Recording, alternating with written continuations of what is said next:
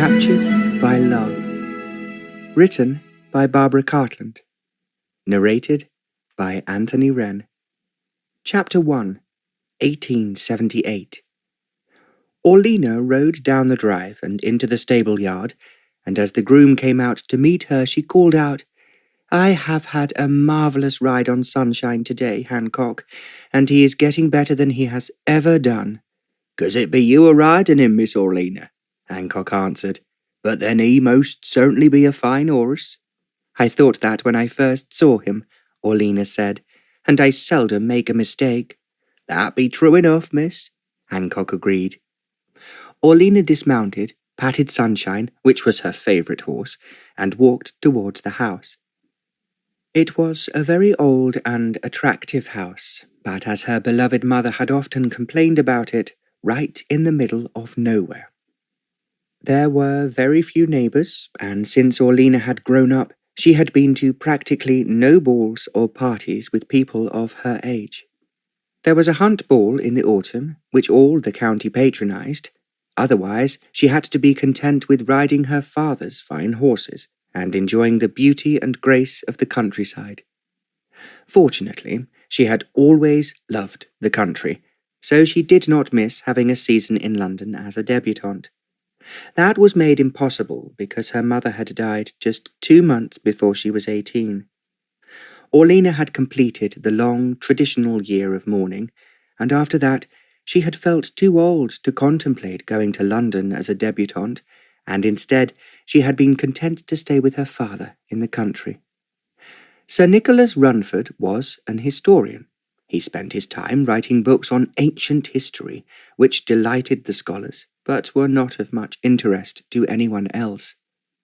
He had his first book published soon after he had left Oxford University, and because it had been acclaimed by the newspapers as the book of the year, he had settled down to study the history of the world.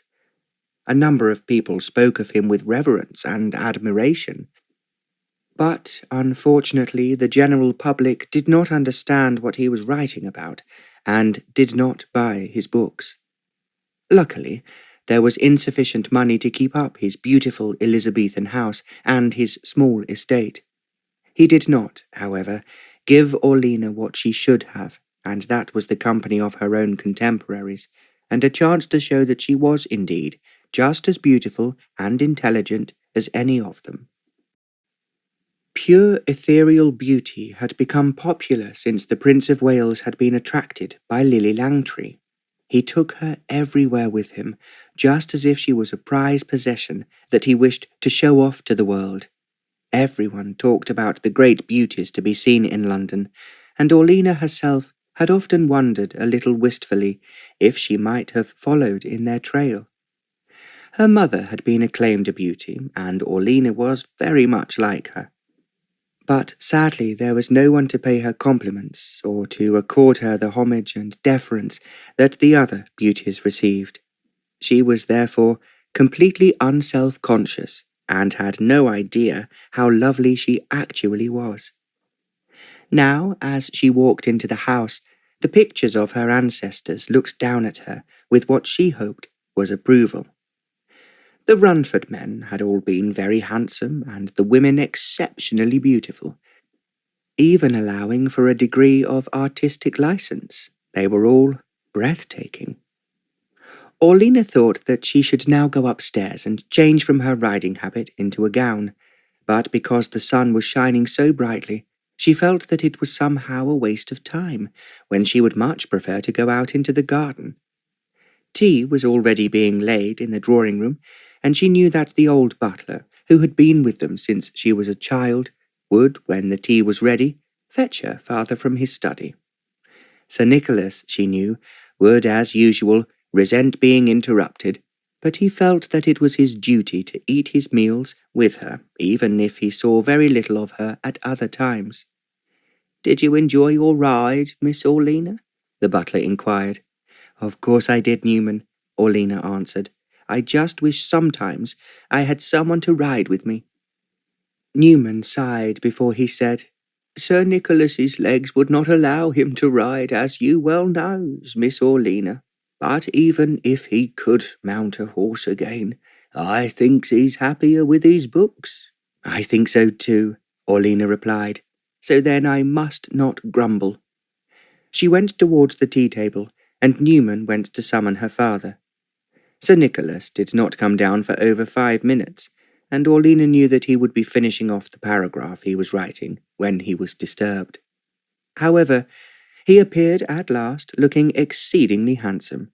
His hair was going white at the temples, but it made him seem even more attractive than he was already. "Did you have a nice ride, my dear?" he asked. "It was so lovely out in the sunshine, Papa," Orlina replied. "I wished you were with me." "I wish I could ride again," Sir Nicholas said, "but in the meantime I have found something that is extremely interesting, and I want to show it to you after dinner." "What can it be?" Orlina asked. "It's a piece of Danish folklore that I did not know myself, and I am sure that it will surprise you." "Of course it will, Papa. It will be exciting to think that you have found something new." She thought of how often she had said this to him, because he was immersed in everything that had happened hundreds of years ago. It was as exciting to him as if it had happened yesterday. She wished sometimes that she could feel the same thrill herself. She knew that her father was ecstatic when he discovered something that the Danes had done when they invaded the north of Scotland, or learned of a statue the Romans had erected when they first came to England. She and her father talked a little as they had tea, yet there was very little to discuss. "Now, I must get back to work," Sir Nicholas said, putting down his cup. "I expect you have plenty to occupy yourself with until dinner-time?" "Yes, of course, Papa," Orlina replied obediently. Her father hurried from the room. She then heard him rushing down the passage with the same enthusiasm that a boy might have who was going skating on the ice for the first time. She gave a little sigh, and wondered how she could occupy herself until dinner-time. Then, to her surprise, she heard wheels outside the front door, and wondered who could be calling so late in the afternoon. Then she heard Newman coming over the hall, and someone with a high-pitched voice speaking to him. Orlina wondered who it could possibly be when the door opened, and Newman announced, "Lady Sarah Lonslow, miss." Orlina gave a cry of amazement, as coming through the door was the most elegant and well-dressed figure. Her hat was trimmed with ostrich feathers, and she wore, although she had obviously been travelling, a most elegant gown that was the very height of fashion. "Sarah, what a lovely surprise!" she exclaimed, and ran towards her. Lady Sarah kissed her and said, "I thought you would be surprised to see me. I have driven here, and it has been a long journey because, well, I need your help." "My help?" Orlina repeated in disbelief. Then, as Lady Sarah moved further into the room, she said, "Will you have some tea? You must be thirsty after such a long journey." "Oh, I would love some," Lady Sarah replied. As if he had known exactly what was wanted, Newman appeared with a cup and saucer and a small plate of iced cakes. He put them down on the table, and Lady Sarah sat on the sofa. "You always have such good teas here," she said. "I remember enjoying them as a child, and only resisted fattening cakes when I began to worry about my figure." Orlina laughed. "You certainly don't have to worry about it now. You are looking lovely, Sarah, as you always do." "I hope so. I take enough trouble over it." Orlina poured out the tea, and Lady Sarah picked up a meringue. "I thought that these were kept for high days and holidays," she said. "Your cook always made them better than anyone else in the county." "Then you must tell Mrs. Newman that before you leave," Orlina said. "She is always complaining that there are not enough people here to appreciate her cooking." Lady Sarah gazed at her. "I cannot think, dearest Orlina," she said, "why you have not insisted on coming to London. It's ridiculous to bury yourself here in the country, where I am quite certain that you see no one except gamekeepers, who are doubtless getting old by now, and small boys still at school." Orlina smiled at her. "Well, that is quite an accurate description, and I cannot think of any alternative at the present. I have told you that you should come to London," Lady Sarah insisted. "You are very pretty, Orlina, and you would be a great success." Orlina sighed. "You know that Papa is very happy here with his writing, and although my mamma talked about me having a season before she died, I feel now that I'm too old for it, and I cannot think of anyone who would be prepared to present me at court." "Don't be so ridiculous," Lady Sarah said. "There are heaps of people who admire your father, and loved your mother, and who would be only too pleased to help. It is something I shall arrange when we come back." Orlina glanced at her. "When we come back," she repeated. "What do you mean by that?" Lady Sarah finished her meringue and wiped her long white fingers delicately on a napkin. "Now, please listen, Orlina, because I am desperate. I want you to help me as no one else can." "Of course I will help you, Sarah, but why are you desperate?" "That is what I'm going to tell you." As she spoke, she rose from the sofa and walked to the mantelpiece. Over it there was a Queen Anne mirror, and she began to take the pins out of her hat. Orlina watched her curiously, as she wondered how she could possibly help Sarah, who lived in a very different world to hers. Lady Sarah had been the daughter of the Marquis of Avingford, who owned a large house not far from where Orlina lived. They played together when they were children, and although Lady Sarah was 2 years older than Orlina, they had been very close friends. This had continued until Sarah turned 18 and went to London to have her first season as a debutante. Orlina was counting the days until she would come back home, and she was longing to hear all the details of the glamorous parties that she had attended. Then disaster struck the Marquis, just when it was whispered that Sarah was engaged to be married. The great house where she had spent her childhood was burnt down one dark winter's night. Nobody noticed that the sparks from a fire in one of the downstairs rooms had fallen onto an antique carpet. Everyone was asleep, and it was not until the fire had grown too large to be handled by the staff that anyone realized what was happening. It took an incredibly long time for the horse-drawn fire engines to reach the burning building, and when they did arrive it was too late to save the house or any of the treasures within it. It was a tragedy not only for the Marquis and his family, but also for Sarah. The Marquis then moved to one of his other houses that was not so large or so illustrious. It was apparently reasonably comfortable, and Sarah was then married. The Marquis had been distraught at the loss of his house, which had been in the family for hundreds of years. Otherwise, he could well have prevented Sarah from marrying one of the first men who courted her. He was not really grand enough to be the son-in-law of the Marquis of Avingford. The Marquis protested loudly, as did several of her relations, and as Sarah had always been extremely strong-willed, she went ahead and married Henry Lonslow. Too late she realized that she had made a terrible mistake, and within a year, however, she became a widow. Henry Lonslow fancied that he was a better writer than he actually was. Elated with his marriage, and that his wife had a considerable fortune of her own, he insisted on building up extensive stables that he had never before been able to afford. He bought very many horses when he did not really know enough about them to choose the best. So it was when he was breaking in a young stallion that he was thrown over a high jump. The fall not only broke his spine, but the horse rolled on him. Orlina was completely horrified when she heard about what had happened.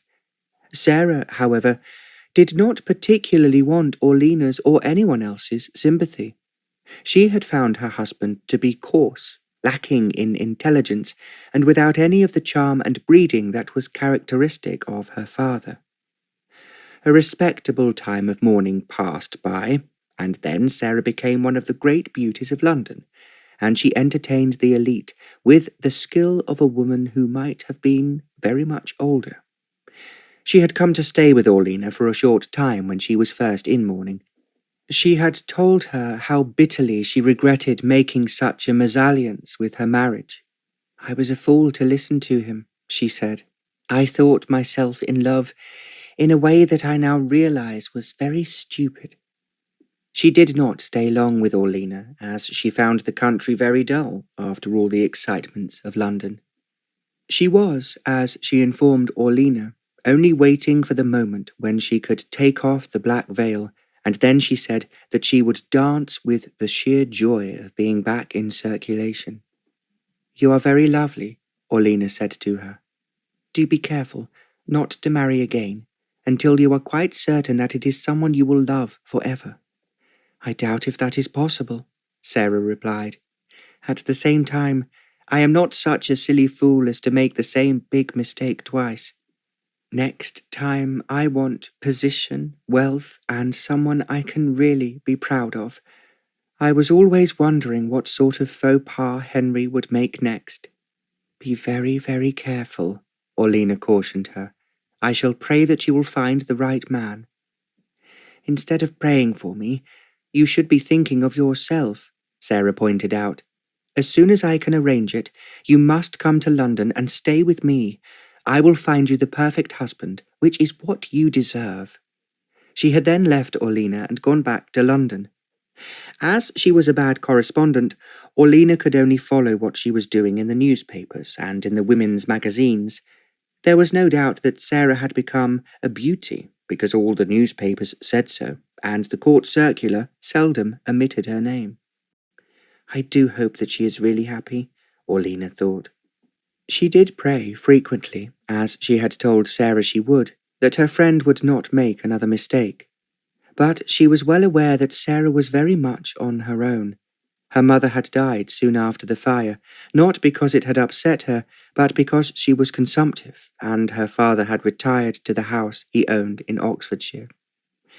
Lady Sarah, having taken off her hat, now threw it on a chair, as Orlena was wondering if her friend had come to see her, to tell her that she had found a man she wanted to marry.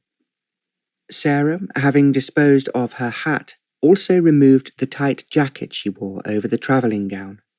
Now Orlena could see that she was wearing some very beautiful jewellery. There were pearls round her neck, and a large diamond brooch on her bodice that matched the diamonds in her ears and on her wrists. "You look lovely," she blurted out impulsively. "That is what I wanted you to say," Sarah replied. "I want you to be frank with me, as you have always been, and tell me the truth." "Of course I will," Orlena said. "But what about?" "Just look at me," Sarah said.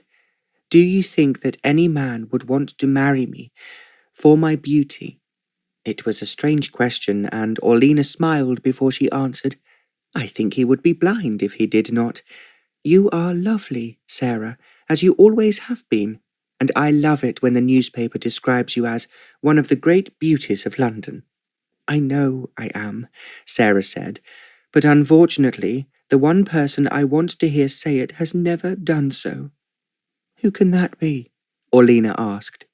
She saw her friend take in a deep breath before she responded. "The Earl of Cantalon." "The Earl of Cantalon?" Orlena repeated. "Who is he?" Sarah made an expressive gesture with her hands. "I thought you might have heard of him," she said. "He is without exception the most attractive, amusing, and influential peer in the whole of the beau monde." Orlena thought that if this was the case, she must have read his name in the court circular. But then, because she was only looking to see what Sarah was doing, she had not been in any way interested in anyone else. "Are you going to marry the Earl?" she asked. There was a short pause before Sarah said in what Orlena thought was a hard voice, "Yes, I am going to marry him, but it is not going to be easy." "Why not?" Orlena asked. "Because, dearest, the Earl is determined to remain a bachelor, and although I amuse him, he refuses to admit that he loves me." Orlena looked at Sarah in surprise. "If he feels like that, then why would you want to marry him?" "Because he has everything I want," Sarah replied, "and he is the husband I have always dreamt of." She paused for a moment before she went on. "His houses are magnificent both in the country and in London. He is also a close friend of the Prince of Wales, who enjoys his company. There is not a hostess who does not try to get him to every party, ball, or reception she gives." She drew in her breath before she went on. "He is the biggest matrimonial catch in the whole of London today, and as I find him irresistible, I want to be his wife. And so, you don't think that he will ask you?" "I have to make him," Sarah said firmly. "What can you do?" Orlena asked. "You can hardly ask him yourself." "I have done that already," Sarah replied, "but he has told me that he wishes to remain a bachelor until he is quite an old man, and then he may condescend to have an heir to the earldom, which is the oldest in existence." "I can understand how you feel," Orlena said after a short silence. "Equally, there must be many men who want to marry you because you are so beautiful. Why must you choose the one who is so difficult?" "Because he is the best," Sarah said, "and having had the worst in my first marriage, I'm not going to make a mistake the second time. I want the best, and the best is what I'm going to have." Orlena looked at her with worried eyes. "But just suppose," she said hesitatingly, "he never proposes." "I will make him, one way or another," Sarah said. "I want him, and I want to be the Countess of Cantalon. But I assure you that there are hundreds of other women who want the same thing." "What can you do about it?" Orlena asked. "That is what I'm going to tell you," Sarah replied. She bent towards Orlena as she said in another tone, "Now listen, this is where you have to help me." Orlena's eyes widened, but she did not speak. "The Earl," Sarah began, "is going to take a cruise in his yacht to the Mediterranean." "Why is he doing that?" Orlena inquired. "He says," Sarah replied, "that he wants a holiday, as he is bored with the endless round of entertainments in London. But I think there is another reason." "What can that be?" Orlena quizzed her. Sarah dropped her voice. "I think, although he would never admit it, that the Prime Minister or even Queen Victoria want him to find out what is happening in the Balkans." Orlena stared at her. "In the Balkans? What has that to do with us?" "A very great deal," Sarah replied. "As your father would know, the Queen is determined to keep a tight hand over what is occurring in Europe." Orlena looked a little bewildered. She was always interested in and discussed with her father what was happening in other countries, but she never thought for a moment that it would ever concern Sarah. "It's only just an idea of mine," Sarah said lightly, "simply because Rollo is being so very mysterious about it, so we must take everything that happens at its face value." "We?" Orlena exclaimed. "How, Sarah, do I come into this?" "That is what I am going to tell you," Sarah replied. "Rollo has asked me to accompany him, or rather to tell the truth, I suggested it, on this trip to the Mediterranean. I think he is asking 2 or 3 of his friends, but he insists if I do go, I must bring a chaperone with me." Orlena stared at her in sheer astonishment. "A chaperone?" she echoed. "But you are a married woman. You don't require a chaperone." "That is just what I think.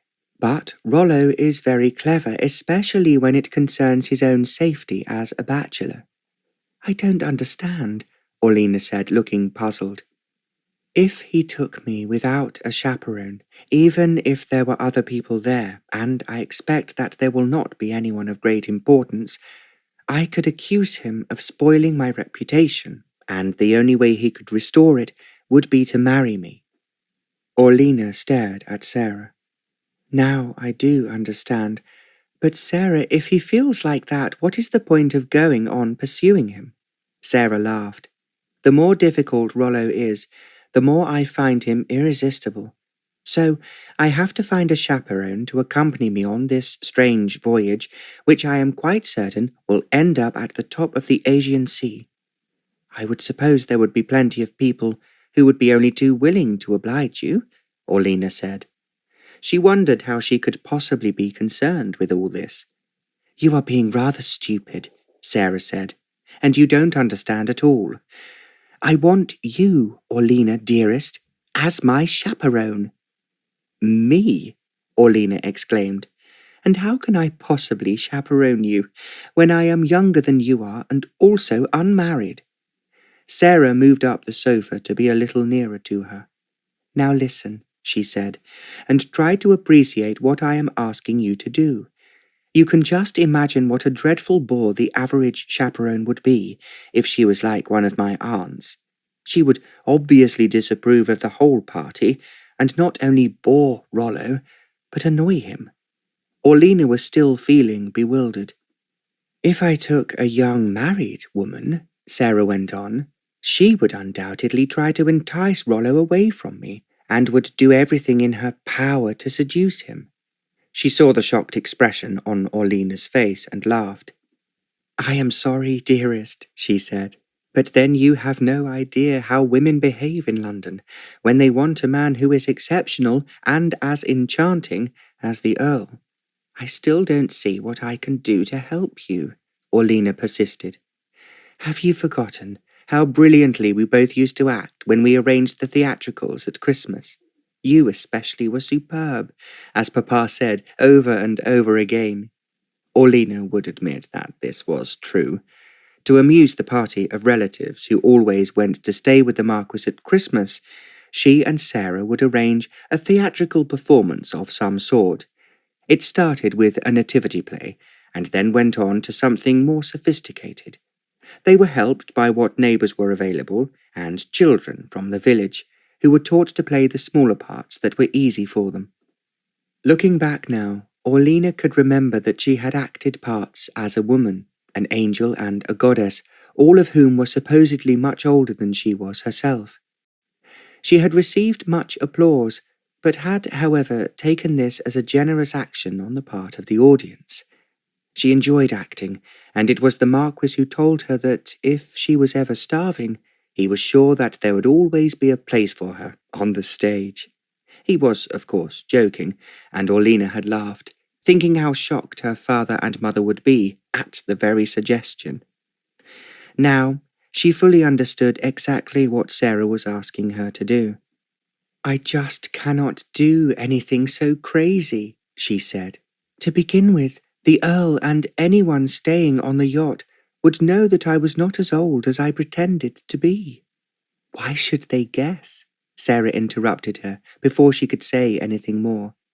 If you acted the part properly and were dressed appropriately, there would be no reason to believe that you were not 30 or even a little older, and naturally a widow, as that would be the reason why your husband could not accompany you. So, how could I do that? Orlena asked. I might manage it on the stage for perhaps half an hour. But not for several days, or perhaps 2 or 3 weeks. You can do it, of course you can, Sarah insisted, because I was so certain that you would not let me down and make me happy for the rest of my life. I have brought the clothes you will need with me. The clothes I will need, Orlena repeated. How can you do that? There were whole piles of clothes at home which belonged to my mother and to a cousin who died recently. I was asked to dispose of everything that she owned, but to keep anything I wanted for myself. She paused to see if Orlena was listening and went on. I was going to send all her clothes to a place that caters for out-of-work actresses and people like that. Then Rollo came up with the idea of my having a chaperone, and I knew at once how I could use them. How old was your cousin? Orlena asked weakly. She was getting on for 40, and her clothes were very elegant, but far too old for me to wear. Oh, dear Sarah, I cannot do this, Orlena pleaded. I should only be exposed and let you down. Then you really would be in a mess. Not at all. I shall then make the Earl marry me, because he has ruined my reputation. Orlena gave a little cry. You cannot do that. It's wrong and wicked. How could you ever be happy if you had forced your husband to marry you? It would be a disaster. Not as far as I'm concerned, Sarah retorted. If Rollo was angry with me, he would not be angry for long. He finds me attractive, so there is no doubt about that. He just does not want to get married. Then I am sure it is a mistake to make him, if that is how he feels, Orlena pointed out. You may think that, but I think differently, Sarah replied. Dearest, you have to help me. There is no one else I can go to at this moment, and no one I can possibly allow to be shut up with Rollo on a yacht without them making every effort to throw me overboard and take him for herself. Orlena laughed as if she could not help it. I cannot believe it's as bad as that. Wait until you see Rollo. He is so good-looking that it's impossible for any woman to leave him alone. He only has to look at them to have them throwing themselves into his arms. I really cannot imagine anything worse than being married to a husband like that, Orlena said. Oh, Sarah, my dear, do be sensible and fall in love with someone quite different. I have tried that, Sarah replied. It was utter and complete misery. You have no idea how unhappy I was in my first marriage. I'm sorry about that, dearest, Orlena said, but surely you understand that to be happy, a man must love you desperately, in fact, more than you love him. I will make Rollo feel like that about me, Sarah asserted, if it's the last thing I do. There was a now determined note in her voice that Orlena well remembered. Sarah had always had her own way since she had been a small child. Now she was certain it was not only love that was making her so determined to marry the Earl, it was because he was opposing her. She knew that Sarah was gazing at her, waiting for her to agree that she would help her. Again, as Sarah always had her own way, Orlena knew that it was something she would have to do. Is there no one else who could go with you except me? She asked desperately. Sarah shook her head. There is no one else I could possibly trust. Can you imagine how much the average woman would snigger at the idea of deceiving the Earl, and if she did so, tell all her friends about it? Orlena could not help thinking that the reason Sarah would not tell her friends was because she did not have many. Anyway, because she was so much younger, she had always done what Sarah asked her to do. If I do agree, she said aloud, and I have not yet completely made up my mind. When do we start? In 3 days' time. Orlena gave out a loud exclamation that was almost a scream. How could I possibly do that? How can I be ready? You can be ready, Sarah said firmly, because I have already all your clothes for you. You don't have to pack anything because it is already packed. Orlena did not speak, and she went on. As Mamma and my cousin were both thin like you, I am sure all their things will fit you. If not, as I am taking a lady's maid with me, she can alter them on the yacht. You have an answer for everything, Orlena said weakly, but I am sure that it is something I should not do. If Papa knew about it, he would strongly disapprove. Sarah laughed. You seem to forget that I know your father pretty well, she said, and although he is surely one of the most charming men I have ever met, I am well aware that he hardly notices if you're here or not. She gave another little laugh before she added, He is living in a cloud cuckoo land all of his own from centuries ago, and when you return, I doubt if he will even realize that you have been away. Orlena knew that this was all too true. All right, Sarah, she said. I will come with you. But if things go wrong, don't blame me. I will not do so, and if the Earl refuses to marry me by the time we come back to England, I shall then just blame myself for being incompetent. She spoke as if that was a total impossibility. Yet she looked so beautiful as she spoke that Orlena said impulsively, "You are really lovely, Sarah. You already have almost everything in the world you want. Looks, money, a distinguished family, and if the newspapers are right, the whole of London acclaims your beauty. Why do you want anything more?" "I want the Earl," Sarah insisted. "I am determined, absolutely determined, that he will not escape me." She smiled before she continued.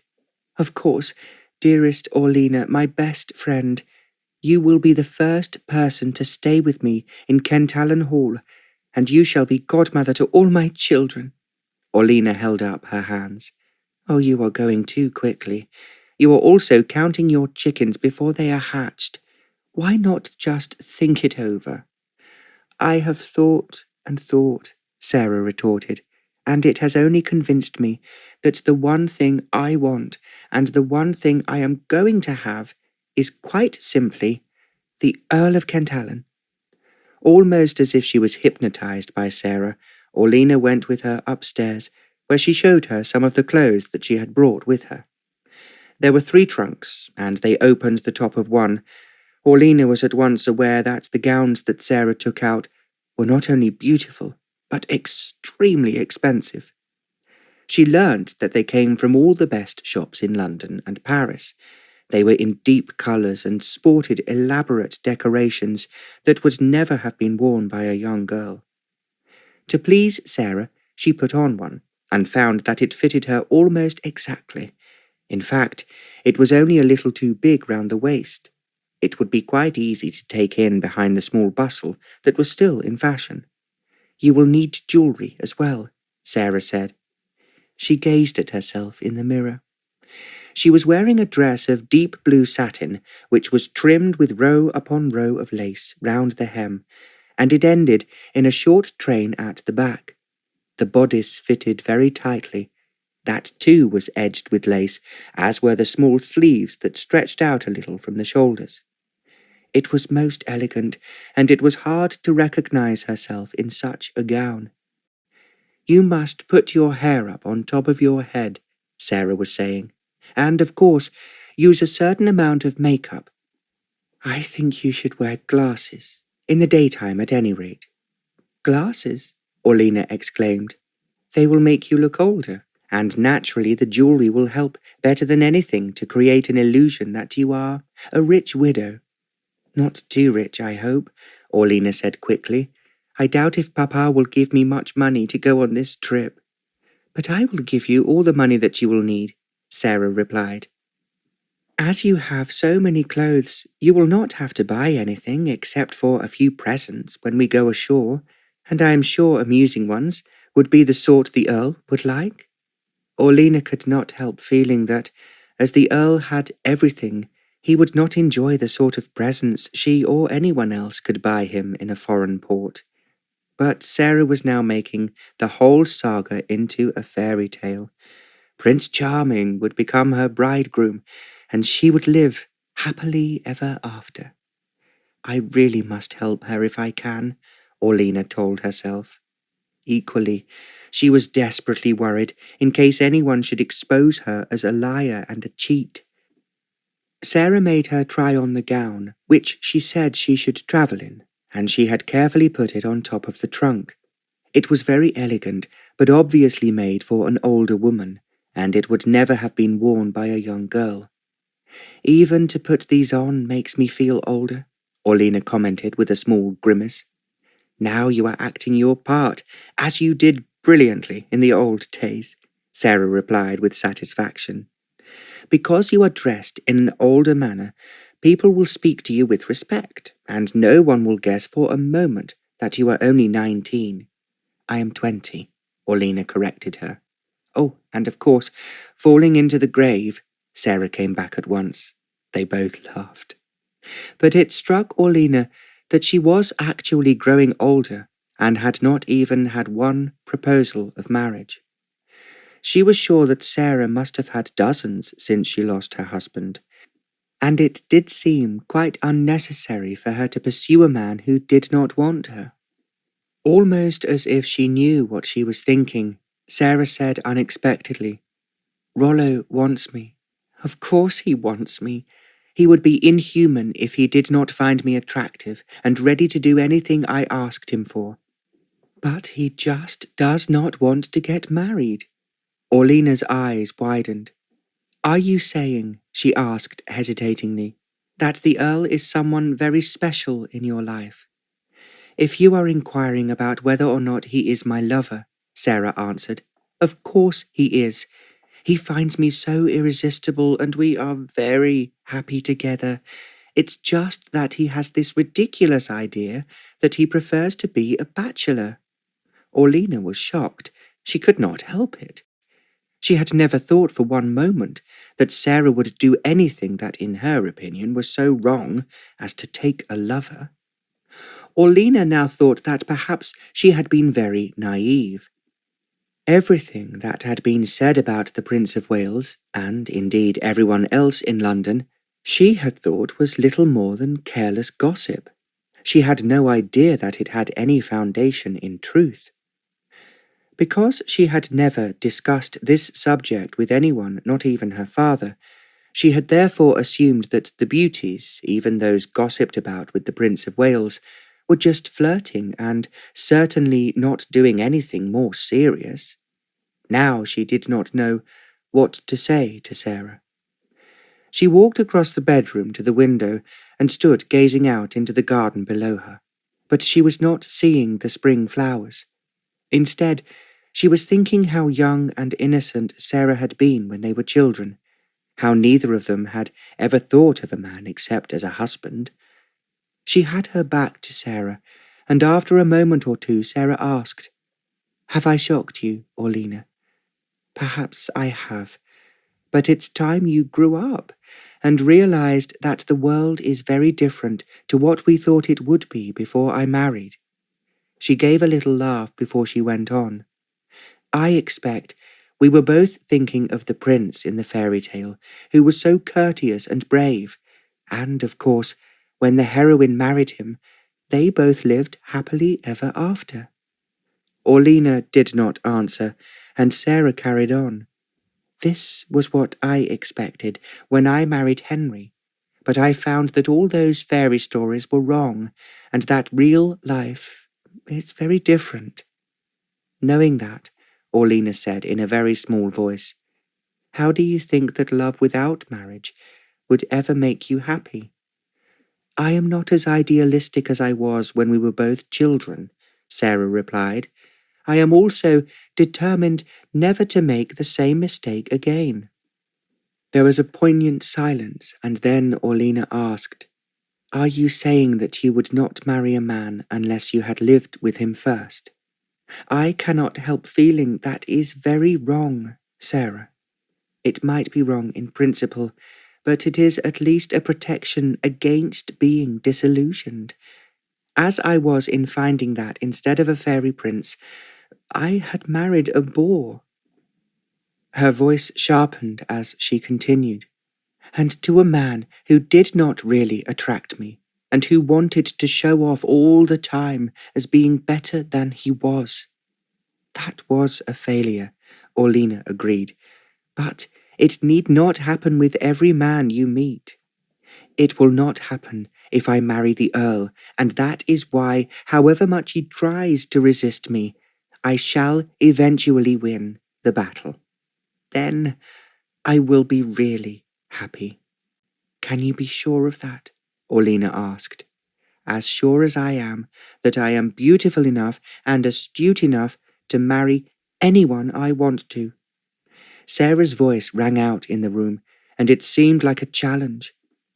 Orlena tried her best to understand, but she was still very shocked at what she had just heard. Chapter 2. When Sarah had shown Orlena all the gowns, she opened the 2 hat boxes that she had brought with her. When she looked at their contents, Orlena could not help laughing. "I shall certainly look old in these," she said. "That is exactly what we want," Sarah replied.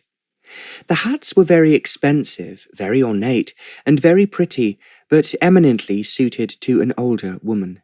They had feathers and veils, and were exactly what Orlena thought a chaperone of any stature would wear. There was also a small leather case in which Sarah said that her cousin carried her jewellery and makeup. Orlena raised her eyebrows, but Sarah said at once, "Of course you will have to have makeup. Older women are always permitted to do so, but of course it's forbidden for young girls and is another privilege of marriage." Orlena laughed. "I'm glad they have some privileges. You make marriage sound as if it is all lacking in glamour." "It depends on who one is married to," Sarah said. In case she should start talking again about the Earl, which Orlena was finding rather embarrassing, she opened the leather case. It was well fitted with an array of small, gold-topped bottles, and there were pots that contained face creams. "If I have to use all these," Orlena said, "I will not have time to do anything else." "You will get used to it," Sarah replied, "and I can assure you that my cousin always looks very smart and far younger than she actually is." Orlena was pulling out the bottles one by one and reading what they contained. Then she saw a different sort of bottle at the end of one row, and it looked like something from the chemist. She saw written on it the word laudanum. "So your cousin took this to make her sleep?" she exclaimed. "I expect so," Sarah replied casually.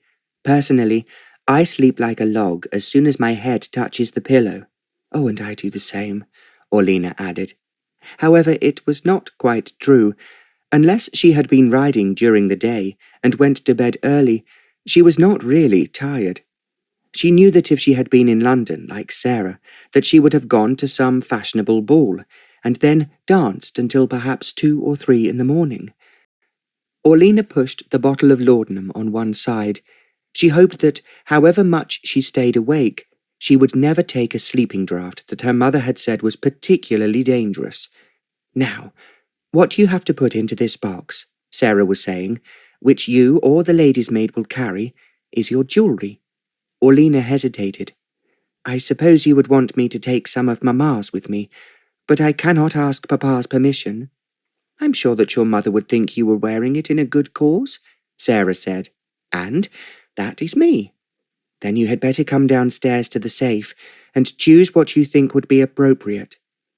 They opened the safe, and Orlena was not surprised when Sarah picked out all the most spectacular jewellery that her mother had possessed.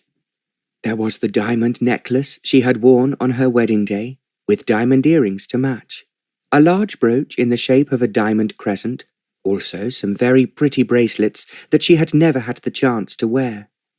"Do bring all the earrings with you," Sarah ordered, "as older women always wear them, and, of course, your mother's wedding ring." Just for a moment Orlena stalled. She felt that her mother should not be involved in this masquerade, which, to put it bluntly, was a lie. Then she told herself that she was just being foolish. If it made Sarah happy, she could hardly refuse someone who she had loved for so many years. She put the wedding ring on her finger.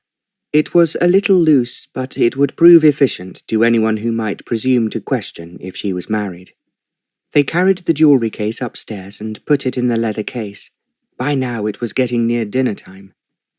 "I have taken it for granted that you are staying the night," Orlena said. "Of course I am," Sarah replied, "but we must leave early in the morning, because I want to establish that you are staying with me in London before we join the yacht." "I think it would be a mistake," Orlena said quickly, "for me to meet your friends. They might talk about me and be so curious that it would be difficult for me to have a good story about where I have come from and who I am." "I have thought of that already," Sarah replied. "You are my cousin, or rather it would be more sensible to say that you married into the Avingford family." Orlena was listening, and Sarah went on. "I was thinking last night that it would be a mistake to make your name difficult to remember. I am sure if I was very different to Orlena, I should be the first culprit." "Then what do you suggest, Sarah?" "I thought, to make it easy for both of us, you could be Lena." It's quite a pretty name on its own, but not as unusual as Orlina. Oh, that is very clever of you, Orlina said. I will certainly agree to that. As you know, our family name is Dale. If you are called that, no one will question for a moment that you are not my relative. Unless the person who is curious about me is one of your relatives, Orlina said, and that is why I must not come to London too quickly.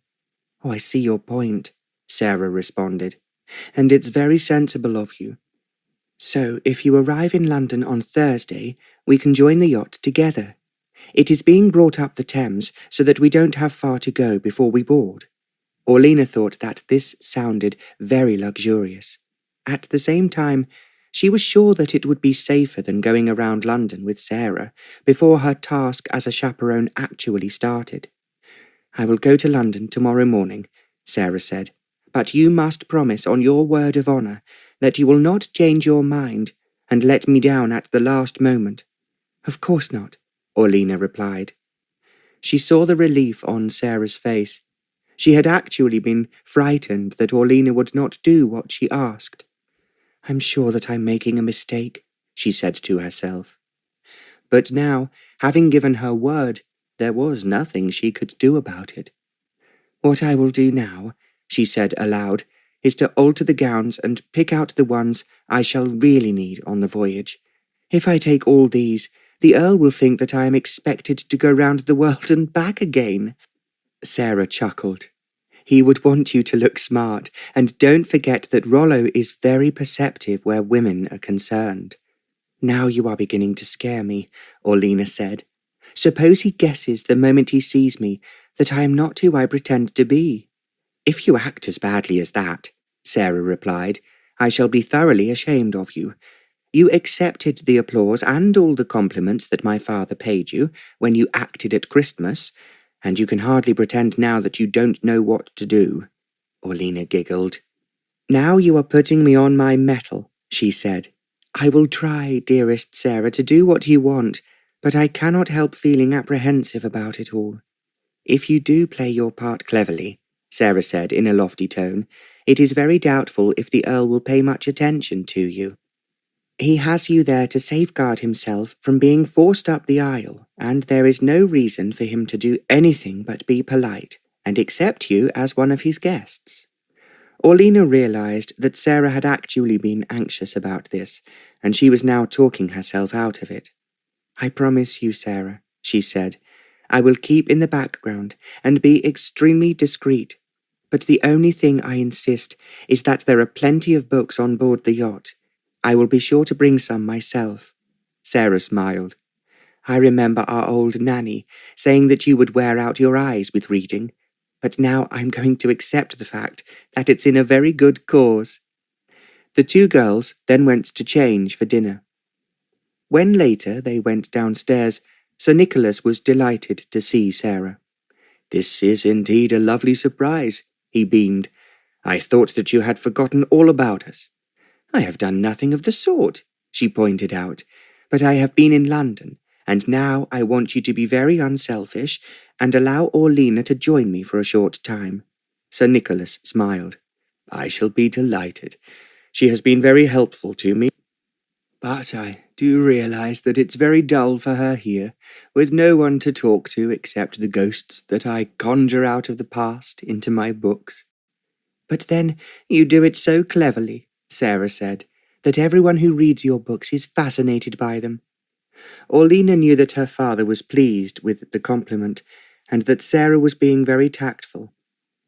She certainly did everything over dinner to interest and amuse Sir Nicholas, and Orlina thought it a long time since she had heard her father laugh so much.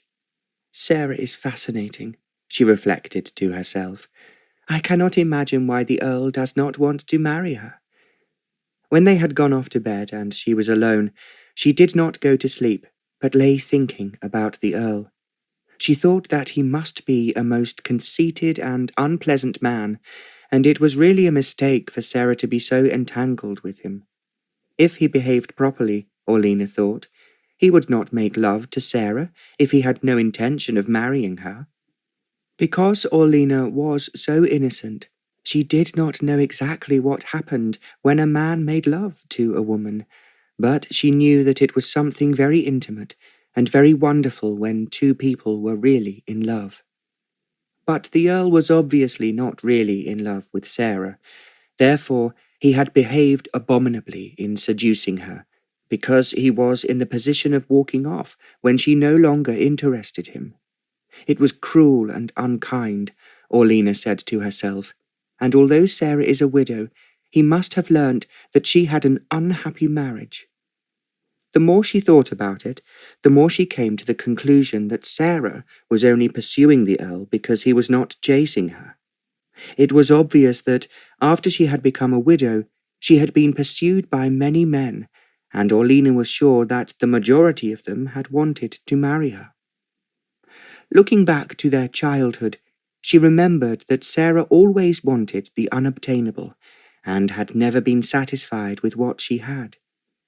It was Sarah who had wanted to ride a bigger and better horse than the one her father had given her. In spite of being told that it was dangerous, she had insisted on being mounted on horses that the Marquis was keeping for himself. It was Sarah who, when they were a little older, had demanded gowns, bonnets, and other smart clothes from the most expensive shops in London. Orlena had been quite content with the pretty but inexpensive dresses they could buy from the nearest town. But Sarah had nagged and pleaded until she was taken to London to buy the smart clothes that she had seen in all the magazines. There were so many other instances Orlena could remember when Sarah had always wanted what was out of reach, and by sheer persistence she had attained all that she desired. And now she is making another big mistake where marriage is concerned, Orlena said to herself. The more she thought about it, the more convinced she was that the Earl was the last person who Sarah should marry. He was clearly an extremely spoiled, conceited, and selfish person. Orlena set off early on Thursday morning to travel to London by train. She was thinking, and also sending up a little prayer to God, that somehow she might find a way for Sarah to be happy. She was so beautiful and so sweet in so many ways that it seemed wrong that she should waste her time with a man who was just not worthy of her. Besides, undoubtedly taking a fatal step that could prove disastrous for her. I must definitely help her avoid another unhappy marriage, Orlena determined. At the same time, because she was going to London, she felt rather helpless and ignorant. She was stepping into a new world that she knew nothing about, and the idea of meeting the Earl and his friends intimidated her. "Do have a good time, my dear," Sir Nicholas said when he kissed his daughter goodbye. "You deserve all the excitement you can get, having been buried alive here with only me to talk to." "I have been very happy, Papa," Orlena replied. "You have also been very helpful. I just don't know what I shall do without you to help me translate these old manuscripts I have just discovered." "I will get on with the work when I come back," Orlena promised her father. She knew that the manuscripts he was talking about were in ancient Greek, and she mused a little wryly that the sort of knowledge that her father appreciated would hardly be much help to her in London. Historical manuscripts came to him from all over the world, and Orlena had learned a number of very unusual languages so as to assist him in the translations. There had been some from the monasteries of Tibet in a language that few historians could translate, and there had been others from obscure places in the East, quite a number from Greece, Turkey, and parts of the Balkans. In his last book, he had wanted some translations from Russian, and this Orlena had found difficult but not impossible. She did sometimes wonder, however, if what she had learned with her father would ever be of any use to her anywhere else. "Don't work too hard, Papa," she said, "and please remember, however busy you may be, that you have to eat your meals as soon as they are ready." It was an old joke that Sir Nicholas's meals were always cold before he got round to eating them. He laughed before he said, "I promise you, my dearest, I will be a very good boy and remember all the things you have told me to do until you come back."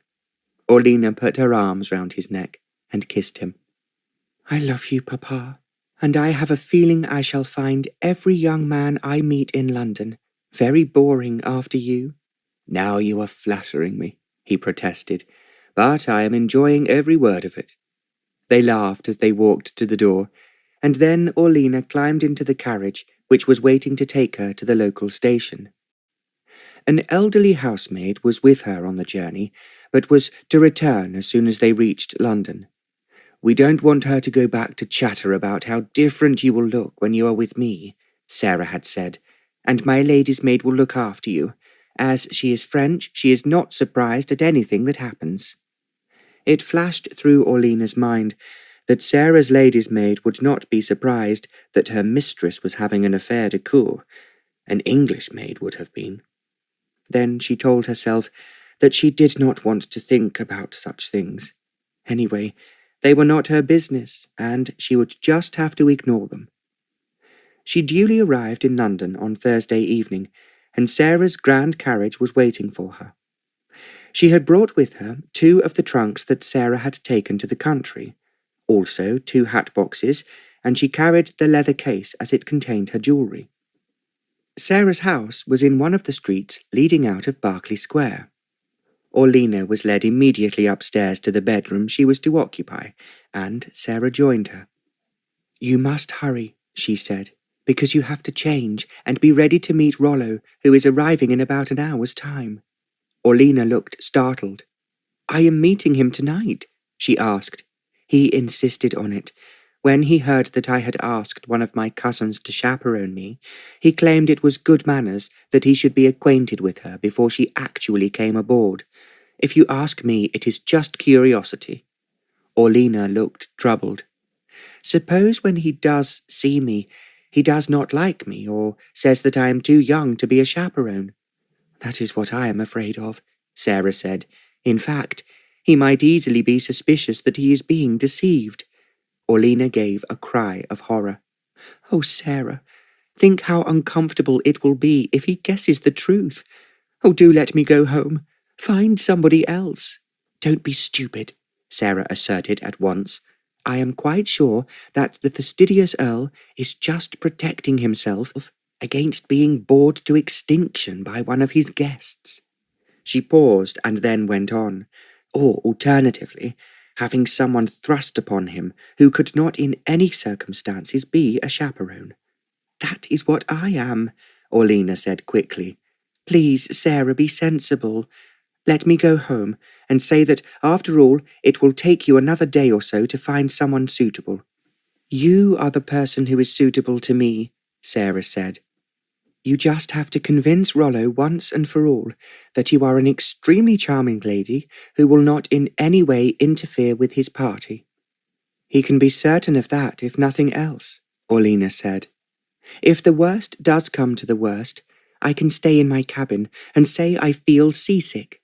"I'm sure that there will be no need to do that," Sarah answered. "Now quickly, let me dress you." While they had been in the bedroom, the trunks had been brought up to the small dressing room next door, and Sarah's lady's maid had opened them. "As we are leaving early tomorrow," Sarah said to Orlina, "I have asked her to find a very smart dress for you to wear now. The Earl and I are going out to a dinner party at the Duchess of Rutland's, so he will not see you again until we go aboard." Orlina wanted to add that was if he accepted her. There seemed, however, no point in arguing with Sarah, so she then went into the dressing room to see what had been unpacked. It was an elegant dress of black satin, elaborately trimmed with frills and some expensive embroidery. There was no time for a long discussion, and when Sarah approved of it, Orlina put it on. "Now, we have to do something about your hair," Sarah said, "and of course your face." Obediently, Orlina sat down on the stool in front of the dressing table. It had a pretty mirror on it, with gold cupids climbing up either side. With Sarah standing behind her, it reflected them both. Worried as Orlina was, she had to admit that they made a lovely portrait. Sarah's hair was of dark gold, with touches of red in it, and it framed her classical features, her large eyes and pointed chin. She had a long, swan-like neck, and her beauty was that of a goddess. Orlena was very different. Her hair was a very pale gold, which at times looked almost like silver. Her features were all perfect but small. Her blue eyes dominated her face, which was heart-shaped, and her curved forehead was in perfect proportion to the rest of her face. She was lovely. At the same time, she had a beauty which was different to other women. It was a spiritual aura. Anyone who had known Orlena ever since she was a baby almost immediately thought of flowers and the first green leaves of spring. Now, as her face was reflected beside Sarah's, it was obvious who was the eldest and more sophisticated. "Now, we have to be very clever," Sarah said, "and put at least 15 years on you." "Do you really think that it's possible?" Orlena asked. "It has to be," Sarah insisted firmly. Once again, Orlena knew that Sarah was determined to have her own way. Her lady's maid arranged Orlena's hair, sweeping it up onto the top, and it was a fashion that undoubtedly made her look a little older. Then Sarah went to her room to come back with a large box. This contained, as Orlena knew, the salves and powders that she had used when they were making up for the plays they had acted in the past. Skillfully, Sarah then darkened Orlena's eyebrows and very gently touched her eyelashes with mascara. "I shall look too theatrical," Orlena said quickly. "Not when I have finished," Sarah replied. "I have brought you a pair of spectacles, and also a lorgnette that belonged to my mother." She finished adding powder and a touch of rouge to Orlena's face, and then she made her put on the spectacles. But it was difficult at first for Orlena to see through them. Sarah stood back to inspect the result carefully. No, that's wrong," she said. "It makes you look almost grotesque." She took the spectacles away and handed Orlena the lorgnette. "Oh, now that is so much better," she said. "Hold it up continually when you are shown anything, or when you are looking at someone's face." Orlena did so, and then Sarah suddenly gave a cry. "I know what is wrong," she said. "It would be a mistake for Rollo to see your hair." Orlena looked at her in surprise. "Well, he will have to see it sooner or later." "Of course," Sarah replied, "but later is very much the operative word. What we need is a hat, and as you have just arrived from the country, you have not had time to take it off." The French lady's maid, who had been listening, opened one of the hat boxes. Sarah went to it and took a little time choosing the one she wanted.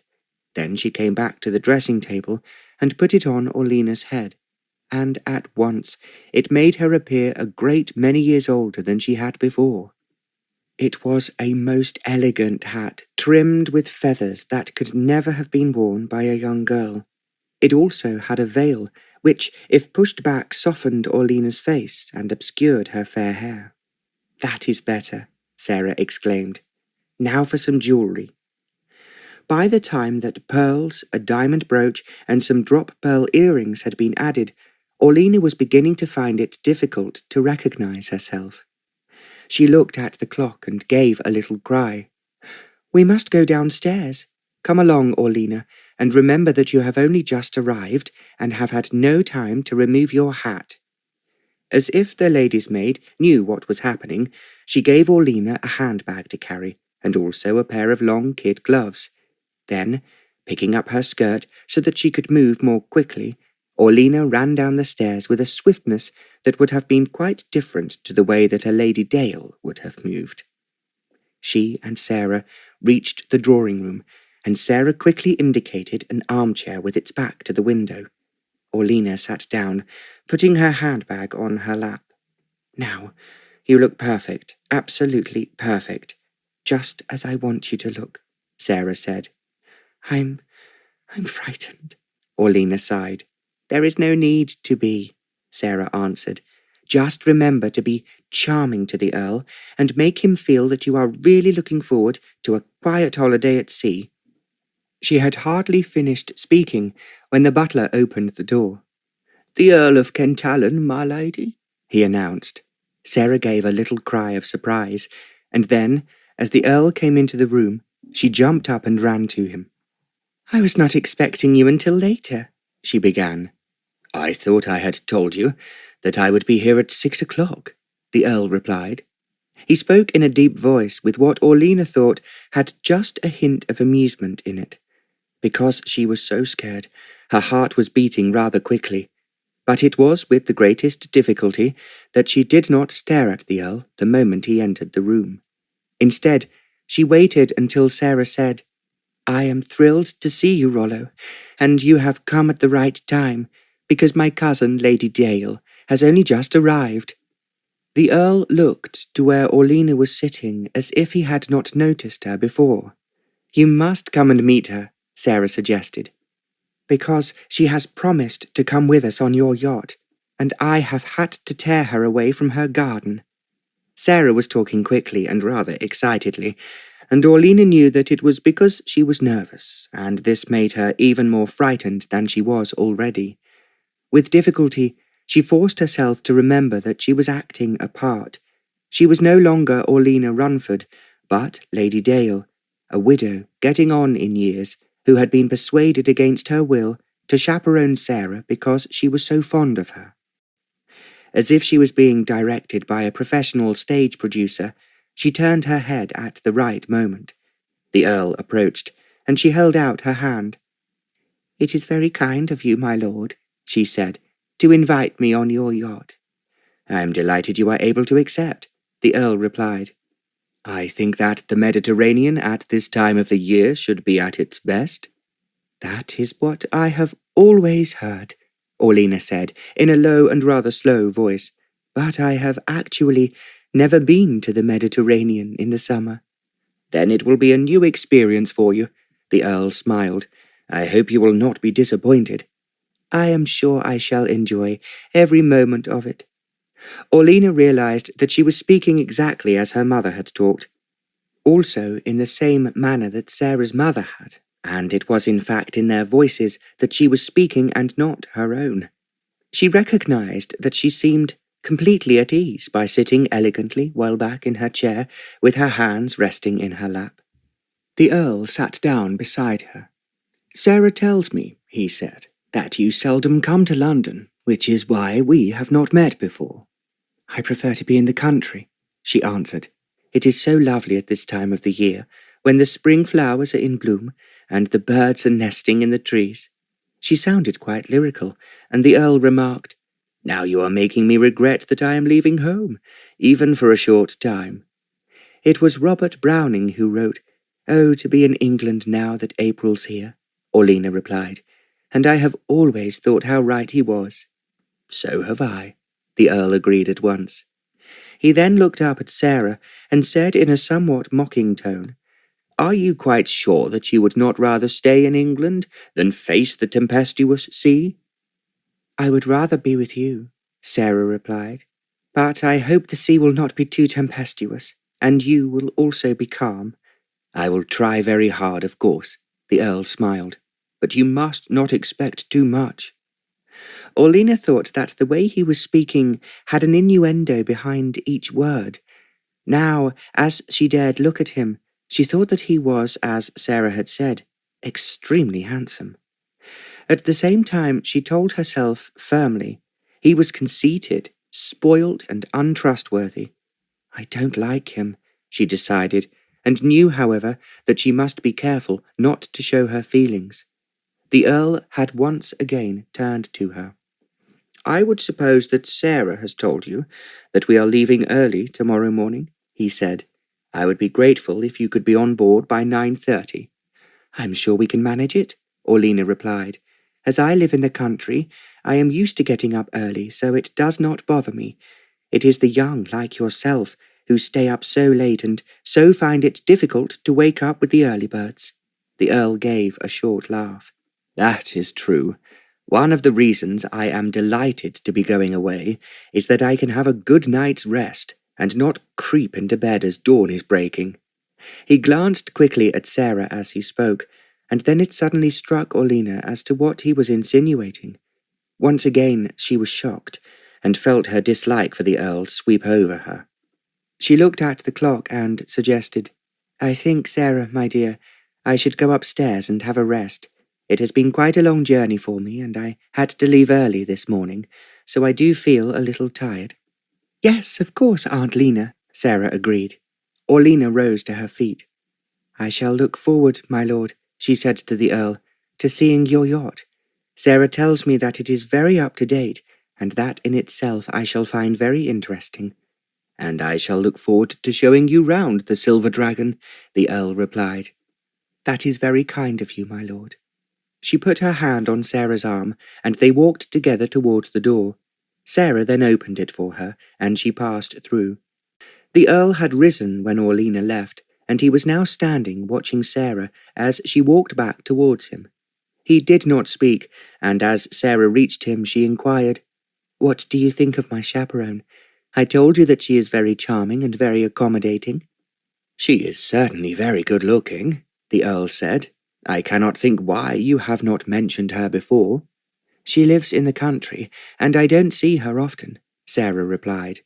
"Well, I hope you are satisfied that I have done exactly what you told me to do." "To be honest," the Earl answered, "I did not think you would find the sort of chaperone I would accept, and therefore I would have been obliged to leave you behind." Sarah gave a cry of horror. "How could you be so cruel and so unkind to me? Rollo, you know that all I want is to be with you. You asked for a chaperone, and I have brought one." "So I see. But I just wonder if she knows what she is in for." "What do you mean by that?" Sarah quizzed him. "She might easily be shocked at my party." Sarah raised her eyebrows. "Why do you say that?" "When you do see them, there will be no need for explanations," the Earl replied. "Why are you being so mysterious? What are you hiding from me?" Sarah demanded. "I'm not hiding anything. You invited yourself to come on my yacht, and I said that you could not come with me unless you were chaperoned. Now you have supplied one, and I suppose there is nothing I can do about it." "Why should you want to do anything? Let's just be happy together, as we always are," Sarah said. "I love you, Rollo, and you know I want to be with you. I have no intention of letting you go away to foreign parts, where you might forget all about me." The Earl smiled. "You make it very difficult for people to forget you, Sarah." "Well, I shall certainly make it very difficult for you to forget me," Sarah retorted. "And as we are leaving tomorrow morning, you can hardly make difficulties now at the last moment." "I suppose not," the Earl conceded a little ruefully. "And what is more," Sarah scolded him, "you have not kissed me, or said you were glad to see me today. It has been a long time since last night." She moved closer to him, and almost as if he could not help himself, the Earl put his arms around her. "You are a very persistent young lady," he said. It did not sound much of a compliment, but Sarah merely lifted up her lips to his. "I love you, Rollo," she sighed. "Kiss me." The Earl seemed to hesitate for a moment, and then he looked down at her beautiful face and pulled her closer. His lips were on hers, and then he was kissing her. Her arms were round his neck, so that he could not escape. Chapter 3. The following morning, Orlina was just putting the finishing touches to her hair when Sarah came in. She was carrying a number of things in her arms. "What do you have there?" Orlina asked in some surprise. She was thinking that she and the lady's maid had already closed and locked the trunks. "First of all, I have come to say good morning to you," Sarah said a little reproachfully. "Although I left you alone last night, I hope you slept well." "I slept only when I was not worrying about today," Orlina admitted. "Oh, stop worrying, Orlina. Everything is all right, and Rollo has accepted that I should be chaperoned and come with him." "Are you certain you are wise?" Orlina asked. "If he does not want you, surely it would be better to stay at home, and he will be pleased to see you on his return." "I would do that if I was quite certain he would be pleased," Sarah answered. But it is far more likely that he would come back with some beautiful woman in tow, and never speak to me again. Orlena thought that everything she heard about the Earl made her dislike him more. She knew, however, it would be a mistake to say so to Sarah. Again, she looked at what she was carrying. "I have brought you this," said Sarah, as if she had asked the question, as I suddenly remembered last night that when Mamma was getting older, her hair became very thin, and so she always wore attractive bandeaux, wreaths and feathers, like the French do. "Are you suggesting that I should do the same?" Orlena asked. "I am trying to avoid Rollo seeing too much of your hair," Sarah said. "I have to admit that I had forgotten how lovely it is, until I looked at it in the mirror yesterday, and thought angrily that it was more attractive than mine. I am not competing with you, Sarah, but I think it is a good idea for me to try the pretty things in your arms. There is no time now. I'm going to tell my lady's maid to put them in your hat box, but don't forget that they are there. Put one on every evening." "What about daytime?" Orlena asked. "You can wear a hat or a handkerchief to prevent your hair being blown about by the wind. What is it you now use for brains? You always used to have plenty." She spoke rather sharply, and it made Orlena realize that she was much more nervous than she pretended to be about the voyage ahead. It was only when they were driving to where the yacht was alongside and waiting for them that Sarah said, "Don't forget that as your husband, my cousin, was so much older than me, I always referred to him as uncle, and therefore you are always Aunt Lena." "That at least makes me feel old," Orlena remarked. Sarah twisted round in the carriage to look at her. "You don't really look old enough," she said. "I thought it would be a good idea if you rubbed some of the eyebrow pencil under your eyes, only enough to make it look as if you were beginning to find little lines there." "Well, that is clever of you, Sarah. Of course, I should have thought of that myself." "You were awfully good in making us up when we did the last play that everyone enjoyed," Sarah replied. "Oh, that was different. We were all in costume. But if I was dressed up now as Queen Elizabeth or Cleopatra, I would feel much more confident than I do as your aunt." The yacht, which was waiting for them a little way from the House of Commons, was much larger than Orlena expected, and was very thick and span. They were welcomed on board by the captain, who said that his lordship was inspecting the engines, and he would be delighted to know that they had arrived. Sarah led the way into the saloon, which was most prettily decorated with English chintz curtains. It appeared very comfortable. Orlena was instantly delighted to see that there were 2 bookcases at each end of the saloon. She hoped that the books that filled them would be interesting. She had brought some with her, but she was a quick reader. If she had to spend much time keeping out of the way of the Earl, she must have something to read. She was gazing at the bookcase when he came into the saloon. Sarah ran to him and kissed him on both cheeks. "We are here, and it's very exciting," she enthused.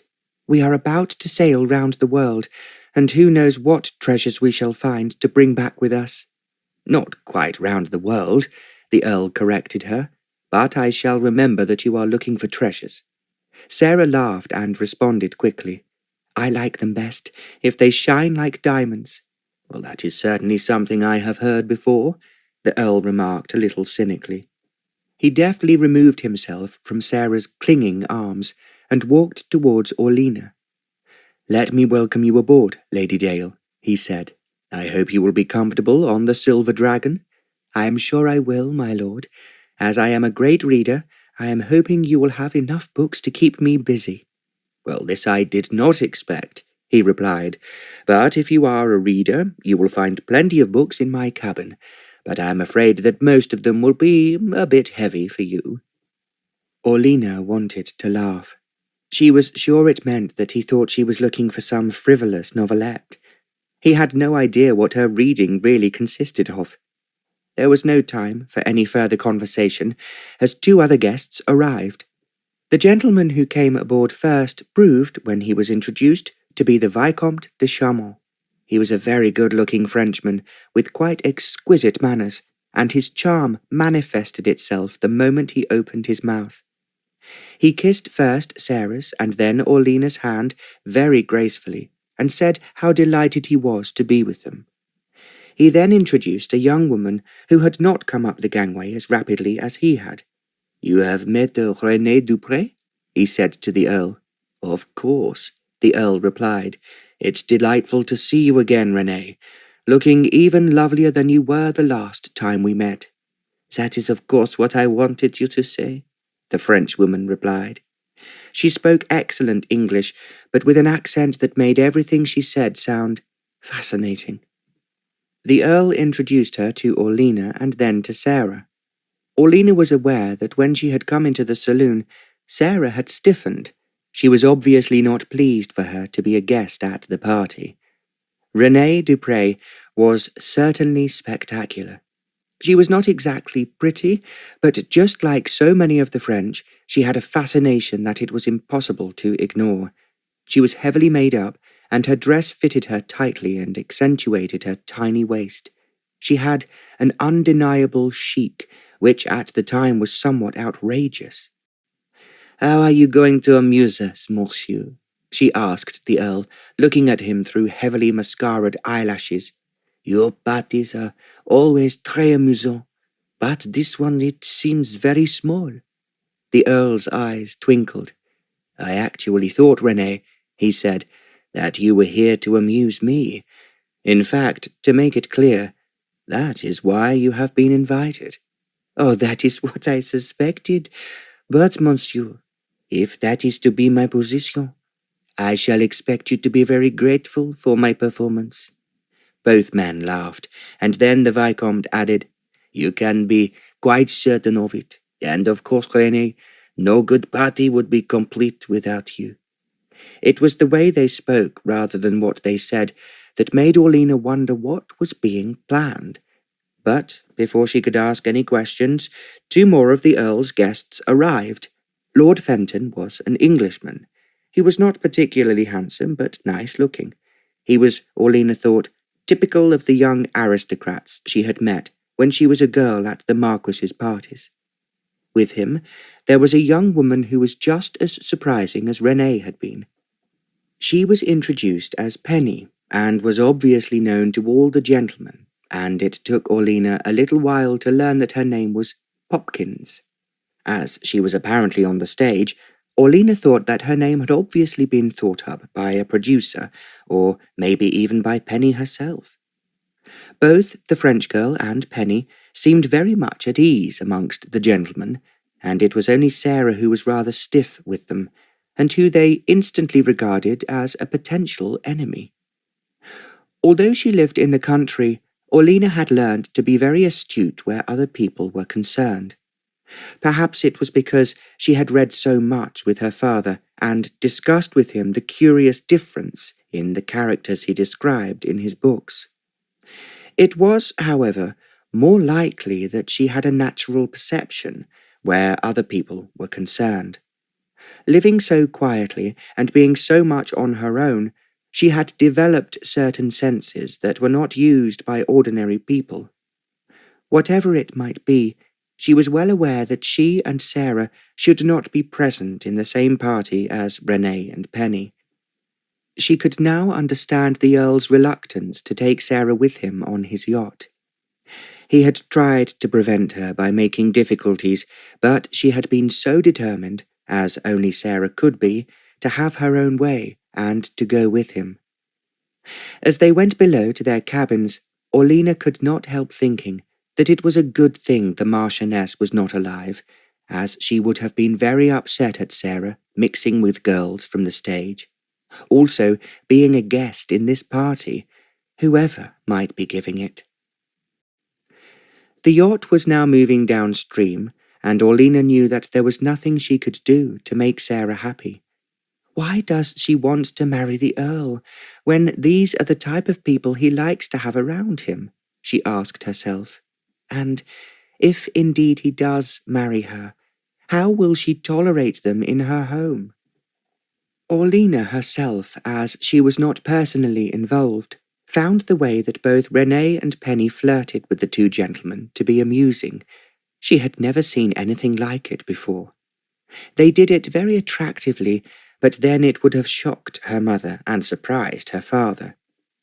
At any rate, the two young women were definitely entertaining, and it was impossible not to laugh at all they said, whether they were attempting to attract the gentleman they were talking to or telling a story. They seemed to act their words. They drank a great deal of champagne at luncheon, and Orlena did not understand some of the jokes they made. Once the meal was ended, she thought that she was certainly de trop, and the sooner she vanished, the better. She went below and found that Sarah's lady's maid had unpacked the trunks, and her clothes were tidied away in the surprising number of cupboards in her cabin. The cabin itself was small but attractive. Everything was fitted cleverly into the yacht's bulkheads, and she had 2 portholes she could gaze out to sea through.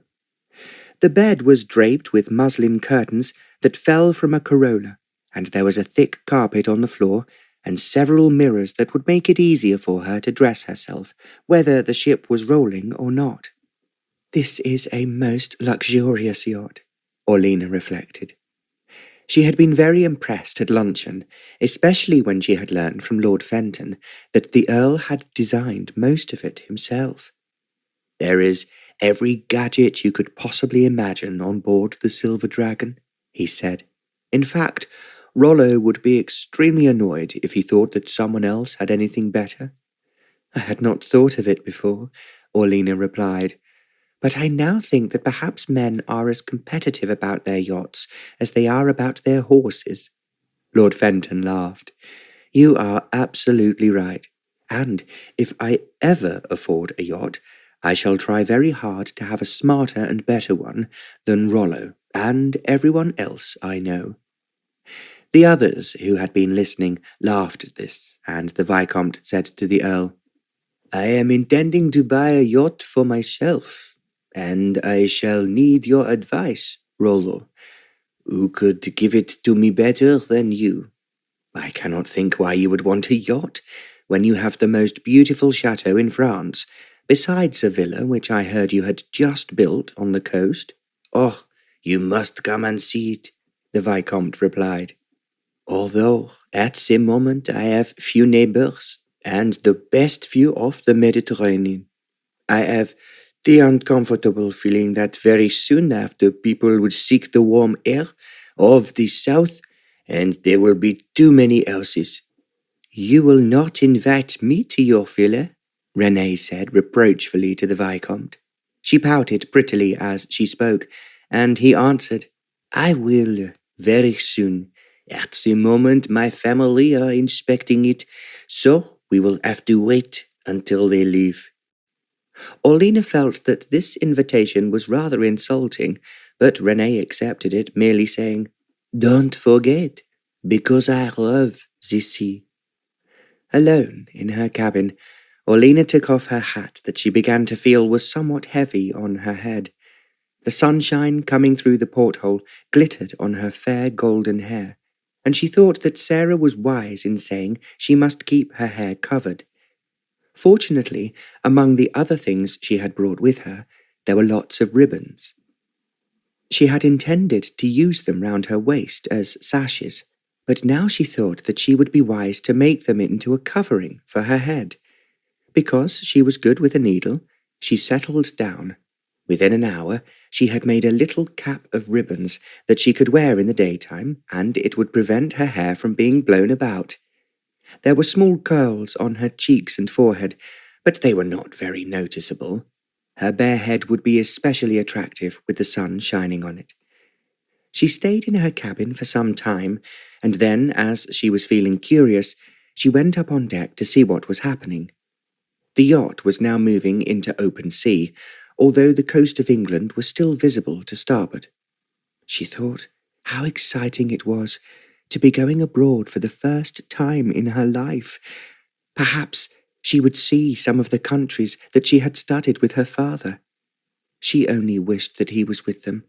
He would have had so much to tell her about the history of France, Portugal, Spain, and all the other countries they would pass when they reached the Mediterranean.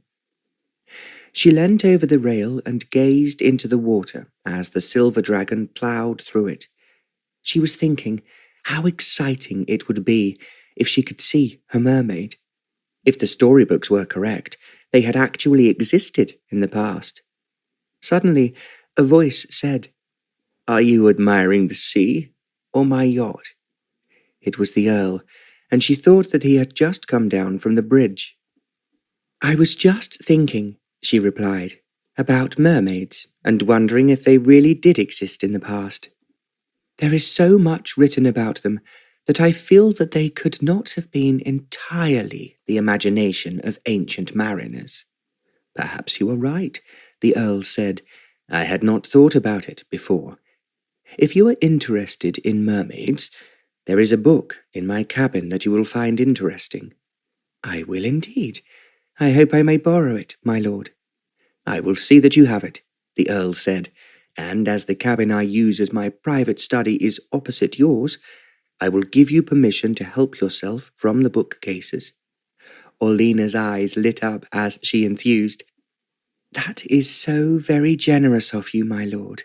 I am extremely grateful." The Earl looked at her critically. He had heard so many women gush to him about his books, thinking it would please him, but that would be the end of it. They would perhaps turn over the pages of one or two, but the others remained on the shelves. He thought that Lady Dale, although she was older, seldom read anything except the ladies' magazines. He moved away because he was going below to see how the engines he had just had installed were working. As soon as he had left her, Orlena also went below, but in a different direction. She found the library opposite her cabin door, and the Earl had made one cabin into a small study for himself, and the walls were indeed covered in books. She went to the shelves and was astonished to find that the Earl's library was very different to what she had expected. She thought, from all she had heard of him, that he might be interested in sport, racing, and perhaps cricket. She had certainly not anticipated that she would see books that would interest her father, and were certainly of considerable interest to herself. There were, in fact, and this was a further surprise, a number of books in foreign languages. She did not for one moment believe that the Earl could speak them, but she thought it interesting to know that the books were included in his library. Then she told herself it had more than likely been fitted out for him by a London bookshop, and like many young men, he would only be interested in what he could read in the newspapers. However, she quickly collected 3 books that she thought would be of interest, and took them to her cabin. There was one about Italy, with a vivid description of many of its great treasures, one about Greece, which she knew would tell her things she did not know about the gods and goddesses and the temples of Delphi. The third was written about Constantinople. She thought that there would be no chance of them going so far, but her father had talked of the beauty of the city he had visited, and she wanted to know more about it. She was deep in the book on Italy, when some time later Sarah came into her cabin. "Are you all right, Orlena?" she asked. Yes, of course, Sarah. What is happening?" "Nothing, as far as I am concerned," Sarah replied petulantly. "I am furious that I should have to be in a party with the riffraff that Rollo's friends have brought aboard."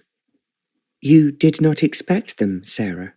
"I rather suspected when Rollo did not want me to come on the trip that he was having what Papa would have called a masculine party, but I did not expect it would be quite as low as to include that girl, Renee, who is one of the ballet dancers at Drury Lane, or indeed the other girl." "Well, I felt that they were both likely to be on the stage," Orlena commented.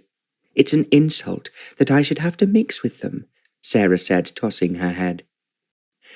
Orlena thought that it was too late to point out that the Earl had tried to prevent her from coming, yet she had insisted on doing so. Instead, she said, "I can see no reason why they should interfere with you.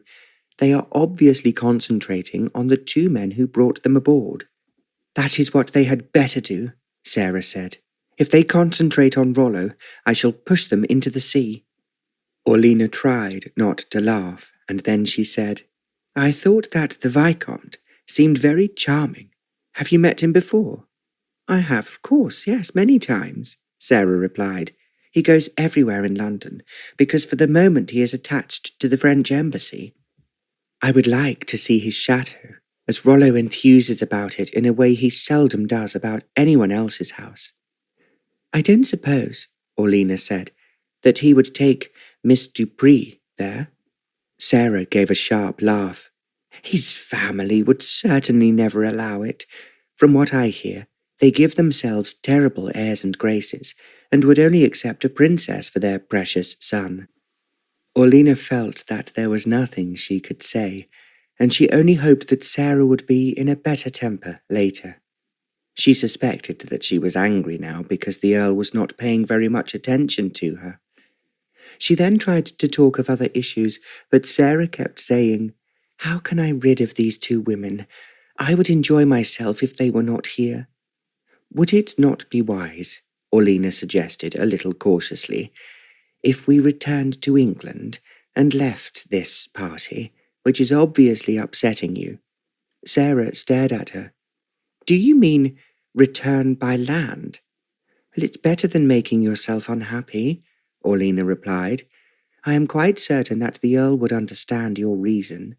"He understands nothing, except that he would be glad to be rid of me, and I realize now that I was the last person he wanted on his yacht when the Viscount and Lord Fenton were bringing that sort of women as their guests."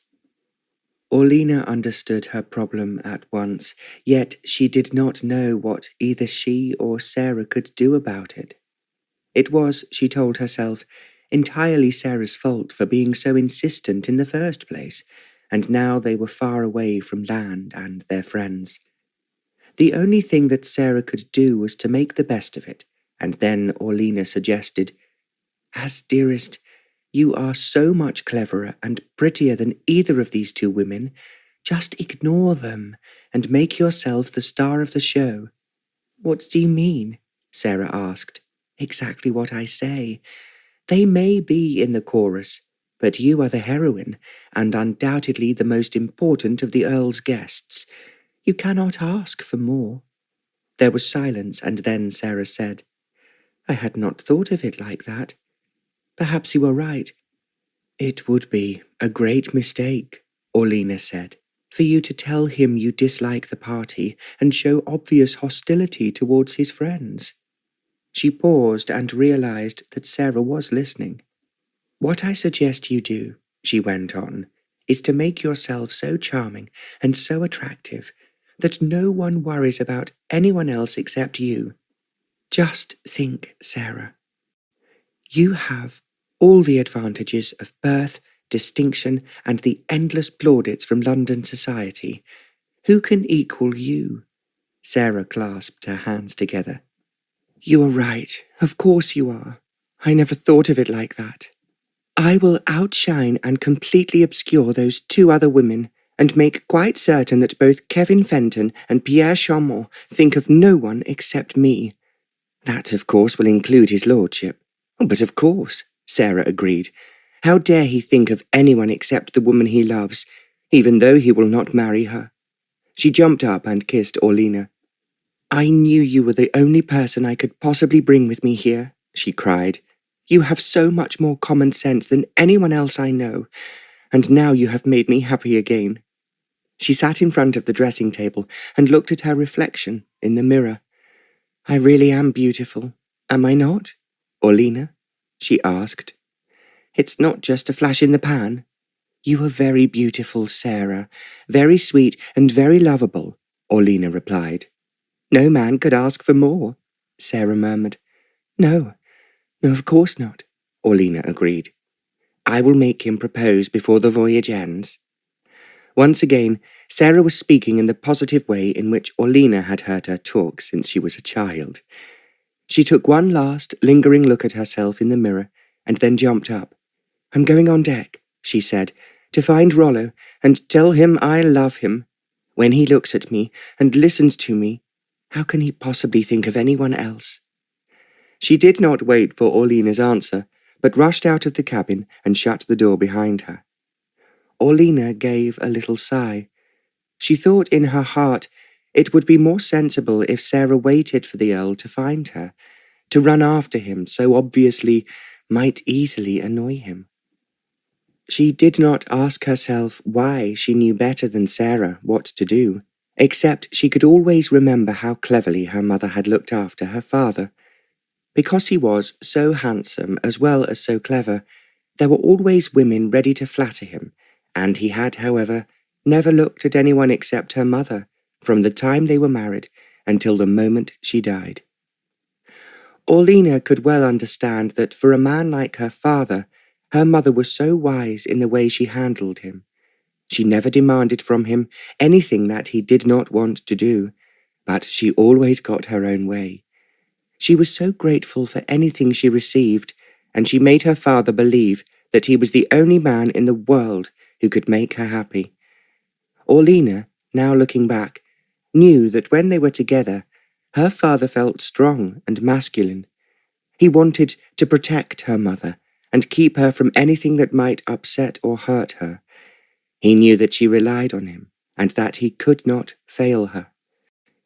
They were very, very happy, Orlena concluded. She wondered if Sarah, with her stubborn insistence on having her own way and her determination to make a man do what she wanted, would ever really have a happy marriage. The days seemed to pass slowly, although Orlena had scores of books to read, and they all intrigued her. She walked round the deck several times as soon as they were in open seas. The sun was shining brightly, the sea was smooth, and it was very lovely. The rest of the party seemed to have disappeared, but she was quite happy to be alone. When the captain asked her if he would like to come up on the bridge, she accepted eagerly. He was a nice, middle-aged man who had been at sea all his life, and he told her tales of his voyages, which she found fascinating. She thanked him profusely when she left the bridge. Tea was served in the saloon, and at first Orlena was the only one there. She was not in the least surprised that the girls had gone to their cabins. However, she thought it strange that the gentlemen were apparently resting as well. It was then that Sarah came in, looking very much happier, and Orlena realized that she had been with the Earl. She sat down while Orlena poured out the tea. Then the Viscount arrived, and because he was alone, Sarah spoke to him in an animated and amusing manner, so that soon he was laughing at everything she said. She certainly looked lovely, and Orlena felt almost as if she was taking part in a strange drama. But she was not quite certain what the finale would turn out to be. A little later, the Earl joined them, and he seemed to be in an expansive mood. When he said he wanted to go onto the bridge and speak to the captain, to Orlena's surprise, Sarah did not go with him. Instead, she concentrated on the Viscount. As they seemed to have quite intimate things to say to each other, Orlena went to her own cabin. She supposed that the two girls and Lord Fenton would eventually come into the saloon for tea. However, she saw no reason to wait for them, and it was obvious that Sarah and the Viscount did not wish to include her in their conversation. I suppose really, Orlena mused as she picked up a book in her cabin, I am seeing life in a way I have never seen it before, but I am not taking any part in it myself. She thought it would be rather exciting if she did. At the same time, it was unexpectedly interesting to watch the other members of the party. She thought the same when they had dinner. As this would be the first time the Earl had seen her in an evening gown, she took a great deal of trouble to find one that was suitable for an older woman, and she put one of the Marchioness's special wreaths on her head. The one she chose was made of a dark green velvet to match the gown she was wearing. It was decorated with the golden feathers of birds of paradise. They crossed over just above her forehead and fell down on each side of her face, and they effectively hid the gold of her hair and again made her look older. All the three gentlemen were most respectful and charming to her when she appeared. As she sat on the Earl's right, he talked to her quite a lot during the meal. He found the way that she answered his questions and the things she criticized were different to what he had anticipated. While she was not as amusing as Renee and Penny, she was most interesting and far better read than expected. "You are so lucky," she said to the Earl, "to travel as much as you have. I have only been able to travel in my mind. Even so, I have seen a great deal of the world." "Then one day you must travel in earnest," he said, "and perhaps I should set myself the task of finding you a husband to do so." Orlena held up her hands in a mock expression of horror. "Oh, that is completely wrong," she replied. "I should be finding you and the other young people here respective husbands and wives. In fact, I am not certain. That is not part of my duties." "Not as far as I am concerned," he said. "I have no intention of getting married, as all my friends will know." "Is that not rather selfish of you?" Orlena asked. "Selfish?" he queried. "No one has accused me of that before." "Of course it is, my lord. You have so much to give the world. You must obviously share it, and not keep it all to yourself." "Are you talking about me, or my possessions?" the Earl inquired. "You? Oh, but I admit, although it may be rude, that I did not know you personally had so much." The Earl looked at her inquiringly. "I am judging you by your books," she continued. "I went back and had a look at them a second time, and was astonished at what you have read, and what is there inviting you to read." The Earl smiled. "The invitation has been accepted in most cases," he said. "So you thought I was an ignoramus and a young man about town, who only reads the sporting pages of the newspapers?" "I am afraid that is true," Orlena agreed. "But I was wrong, and that only adds to what you yourself can give to the world." "I understand what you're saying," he answered, "and I will think about it. But I am very happy as I am, and I have no wish for any changes." "Unfortunately, they come whether we want them or not," Orlena said. "And if we make the wrong choice in what we do, it's our own fault." "Most people attribute it to fate or bad luck, but seldom to their own stupidity," he remarked cynically.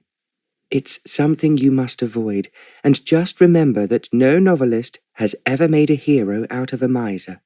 The Earl chuckled.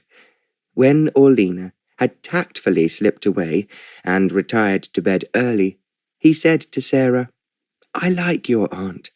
She is quite different to what I expected, and I find her surprisingly interesting." "What I want you to do, Rollo," Sarah said, "is to concentrate on me.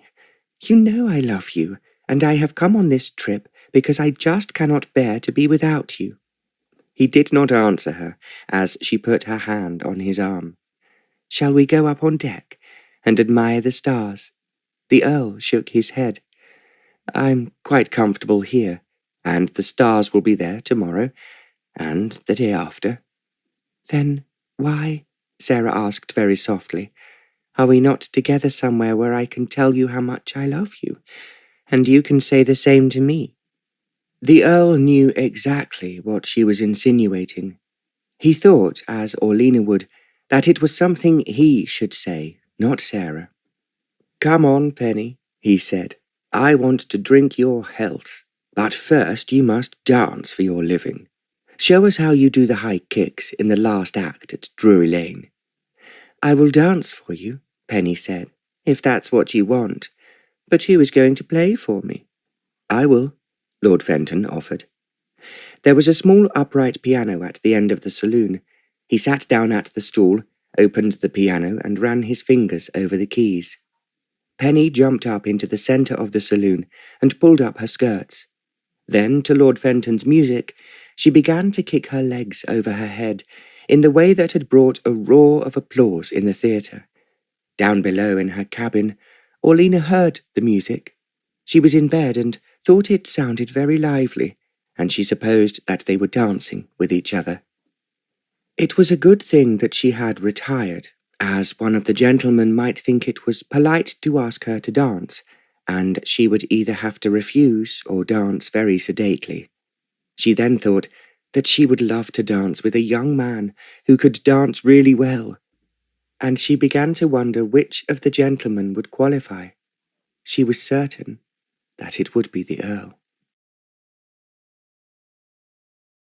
Chapter 4. The sea became very rough in the Bay of Biscay. Orlena found that she did not feel the least seasick, although she had never been to sea before. She enjoyed watching the yacht battling against the huge waves as both Renee and Penny retired to their cabins. After they had been away for more than 24 hours, Orlena said something tentatively to Sarah. "Are they ill? Ought I do anything?" "Oh, it's quite all right," Sarah replied to her. "They are just worried about their legs." As Orlena looked at her inquiringly, she explained, "They are both dancers, and if they would damage their legs, they are out of a job." Oh, I understand," Orlena said. "It was silly of me not to think of it before."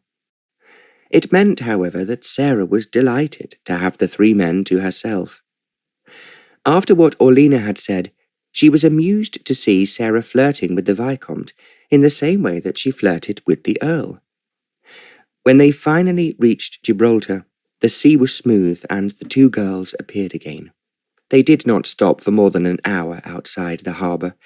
As the yacht was now moving through the calm blue Mediterranean, Renee said at luncheon, "I dislike the sea, and if it is no trouble to anyone, I want to go home, from Marseille."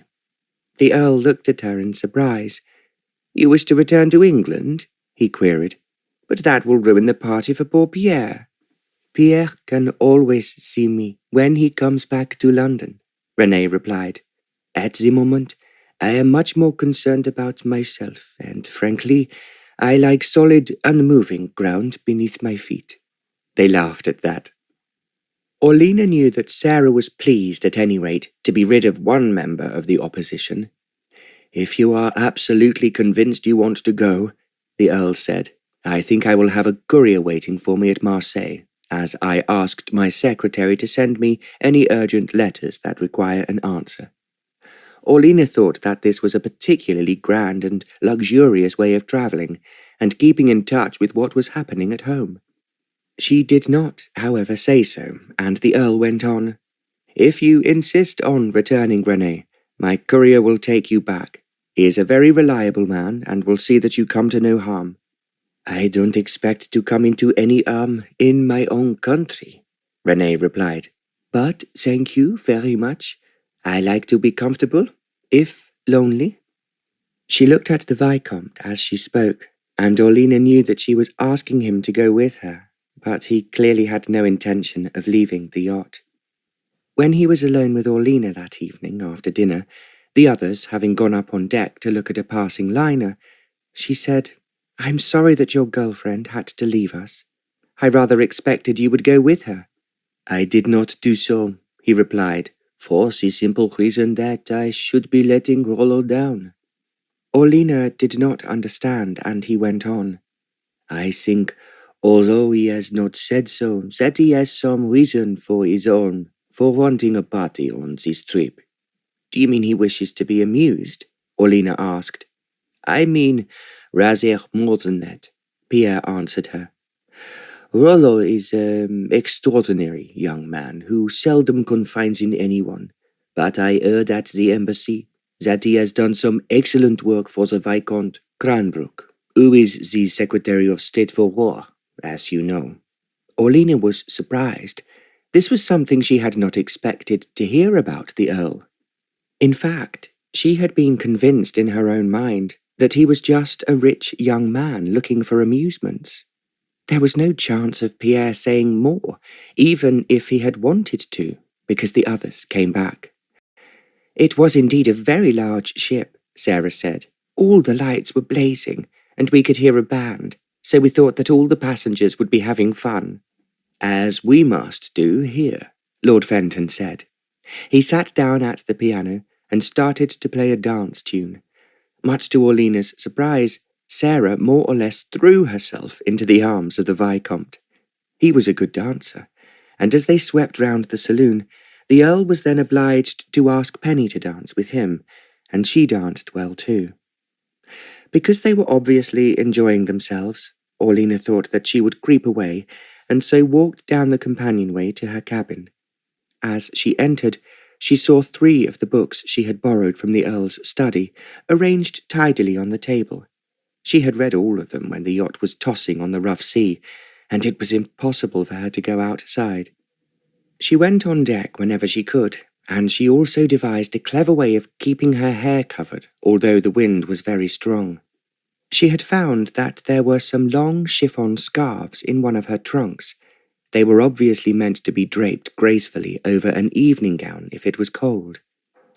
She put on first the little ribbon cap she had made herself, and draped the chiffon over it, and next she wound the ends round her neck, tying them in a bow so that they could not come undone.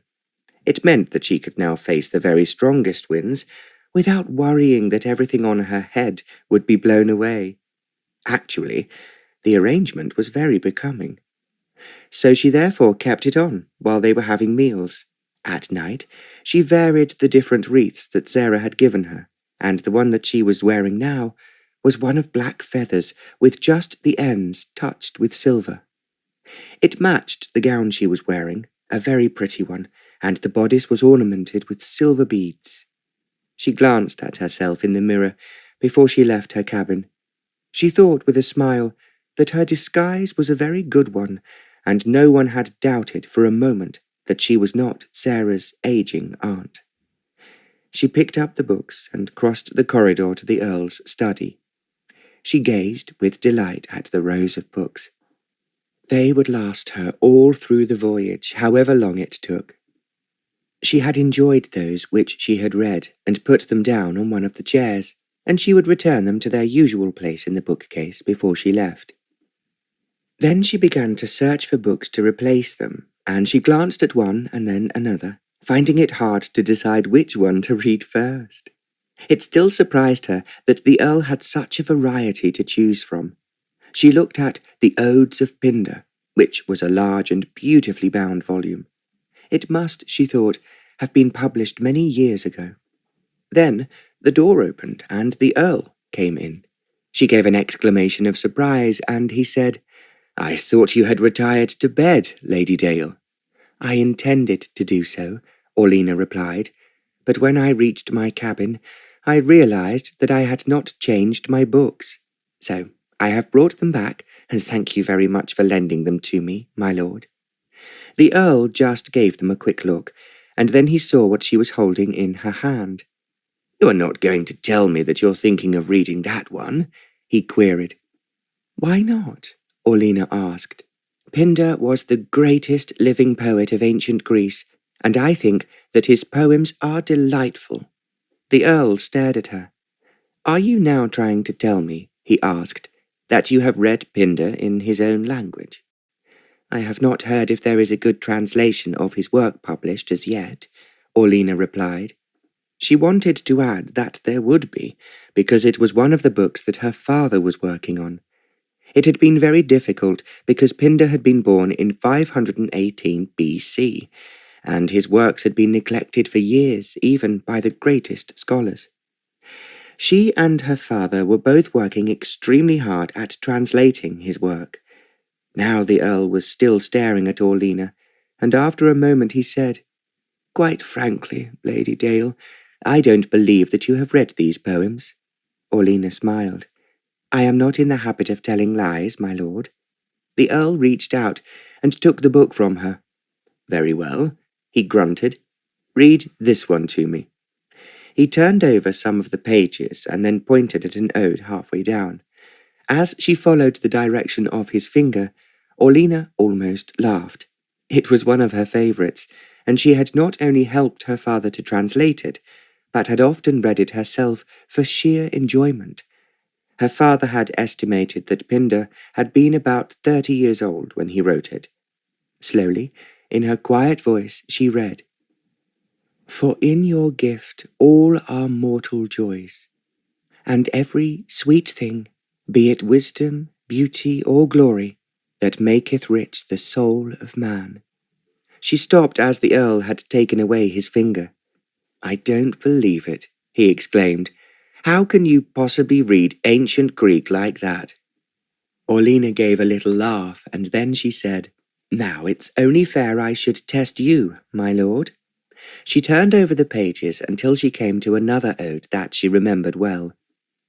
Pointing to it as the Earl had pointed for her, she handed him the book.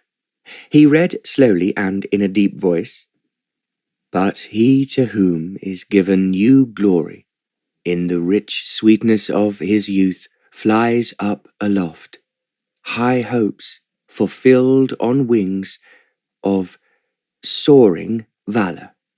He just hesitated slightly over the word soaring, otherwise Orlena realized that what he had translated was exactly the same as her father had. "Very good, my lord," she said. "You can go to the top of the class." "That is what I am saying to you, Lady Dale. I find it impossible to believe that any woman, or should I say any woman of my acquaintance, could read ancient Greek." "I am the exception," Orlena said. "I trust, of course, that your high hopes will be fulfilled. And have you any idea what they could be?" She shook her head and replied, "If you are finding it difficult to believe I can read ancient Greek, I feel the same about you. I thought that if you read at all, you would be only interested in sport like racing or cricket." The Earl's eyes twinkled. "And I was so certain, Lady Dale, that you would never read anything more serious than ladies' magazines." "That has to be the worst insult that I have ever received," Orlena grinned. She took the book of Pindar's poems, which he was still holding, and suggested, "Now we must go to bed, and if we both dream in ancient Greek, I am sure that the gods will bless us." "I am sure that they have already blessed you," the Earl said, "but I am not so sure about myself." "But I am," Orlena replied. "You will fly aloft on wings of soaring valor." She saw that he was thinking of how he could reply, and then moved across the corridor towards her cabin. "Good night, my lord," she said, "and thank you." She closed the door before he could reply. Then she gave a little laugh as she put the book down on the table. How could she have known? How could she have guessed that the Earl was so well educated? She wished that she could tell him who her father was, and felt certain that he would have heard of him and his books. No one else in the party would have. Papa would certainly be amused, she told herself as she undressed. Then she recalled that her father must never know that she had come away on this journey in disguise. He would certainly be annoyed that she had been made to chaperone someone older than her, and he would most definitely not approve of the rest of the party. "I shall have to be very careful not to betray myself when I reach home," Orlena thought ruefully, "just as I am being careful now." As she fell asleep, she was still saying to herself the ode that the Earl had chosen for her, "That maketh rich the soul of man." The following morning, as the sun was shining and it was very warm, everyone wanted to be on deck. They left Marseille very early. René Dupree had gone ashore after kissing everyone goodbye. Her last embrace was for the Vicomte, but Orlena knew without her saying so that she was annoyed. He had not returned with her as she had apparently expected. She looked exceedingly smart and very French as she walked sedately down the gangway. She stepped into the carriage which was to take her to the railway station. The Earl was anxious to proceed on the voyage, and so the Vicomte had not been able to see her to the train. As soon as they were under way, Orlena was up on deck and gazing at the coastline when the Earl joined her. "I lay awake," he said, "wondering how you could be so erudite, and found it incredible that you should be able to read ancient Greek."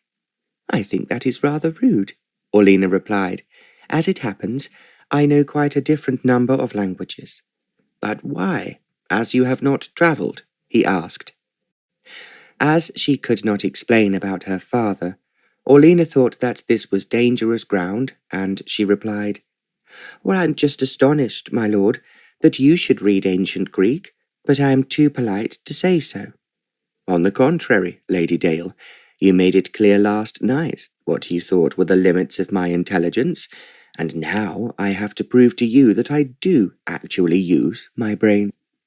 Orlina was trying to think of a rather witty remark she could make to this statement, when she was aware that the captain was standing beside them. "Excuse me, my lord," he said. "I wonder if you could have a word with young Edward." "Edward?" the Earl queried. "The cabin boy. As your lordship might know, we always call him Teddy, but he's terribly upset." "What has happened, Captain?" "The courier has brought a letter for me from your lordship's secretary at Talon Hall, asking me to inform young Teddy that his mother has died." "Oh, I am sorry about that," the Earl replied. "I knew Mrs. Richardson. She was a very nice woman." "The boy has taken the news very badly, my lord," the captain said. "In fact, he's talking wildly of drowning himself." The Earl rose to his feet. "I will come and see him." He stopped and hesitatingly looked at Orlina. "Would you come too?" he inquired. Yes, of course, if you want me to," Orlina replied. They followed the captain below decks. The cabin boy was sitting in the room that the crew used when they were eating or relaxing, and Orlina could see that it was well furnished and quite attractive. Teddy was a boy of 13, and he was sitting on a bench with his head bent and his hands over his eyes. The Earl walked up and sat down beside him. Teddy took his hands from his face and gave a little gasp before he started to stand up. No, don't move," the Earl said. "I have just heard your news from the captain, and I'm very sorry that you have lost your mother." Teddy put his hands over his face again, and Orlina sensed that he was crying. "Ma's all I've got," Teddy said in a voice they could hardly hear. "Without her, I don't want to go on." "I can understand your feelings," the Earl said, "but you have to be brave. I know that is what she would want you to be." "I can't manage," Teddy wailed. "Now Er's dead. I just can't." The Earl seemed rather at a loss for words, and Orlina said quietly, "I know just what you are feeling, Teddy. When my mother died, I felt that I had come to the end of the world, and nothing would ever be the same again. Then I knew, although I could not see her, that she was still near me." Teddy did not answer her, but she knew that he was listening. "You see," Orlina said in a very soft voice, "when people die, we think that we have lost them forever, but really they are nearer to us when they are dead than when they are alive." "How can you say that?" Teddy asked. "When I goes home and Ma ain't there." "You will still feel that she is there if you want her," Orlina said. "And she is here with you now. I am sure that she is worried that you should not be so upset." "I just don't understand what you're saying to me," Teddy said gruffly. Yet Orlina knew that he was listening to her intently. "When you feel unhappy, as you are now," she went on, "remember that you can talk to your mother and tell her your problems. She will listen to you, as she would have listened to you when she was alive." His hands were still covering his eyes, and when he did not say anything, she continued, "I promise you that what I am telling you is true, and all you have to do is to tell your mother what you are feeling and talk to her." She paused, but Teddy did not speak.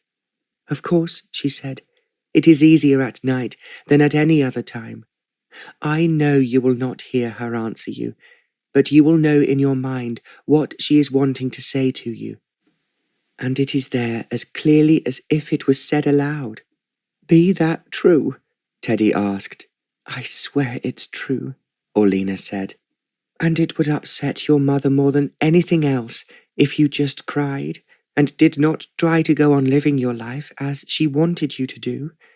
It will be easier for you than it has been before, because we will be near you to help you and to guide you if you just ask her advice." Teddy took his hands away from his eyes. Tears were streaming down his face, and he wiped them away with the back of his hand. "Be that the truth? The real truth?" he asked. "I promise you it is," Orlina said. and it is what all the countries you will visit in the East believe. If you talk to any of their people, they will tell you that it is what they have believed since the beginning of civilization." Teddy gave a deep sigh. "It don't seem as if it's possible, ma'am. But you must convince yourself by doing what I have told you to do. I know that when you do your job well, and anyone praises you, as I am sure they will be aware that your mother is pleased, just as if you could write home and tell her all about it." "I wants to believe what you're telling me," Teddy said. "Shall I say that I too believe what her ladyship has just said?" the Earl said quietly. "And as I knew your mother, I am sure she would want you to believe it too." "I'll try, my lord," Teddy murmured. "That is what I wanted you to say," the Earl replied. "Now, you are being very brave, and as I am sure you have a great many things to do, I should get busy and do them. But do remember before you go to sleep tonight what her ladyship has just told you." "I'll remember, my lord." The Earl put his hand on the boy's shoulders. "Good lad. I think I'm going to be very glad that I have you on board the Silver Dragon." Orlina saw the boy flush at the Earl praising him.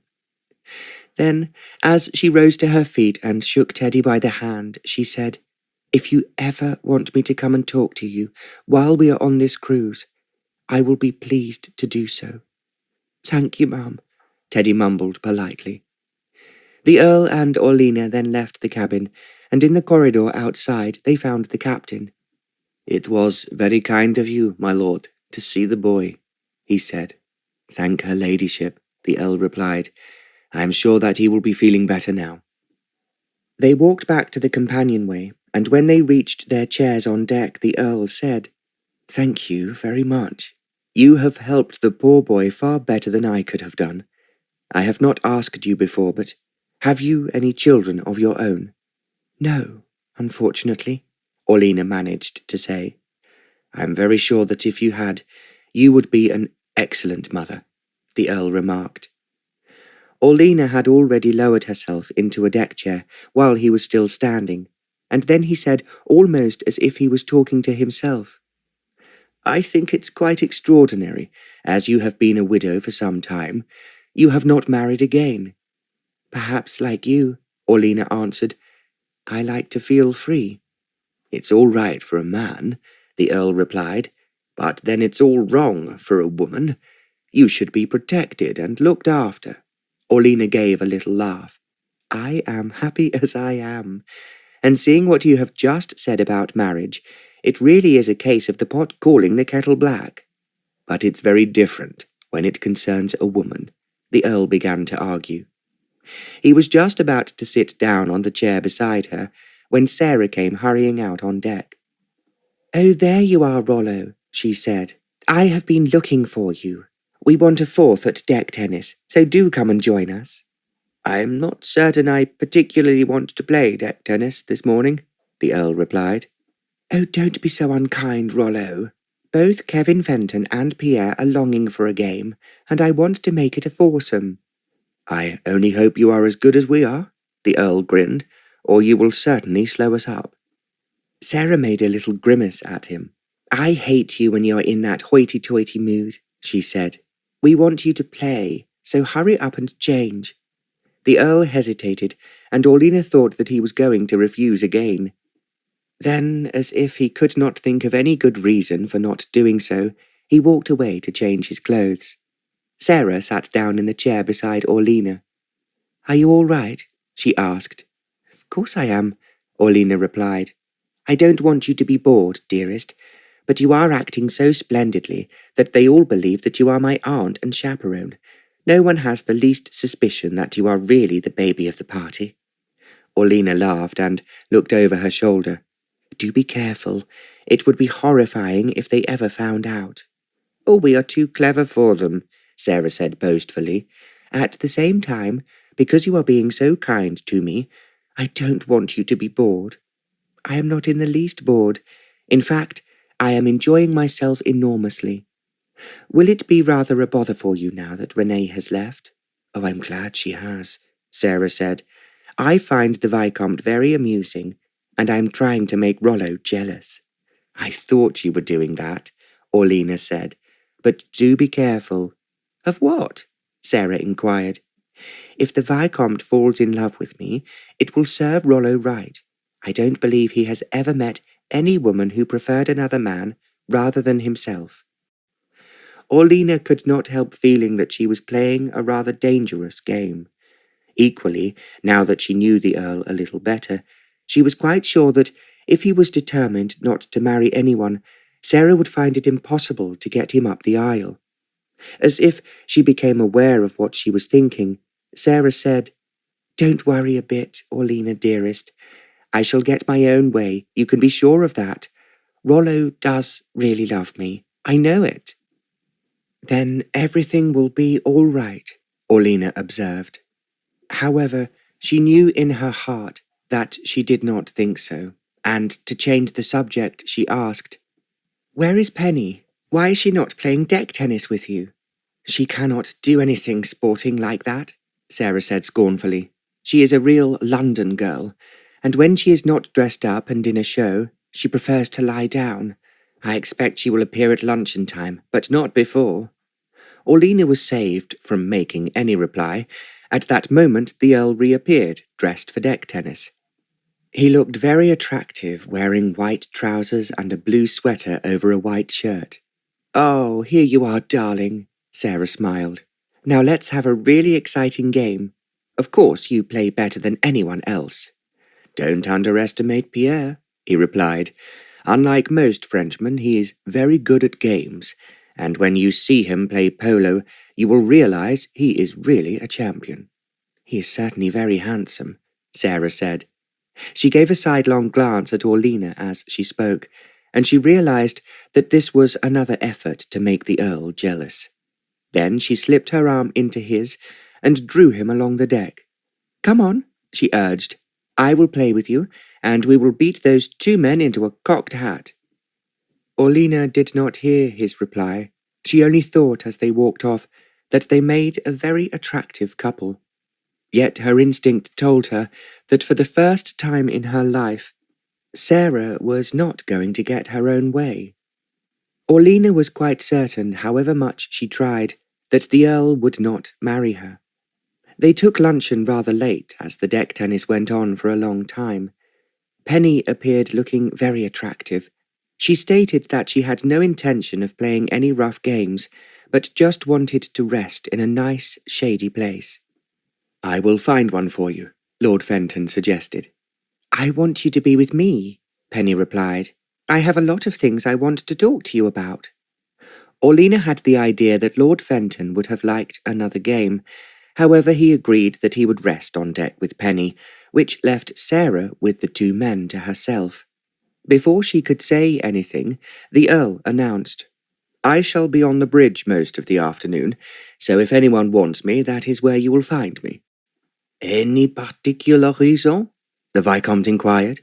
"I want to find out how fast the Silver Dragon can travel, now that the sea is calm. My new engines had their christening in the Bay of Biscay," he replied. "Are you pleased with them?" the Viscount asked. "They are the very best available, and I will be able to answer that tonight. As I say, when I have tested them out this afternoon." "If Rollo is going to be on the bridge," Sarah said, "I hope, Pierre, that you will look after me. I shall feel very lonely and miserable otherwise." "Which is something I must prevent," the Viscount replied gallantly. "I will try to see that you are not bored," Sarah said in a soft, seductive little voice. "I assure you that I have never been bored when I have been with you," he sighed. "You intrigue, entrance, and excite me. I cannot say more than that."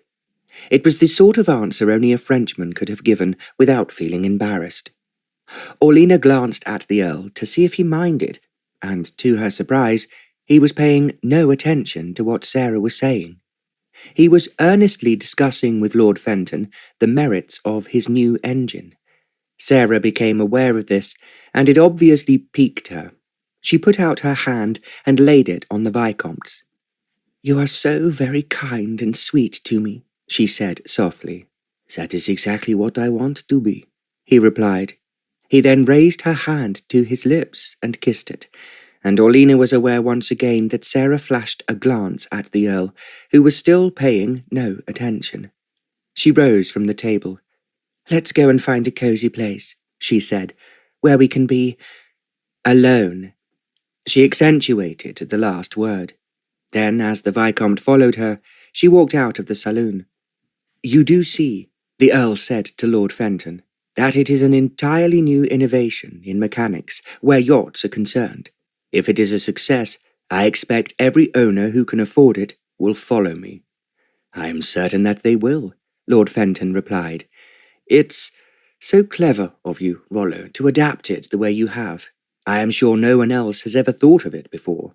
Of course not. You know how slow the English are in taking up any new ideas, although I must admit that their ideas are usually better than anyone else's. That is what I have always thought, Lord Fenton agreed. But your inventions will certainly be sensational once they are proved to be better than anything that has been installed before. That is what I intend to prove this afternoon. I would, if at all possible, like to watch you, Lord Fenton murmured. He paused and glanced at Penny. Oh, go on, Penny said. You do what you want. I am tired, I'm going to lie down, and if you feel like joining me, you can do so later. She gave him a look which said more than words what she intended. Orlena felt embarrassed. Then she told herself that she would be very stupid if she expected anything else, and she knew, although she tried not to think about it, that as Sarah's chaperone, it was wisest to be ignorant. While they were talking, she went below to fetch a book from her cabin. One thing was patently obvious. No one was in the least concerned about what she would be doing during the afternoon. No one wanted her company. I do wish that Papa was here, she told herself. Then she thought that if she had a choice, she would like to be on the bridge with the Earl. It was so interesting to know why his engines were different to anyone else's, and it would be exciting to see if the tests he was doing this afternoon would be successful. He thinks, she told herself, I am only a tiresome old lady, whom he did not want to have on board, and who does not concern him in any way. She collected a book and went back on deck. She then thought that if she went to sit as near to the bridge as possible, she would be able to see what was happening, and she would know if the result was better or worse than the Earl expected. There was a little satisfaction in that, even though she wanted to learn a great deal more. Then, as the hot sun enveloped her and the sea was very blue, she told herself that she was being greedy. She was seeing life as she had never thought that she would, and while it was so very different to what she had expected, it was really fascinating and, in its own way, educational. I am very lucky to be here, she thought, and there are 3 attractive men who I can listen to. Each in his own way could teach me what I did not know before. It was yet another lesson, she thought, like she had had with her governess and tutors. They had all been chosen by her father as being extremely talented. She had been taught by him as well, and he was different from anyone else. He had given her an education that any young man, let alone any girl, would have been lucky to have received. Now, she had a chance to see the world, even if it was in a rather strange way by acting a lie. She therefore had every reason to be grateful and not complain. Maybe, she thought, the Earl will stop at Naples, so that I can try out my Italian. Now he knows what I feel about Greece. Perhaps he will stop there too. It was merely wishful thinking. She longed to ask him if there was any chance of her wish coming true. Then she told herself that she would just have to wait and see.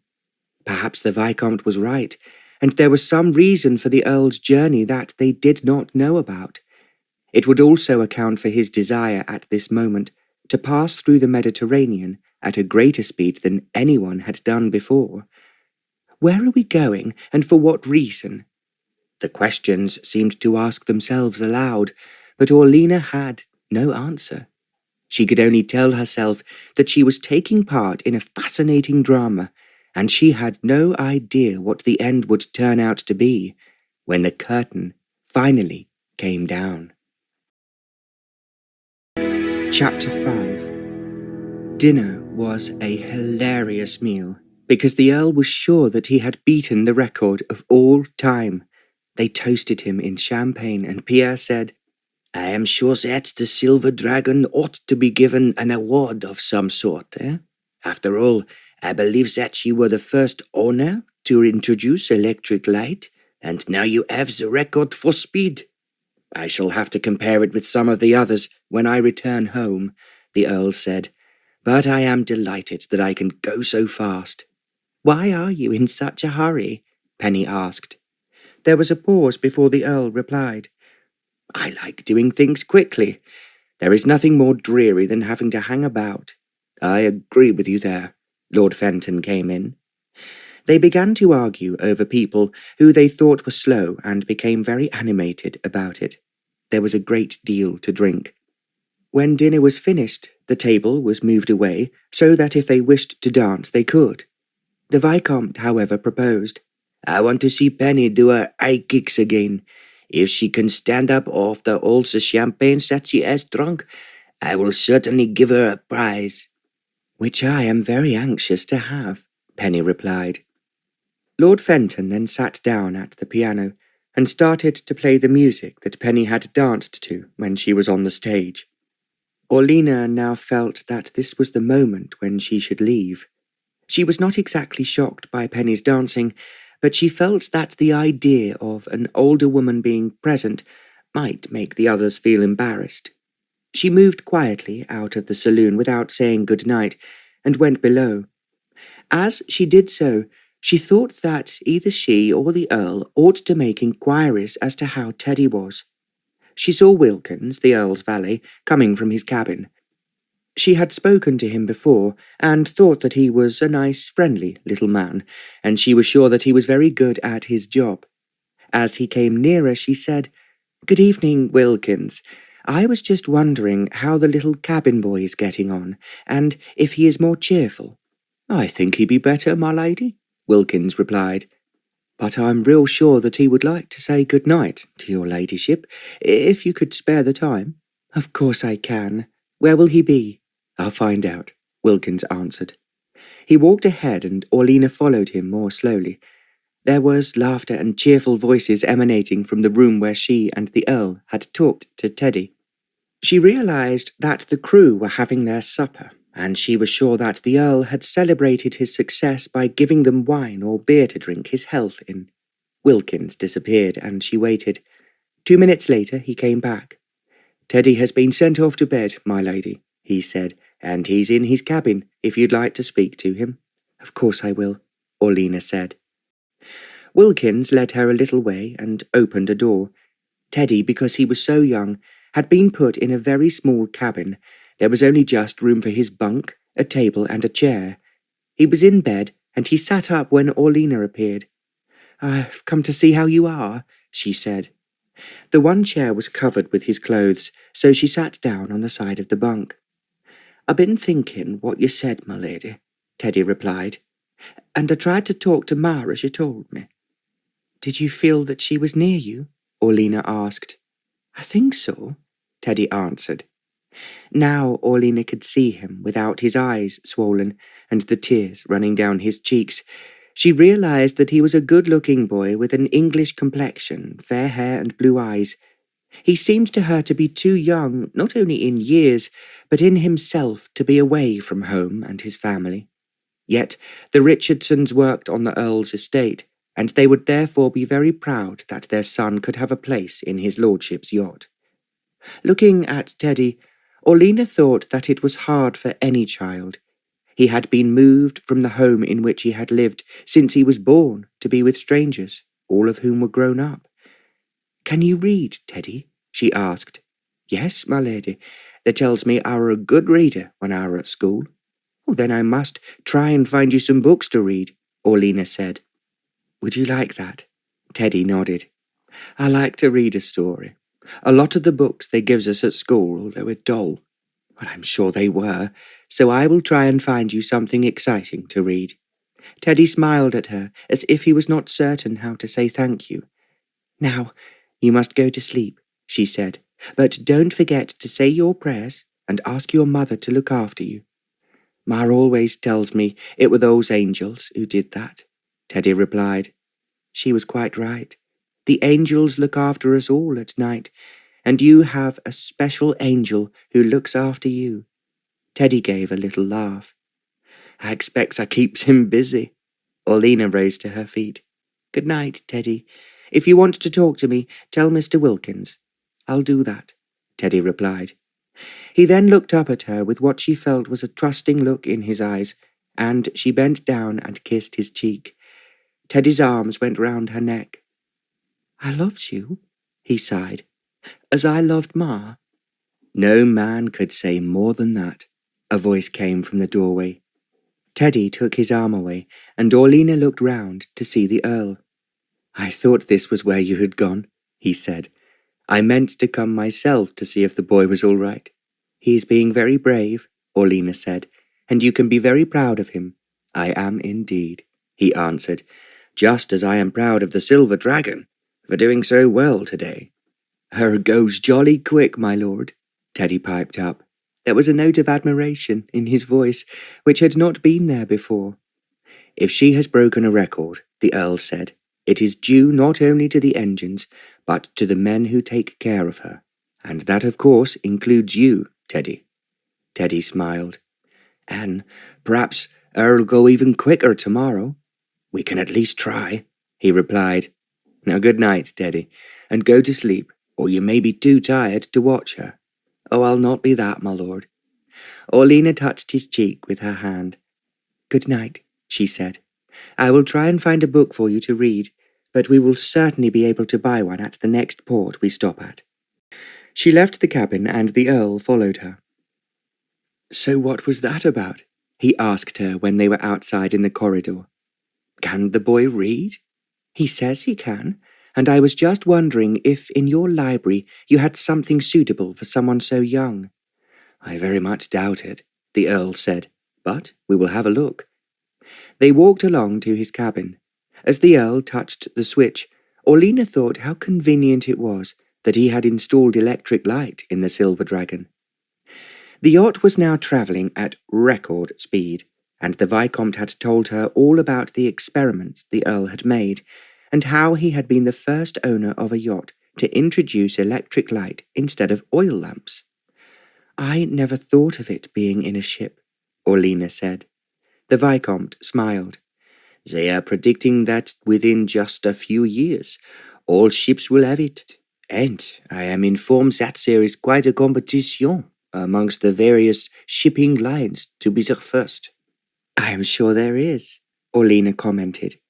"The Ingram line is at the moment experimenting with electric light in the saloon and the engine room," he went on, "and several others." "How really exciting!" Orlina exclaimed. "I find it fascinating to have electrics in my cabin. I keep switching it on and off to make sure that it works." The Viscount laughed, and then he said, "I'm sure that every woman will think she looks prettier in electric light than under the old paraffin lamps." Now, it was easy to see all the books that were in the Earl's cabin, and Orlina went from shelf to shelf as he was doing, to see if there was anything suitable for a small boy. It was the Earl who gave a cry of joy first. "I have it," he trumpeted. "What have you found?" Orlina inquired. He held up a book that looked rather old, so it was difficult to read the title. "Grimm's Fairy Tales," he replied. "I thought that I had it here somewhere, but the boy will have to be very careful with it." "Oh, I'm sure he will," Orlina said, "especially if I tell him to." The Earl put the book down on his desk. "It is a long time since I read these fairy tales," he said, "but I will have a look at them tonight before I go to sleep. And then you can dream that you are a knight in shining armour, and go out to kill the ogre and save the beautiful princess from being gobbled up." "I am glad you see me in such a heroic position," the Earl replied. "But of course," Orlina answered as she walked to the door. "Pindar said, you would be on wings of soaring valour As she then closed the door behind her, she heard the Earl laugh. In her own cabin, she thought once again how very different he was to what she had expected. His kindness to a small cabin boy was something that she would never have anticipated. The Earl was actually thinking the same thing. He could not imagine any of the beautiful women he spent so much time with in London bothering about a page or a cabin boy. He was thinking that Lady Dale was very different to anyone he had ever met before, yet in some ways she resembled his mother. She has been very tactful on this voyage, he told himself, and she could have made things very difficult if she had complained about Renee and Penny. The next day, the Earl was experimenting again, and the silver dragon moved even quicker than she previously had. The speed trials continued every day, and much to Orlena's disappointment, it meant that they did not stop, as she had hoped, at Naples. So she had to content herself with gazing at the coastline of Italy through the Earl's binoculars. She longed to step ashore on Italian soil, if only for a short time. However, the Earl drove the silver dragon on and on until they were in sight of Greece. "I do hope that we will stop at Athens," Orlena said to the Viscount when they were alone. The Earl was now on the bridge, and Sarah, who had been with the Viscount all the morning, had gone below to fetch something she wanted. He had therefore joined Orlena, who was sitting on deck, reading one of the books from the Earl's library. "I doubt it," the Viscount replied in answer to what she had said. "Oh, but why must he go so fast? Surely we could stop at Athens even for a few hours." "I presume that you want to visit the Acropolis," he smiled. "I would like, above everything else, to see Delphi," Orlena replied, "but I know that is impossible." "I am afraid that you will be disappointed," the Viscount replied, "but I think Rollo has his own reasons for making us travel swifter than the wind." He did not say any more, because Sarah came back, and he jumped eagerly to his feet. They made no excuses for walking off towards the stern, and Orlena knew that it was because they were less likely to be interrupted there than anywhere else. She was in some ways delighted, as Sarah seemed so happy with the Viscount, and was no longer pursuing the Earl so relentlessly. At the same time, Orlena was worried. She knew how particular the French were when it came to marriage, and in aristocratic families it was always arranged. The Viscount was about the same age as the Earl, and so far they had both managed to escape the bonds of matrimony with the many women who pursued them. "I do want Sarah to be happy," Orlena thought. "She needs a husband and a home of her own." As she appeared for the moment to have transferred her attention from the Earl to the Viscount, Orlena had the uncomfortable feeling that the Viscount was just amusing himself with Sarah. All the same, he was far more suitable than the first mistake she had made. There was nothing Orlena could do about it, but she spent a long time thinking about Sarah. She was absolutely certain, and it upset her to think about it, that neither the Earl nor the Viscount had really any intention of getting married. In which case, if Sarah was not breaking her heart, she was certainly wasting her time. "So what can I do?" Orlena inquired of herself, but could find no answer to the question. To her disappointment, they had passed by Athens without going into port. She was going to ask the Earl to stop there, if only for an hour, but it was actually Lord Fenton who had said at dinner, "We should reach Athens tomorrow, and I do hope, Rollo, that we shall have a little time to go shopping. I need a new bow tie, and your valet has informed me this morning that I have holes in my socks." The Earl laughed, and then he replied, "Well, I am afraid that you will have to put up with them. I am very anxious to go a little further on before we drop anchor." "Why? What is the hurry?" Lord Fenton inquired. "There will be plenty of time for you to stop on the way back," the Earl suggested. "I just can't be away from the theatre too long," Penny said unexpectedly, "or they may give me the sack. I said I would only be away for 2 weeks." I think we can manage that quite easily, the Earl said. But yours and Kevin's shopping must wait until we are on our return journey. You are being very mysterious, the Viscount said. Nonsense, the Earl replied. I am just keeping to my plans, which I have made very carefully. It may cheer you up to know that tomorrow we shall not be moving as fast, as we shall be amongst the Greek islands. Orlina gave a deep sigh which no one noticed. She longed, as she had never longed for anything else, just to see a little of Greece.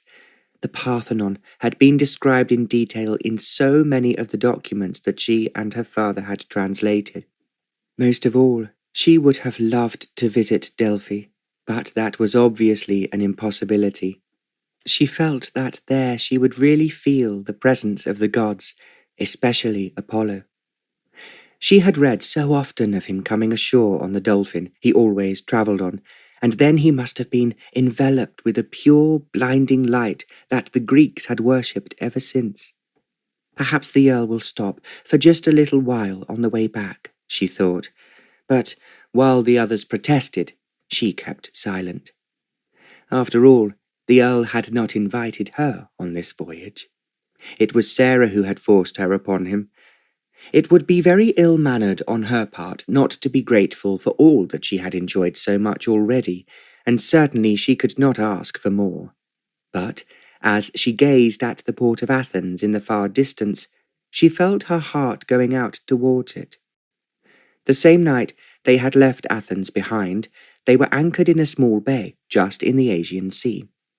The Viscount went to the Earl's cabin after the rest of the party had gone to bed, and, as he expected, he found the Earl noting down in a logbook the experiments he had made during the day with the silver dragon. There was a distinct smile of satisfaction on his face, and when Pierre came into the cabin, he looked up with an expression of surprise. I thought you had gone to bed, he said.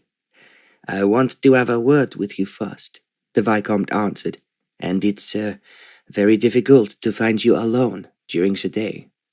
This was true, as they both knew. The Earl was either with the captain on the bridge or with the rest of the party at meals, while the Viscount had, for the last 2 days, had Sarah at his side wherever he went. The Earl did not seem in the least perturbed that Sarah's affections had been transferred to the Frenchman. In fact, to be honest, he found it a relief. When he was so engrossed with the silver dragon, he found her continual demands on him a bore.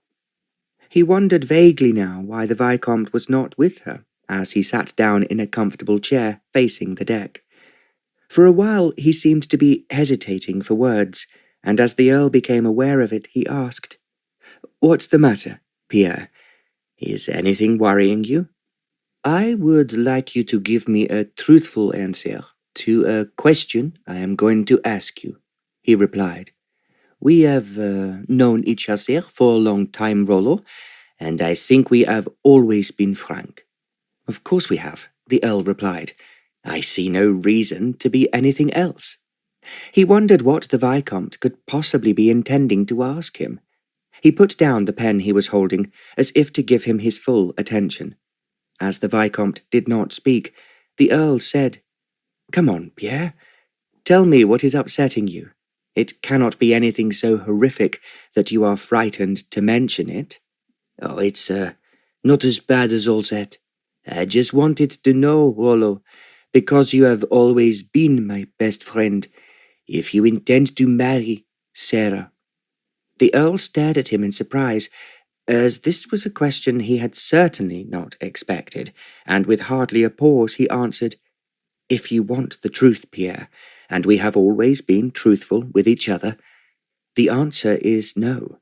I don't intend to marry Sarah or anyone else, for that matter, and although I think she is one of the most beautiful women I have seen, and I enjoy being with her, she is not someone I want as my wife. Pierre gave a sigh, and the Earl thought that it was one of relief. In which case, Rollo, he said, you are giving me permission to go ahead? The Earl raised his eyebrows. Are you telling me that what you feel about Sarah is serious? He asked. Do you want to marry her? There was a pause before Pierre replied. "As you well know, so well, Rollo," he said, "you are well aware of what a difficult time I have had with my family. When I was 21, my father was determined to arrange a marriage for me, as always happens amongst the French aristocrats." "I remember that," the Earl said. "You ran away at the time and came with me on a journey to Nepal, which we both enjoyed. Oh, my father was furious, but that put paid to one effort on his part to get me up the aisle. There have been a number of other attempts, all of which I have managed to avoid, one way or the other." "And now?" the Earl quizzed him. "I find Sarah enchanting, and I know that my family will accept her, even though she has been married before." The Earl was astonished, and for a moment he could not think of anything to say. "What I want to do," the Vicomte went on, "is to take Sarah to meet my father and mother, and of course the rest of the family, as soon as we leave you. If we can do that at Athens or Rome, we can take an express to Paris, and from there it's very easy to go on to the chateau." "Well, if you believe that you will be happy with Sarah," the Earl said, "I can only give you my profound blessing. Considering who her father is, and I believe her family is as old as yours, your relations will accept her without any difficulty." "That is just what I think, Rollo, but I don't want to tread on your preserves or upset you in any way." "You will not upset me, Pierre, and I am only too delighted that you should wish to settle down at last. You must admit that, considering you are a Frenchman, you have had a good run for your money." The Vicomte laughed. "A very good run indeed, yes. But now I can start a new chapter in my life, and I feel it can be a very happy one, once I have made Sarah understand that I intend to have my way and not hers." The Earl coughed. "You will find that very difficult." "I don't think so," he answered, and his eyes were twinkling. The Earl rose from his desk and held out his hand. "I really want you, as my best friend, to have every happiness that is possible, and don't forget to invite me to the wedding." "You will, I hope, be my best man," the Vicomte replied. "Otherwise, I would not feel properly married." They both laughed, and the Earl walked to the grog tray that stood in the corner of his cabin. "I think we both need a nightcap," he said. "I have to drink your health in something. Let me see what you have." The Vicomte joined the Earl at the table and put his hand on his shoulder. "Whatever may happen to either of us, one thing is absolutely certain. We will always be friends." "Of course," the Earl replied. "Why should we be anything else?" He spoke calmly and confidently. He had no idea how apprehensive the Vicomte had been before he joined him. As they parted an hour later, the Vicomte said, "Of course, Rollo, you realize that this is entirely confidential between you and me, because I have not yet told Sarah that I intend to marry her." The Earl looked at him in surprise. "Are you saying that you have not proposed to her?" "Certainly not. First of all, I have to ask for your permission, and now I have to make certain that my parents approve before I take the last step to the altar." "You never cease to surprise me," the Earl said. "Although we spend so much time together, I often find it difficult to understand you." I work things out in my own way. Although I think that Sarah has transferred her affections from you to me, I don't intend to let her be certain of what I feel for her until I can clear away any obstacles that might be ahead." The Earl tactfully did not ask any more questions. He thought, despite his deep affection for Pierre, he often found that the difference between their nationalities made a barrier that neither of them could change. At the same time, he could not help feeling relieved that he need not worry about Sarah. He had been very fond of her, yet he had found her somewhat tiresome in the way she demanded much more of his time and attention than he was willing to give her. He was also aware of Sarah's determination always to have her own way. It was something he could not tolerate, and would never accept in his wife. He had been brought up to believe a man must be master in his own house. That was what he always intended to be. As he had said to Pierre, Sarah was certainly one of the most beautiful women he had ever seen, but she could also be extremely irritating. He thought about her being married to Pierre. He told himself with a smile that she would find it impossible to change a French family, however hard she tried. All their habits and conventions had been passed down to them from generation to generation. They were unalterable and unchangeable. Any woman, however beautiful, would be knocking her head against a brick wall to try to do so. Equally, no lover could be more passionate or more adoring than a Frenchman. As the Earl closed his eyes and fell asleep, he was thinking that all's well that ends well. Nothing could be more to his satisfaction than that Pierre and Sarah should be married. Orlina was somewhat surprised the following day, when she was just beginning to dress, that Sarah came into her cabin wearing her dressing gown. "I want to talk to you, Orlina," she began. "But of course, dearest," Orlina answered. "I am just starting to disguise myself, so talk to me while I do." She sat down at the dressing table to hide her hair, as she always did. Then she started to add the makeup that they both knew definitely made her look older. Sarah sat down in a chair near her. "What do you think of Pierre?" she asked almost abruptly. "What do I think of him, Sarah? Well, I think he's very charming, and indeed one of the nicest young men I have encountered, although, as you know, I have not met many." "I have met hundreds," Sarah said, "but I do think that Pierre is rather special." Orlina turned to look at her. "What do you mean by that?" she asked. Sarah drew in a deep breath. "When we leave the yacht, he is taking me to meet his parents," she said. "And, well, you know what that means." "Do I?" Orlina asked. "What does it mean?" "It means that if they approve of me, he will ask me to marry him." Orlina dropped the lip salve she was holding in her hand and turned round. "What are you saying, Sarah?" she inquired. "I have decided," Sarah said, "that I would be very happy with Pierre if he does ask me to become his wife, and I am quite sure that is what he intends to do." "I am amazed," Orlina said, "and at the same time very happy. Will you enjoy living in France? From all I have heard, I shall just love it. Pierre's chateau is without exception the largest and most important in the whole of the Loire Valley, and his family is the oldest of all French aristocrats. You know what that means." Orlina laughed. "I have certainly heard of the Ancien Regime, and how they would not speak or accept the society that was formed by Napoleon Bonaparte." "Exactly. They are very grand, and most conscious of it, and that is something I shall enjoy immensely." "But I thought," Orlina said a little hesitantly, "that you were very much in love with the Earl." "I was," Sarah replied, "but he has never really loved me, and I would not at all be surprised if he remains a bachelor for the rest of his days." There was just a note of spite in her voice as she added the last words. "I can only hope, dearest," Orlina said, "that if you do marry the Vicomte, you will be very happy." "I will. I know I will.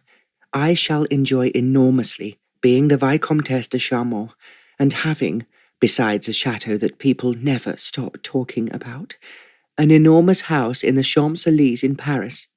She made a little sound which was one of joy as she went on. "Oh, Orlina, please pray that I shall pull it off, and his family will not disapprove of me." "Why should they?" Orlina inquired. "I have been married before, and of course, as they are so straight-laced, they may, if they hear of it, disapprove of my reputation and the friends I have in London. Maybe, as they only live in France, They will know nothing except that you are very beautiful and very sweet, Orlena suggested. That is what I am hoping, Sarah answered.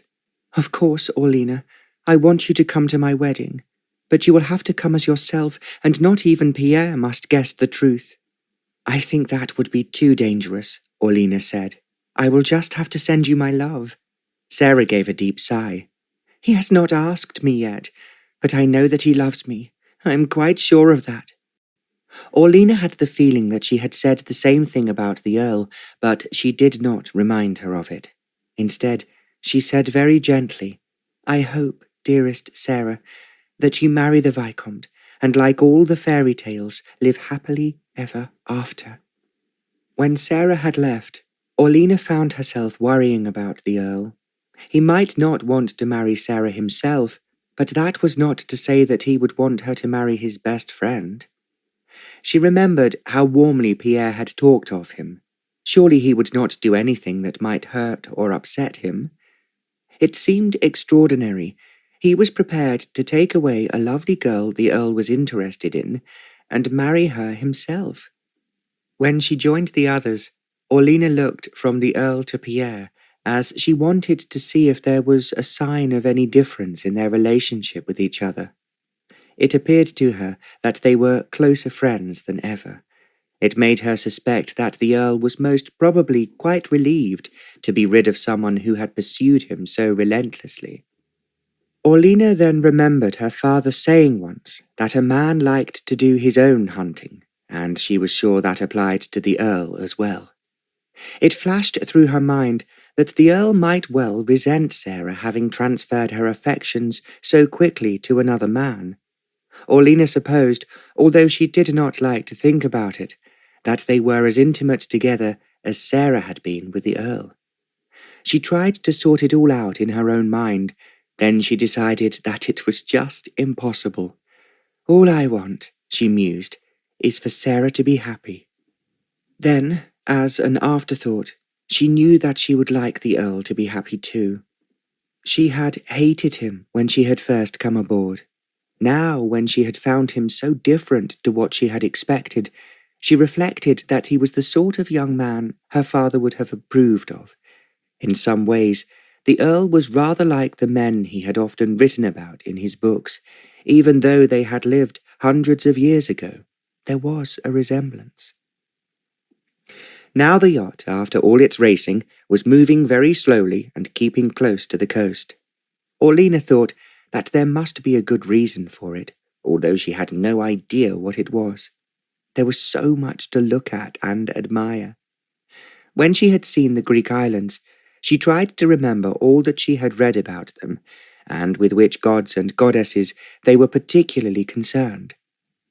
It was the conversation at luncheon that brought her back to the present day.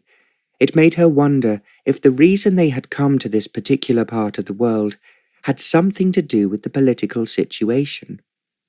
It was Lord Fenton who ventured at luncheon. I wonder what is happening at present between Russia and Turkey. When I last read about it in London, there was a tremendous row going on at the way the Turks had massacred the Serbs. I don't suppose that anything has improved while we have been at sea, the Viscount replied. Last year it was said that the Turks had slaughtered 12,000 Serbs. Gladstone made a fuss about it in Parliament, the Earl said, but I am sure that everything has quietened down now. I would not count on it, Lord Fenton said. There was talk before we left of the Russians being determined to teach the Turks a lesson for their behaviour. In fact, if you remember, the Emperor ordered mobilization in Russia. Oh, if you are going to talk about the war, Sarah broke in, I shall leave you. It is something my father is always doing, and I find it intolerable. I suppose that what you are saying, the Viscount pointed out, is that you want us to talk about you. And why not? Sarah retorted. I am a much more amusing and attractive subject, and if there is a war going on, there is nothing we can do about it. Quite right, the Earl remarked, and the less we think about it, the better. He spoke firmly, and Orlena felt that he had some reason for the way he brought the conversation to an end. Then she remembered her father, telling her that a conference held in Constantinople had intended to provide a peaceful solution, but it had not been very effective. What no one wants, Sir Nicholas had said, is the Russians infiltrating all over Europe and then interfering in every country. "Do you really think they will do that?" Orlena had asked him.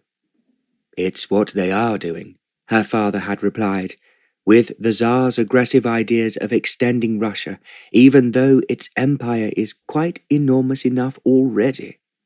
Orlena had not been interested at the time. However, now she thought that Russia had Turkey on one side of her, with little Serbia on the other. Was it possible that the Earl might in some way be involved in the war? It had been raging for so long that people in England had almost forgotten about it. She thought perhaps she might ask the Earl what he thought about it when they were alone. Then she told herself that she was sure he was far more interested in the speed of his yacht. When they had finished luncheon, they went up on deck, and Orlena saw that they had come in close to land. It looked so barren and uninhabited, but there were patches of flowers and bushes that were beautiful. "I must take a note of everything that I see," Orlena thought, "so that I can tell Papa about it. I am sure there would be a history for me to discover under every stone if I knew where to look for it."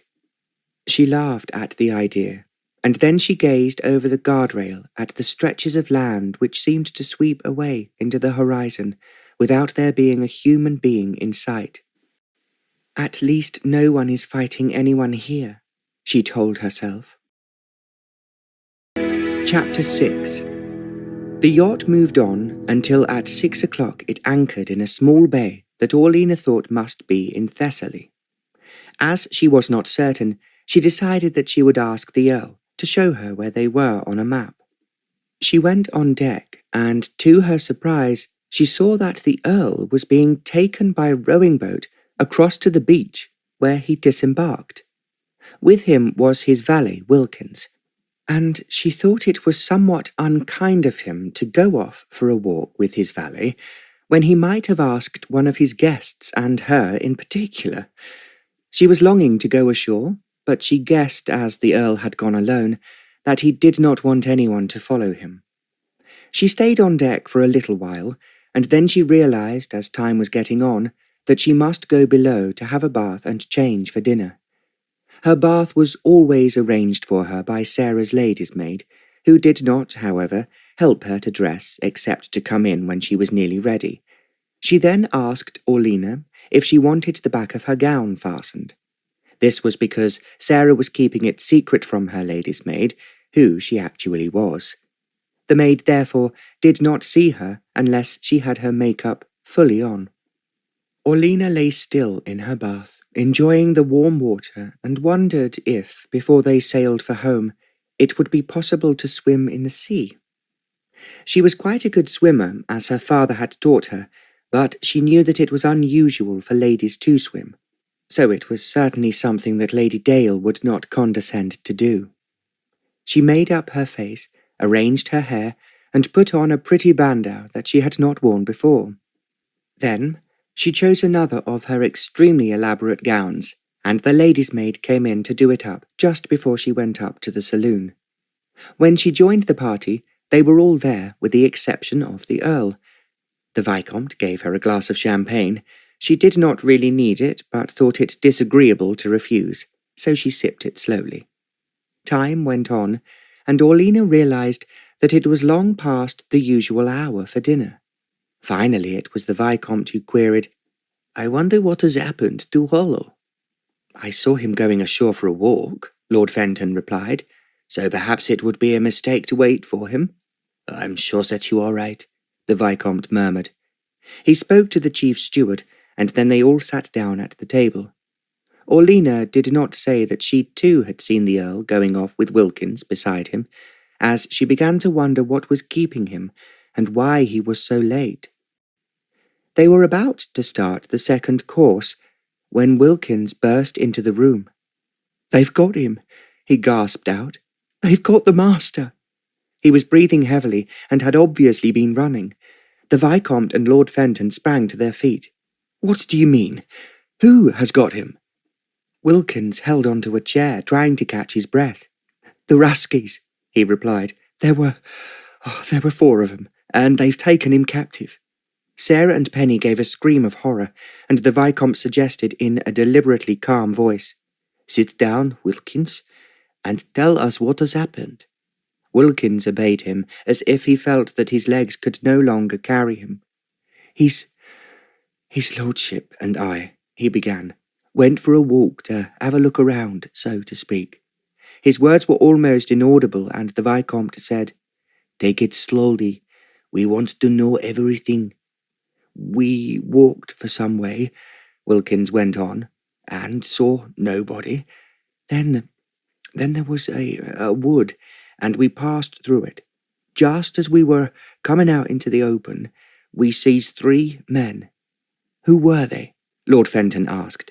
"Ruskies, and his lordship realised that they was coming straight for us, and so he signalled to me to crouch down behind a bush." "How do you know that they were Russians?" Lord Fenton inquired. "They was wearing uniform, my lord." "Go on," the Vicomte insisted. "Well, as they get nearer," Wilkins continued, "his lordship went to meet them. He says, 'Good afternoon,' all friendly-like, and I could see that they didn't understand him." "You mean he was speaking English?" the Vicomte asked. "Yes, monsieur. Then he goes on, what I thinks be Russian." "And they understood?" the Vicomte inquired. "They pulled their guns out of their belts," Wilkins answered, "and marches his lordship away." There was a gasp of horror from the 2 girls. "Where did they take him?" "I didn't care to follow him for some time, monsieur," Wilkins answered. "Then I crept along, keeping behind the bushes in case one of them looked round, and sees me." "Do you know where they might have taken him?" Lord Fenton inquired.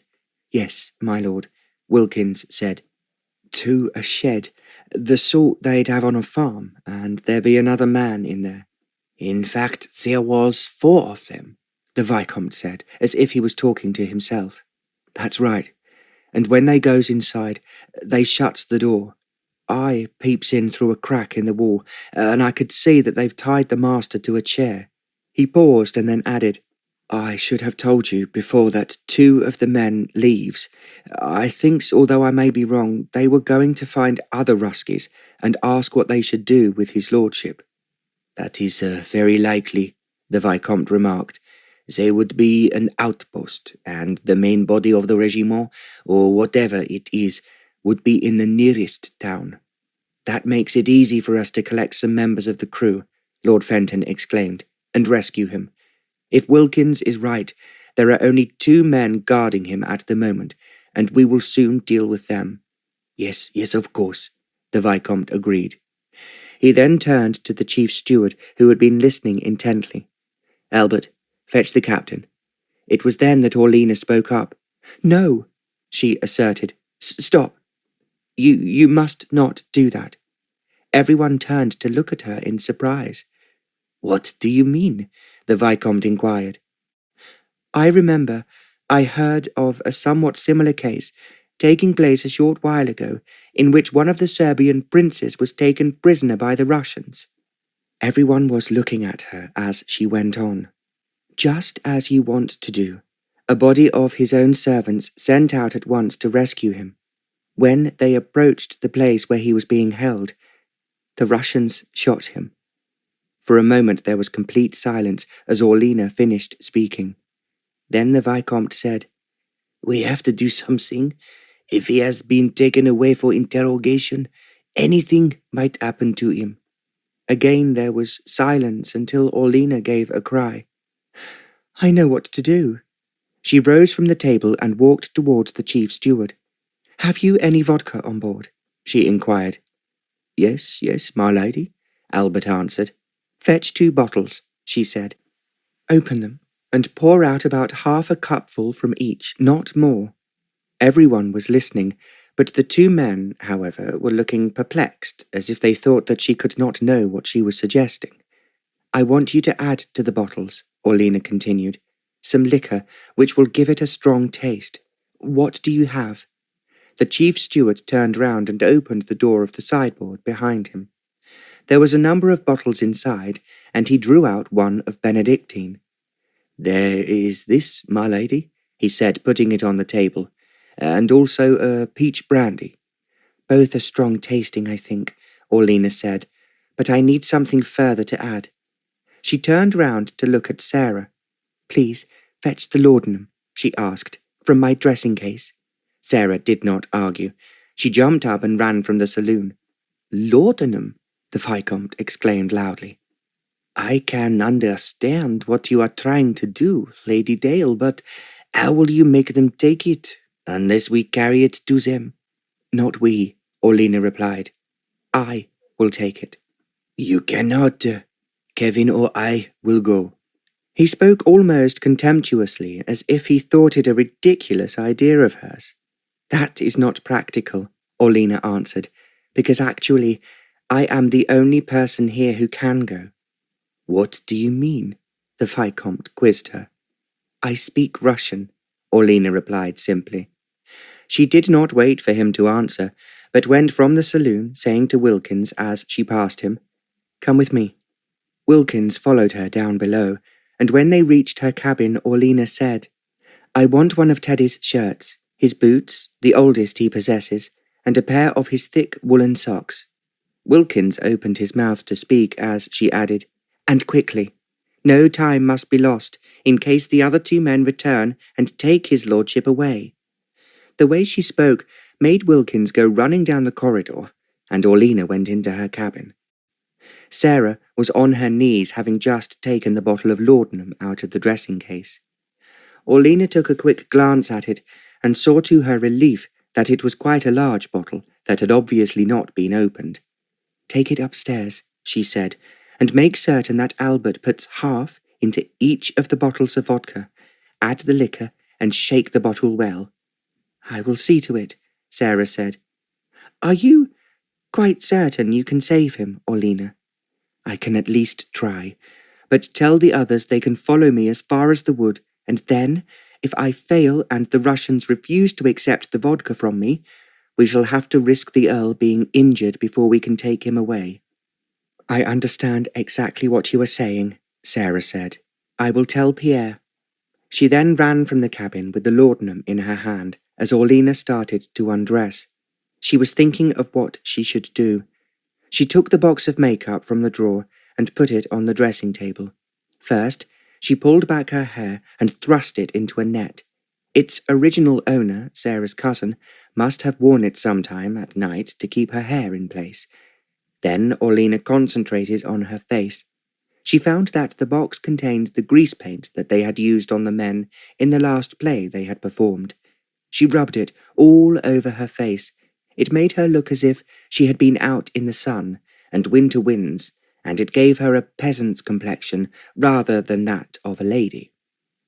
With an eyebrow pencil, she drew dark lines under her eyes and a line running from her nose down to her chin, as most aging women would have. By the time she reached the Earl, it would be dark. She covered one of her front teeth with the material they had used for black beauty spots in a play that depicted a scene of the French Revolution. It made Orlena look almost grotesque. She was just finishing when Wilkins arrived with the clothes he had obtained from Teddy. As Orlena expected, the boy's shirt fitted her, and so did the heavy lace-up boots. She covered her own black silk stockings with the woolen ones that Teddy had worn.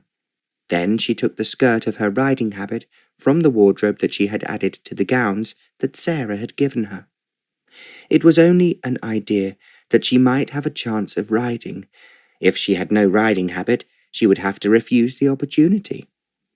She then put the riding skirt on inside out so that it would look rough and suitable for the woman she wished to portray, and she knew that must look very old.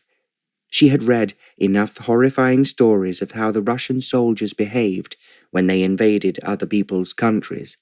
According to the newspapers, all women, young or old, were treated in the same appalling manner. What I would like now, Orlena said to Wilkins, is something to wear over my head, and also, if it is at all possible, do you think anyone has a shawl? They perhaps bought one in Marseille for their wives or sweethearts. I will buy them another one at the first port we come to. Wilkins understood, and he hurried off to find what she required. Orlena thought that he must have been with the Earl on other adventures of this sort. It was something she had not expected, but she realized now what the Viscount had been hinting at. The Earl was investigating what was happening in the Balkans, and it was doubtless on behalf of the Prime Minister and the Secretary of State for Foreign Affairs. Why could he not trust us? Orlena asked herself, but she knew that he would have been wrong to do so. She had talked about these matters with her father, and she had also read about them for long enough to know that any investigations were undertaken in utmost secrecy. Perhaps the Earl intended to send a report home to England of what was occurring there. If so, only the Chief of the General Staff and the Prime Minister would know what he was about. I have to save him. I have to, Orlena told herself. To her relief, Wilkins was back in a very short time. He had a woolen shawl over his arm and carried in his hand a coloured cloth, and it was exactly what Orlena needed as a headscarf. The shawl, as she had expected, had obviously been bought as a present. She took it from Wilkins and then looked round the cabin. No flowers had come aboard because they had not stopped anywhere long enough to buy them, but when they had set out, there had been a pretty plant in one corner of her cabin, and it was just beginning to come into bud. Orlena pointed towards it and put the shawl down on the floor. Wilkins hardly hesitated. He pulled the plant out of its pot and tipped the earth in which it had been standing over the shawl. He then rubbed it well in, making it look dirty and somewhat bedraggled, as if it had been worn for a long time. Next, he put it over her shoulders, covering Teddy's shirt, and tied the ends behind her. Then, Orlena put on the headscarf that she was sure was one of the cloths that they had dried the dishes with.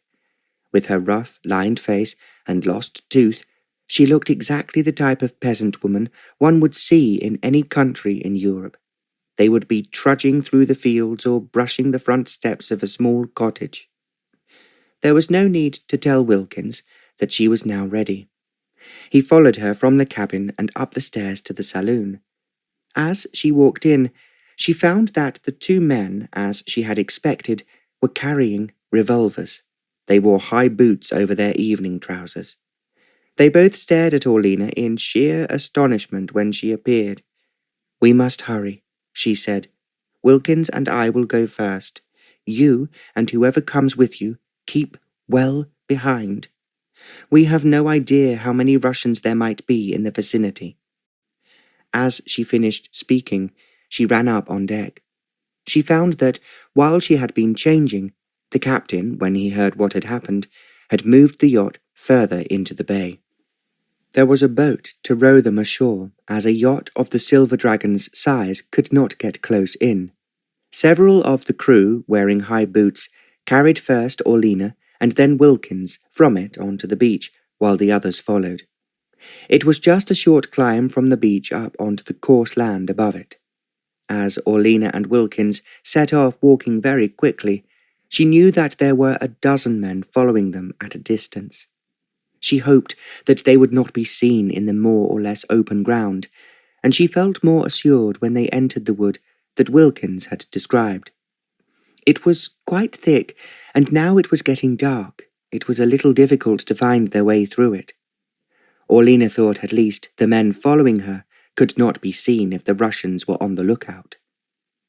As they reached the far edge of the wood, Wilkins, who was walking in front of her, came to a standstill.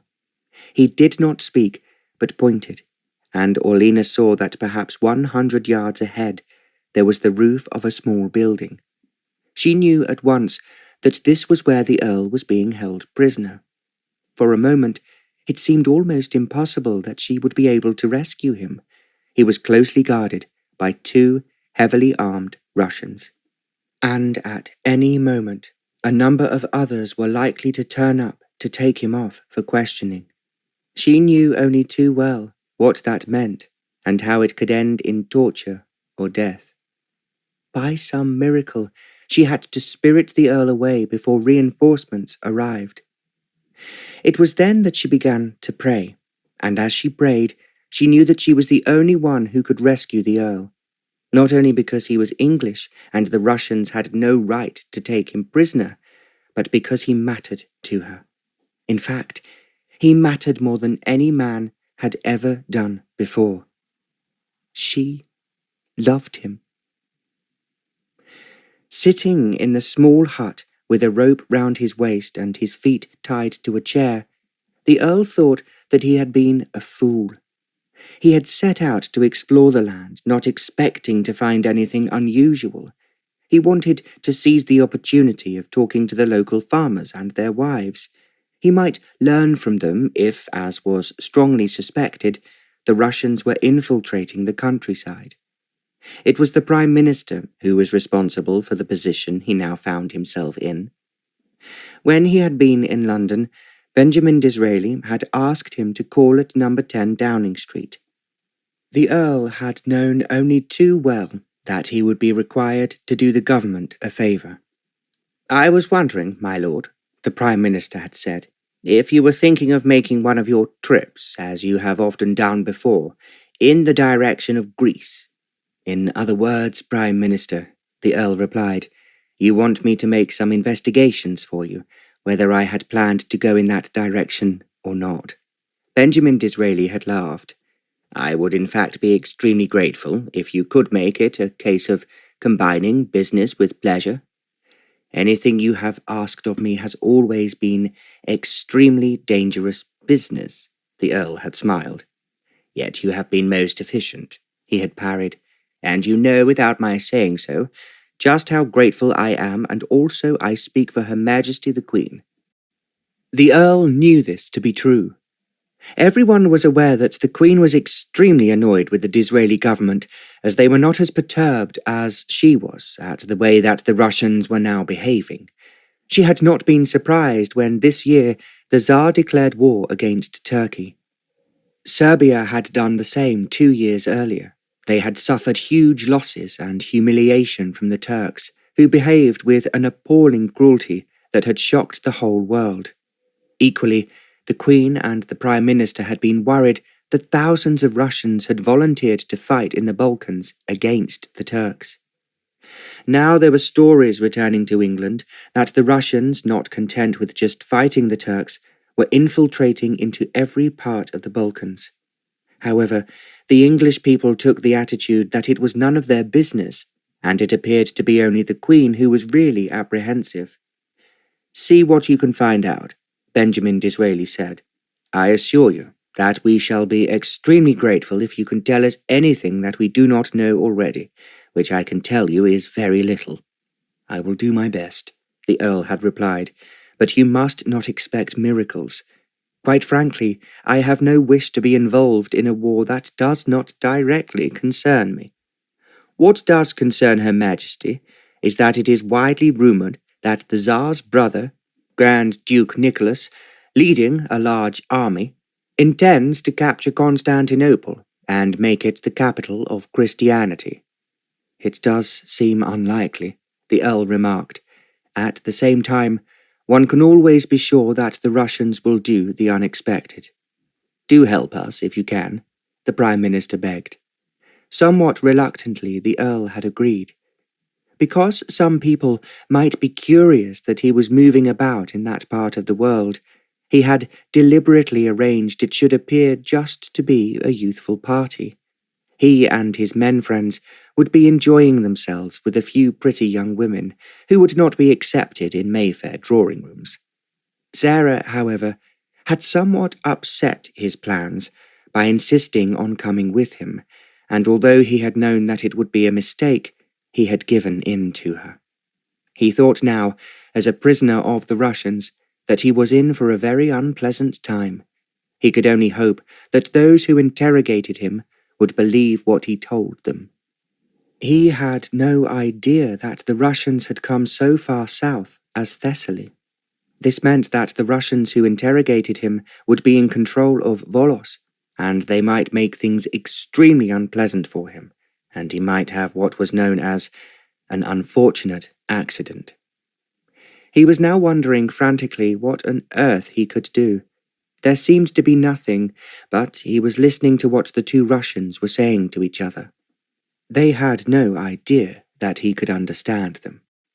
"I hope we don't have to stay in this hole for long," one of them remarked. "When the Grand Duke does take Constantinople, we will be able to join him," another man replied. "So, how far have they got by now?" the first man asked. "I heard someone last night say that they were at Adrianople," the other answered. The Earl was aware that Adrianople was only 65 miles away from Constantinople. This was far in advance of anything that the British had anticipated might happen, and he knew it was important that the Prime Minister should have his vital information immediately. But what could he do tied to a chair, the prisoner of two tough men who were fully armed? He thought perhaps he had been rather stupid in not carrying a revolver with him, and he knew that if he had done so, there would have been 4 against 2. He and Wilkins would have had no chance of surviving. The only hope was that, before he was taken away to Volos for questioning, he would be rescued from here by the Vicomte, Lord Fenton, and his own crew. It meant that, even if they killed the Russians, some of his own men would be wounded, and he wished strongly that he had not been foolish enough to become involved in this dangerous situation. The time seemed to pass very slowly. Now, through the window in the hut, the Earl could see that it was getting dark. The stars were beginning to come out in the sky, and there was a full moon nearly. He cursed himself again for being so helpless. Suddenly, there was a knock on the door. One of the Russians rose to open it, and the Earl saw an old, bowed, and extremely ugly woman come in. "What do you want?"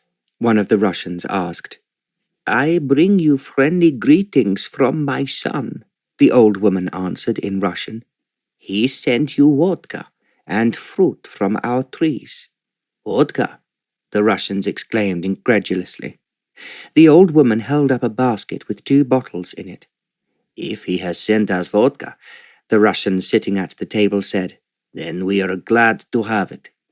"Very good vodka," the old woman pointed out. She had a guttural voice, the Earl noticed. Her Russian seemed to be translated from Greek because she spoke slowly and as if the words were hard to remember. The 2 Russians, however, understood. The old woman then put the basket on the table and took out the 2 bottles. "It is vodka," one of the Russians said as he pulled out the cork. "We'd best drink it quickly in case the others arrive." The other Russian, an ugly, middle-aged man, gave a laugh. "There will be no difficulty in doing that." The old woman was taking the fruit from her basket and putting it on the table. There were figs, apricots, and small green grapes. The 2 Russians took no notice of her as they were tipping the vodka down their throats in the way that the Russians always drink. Then one of them looked at the Earl and said, "I suppose you'd like a sip of this if you had half the chance." "No, no," the old woman cried. "My son say vodka for the Russians, not that riff-raff." She said the word riff-raff in English. She was speaking in such a thick nasal voice that it might have been Greek or any other language. It made the Earl gaze at her in astonishment. How was it possible that the woman straight from the fields should know an English word? Then, as he looked at her and went on looking, his eyes widened. It could not be possible. How could what he was thinking be true? It was not easy to see clearly in the hut, as they only had 1 lantern that stood on the table. Now, as the old woman went on arranging her fruit, making a pattern of them as if to pass the time, the Earl was aware that her hands were very different to what he might have expected. There was no relation between them and her face.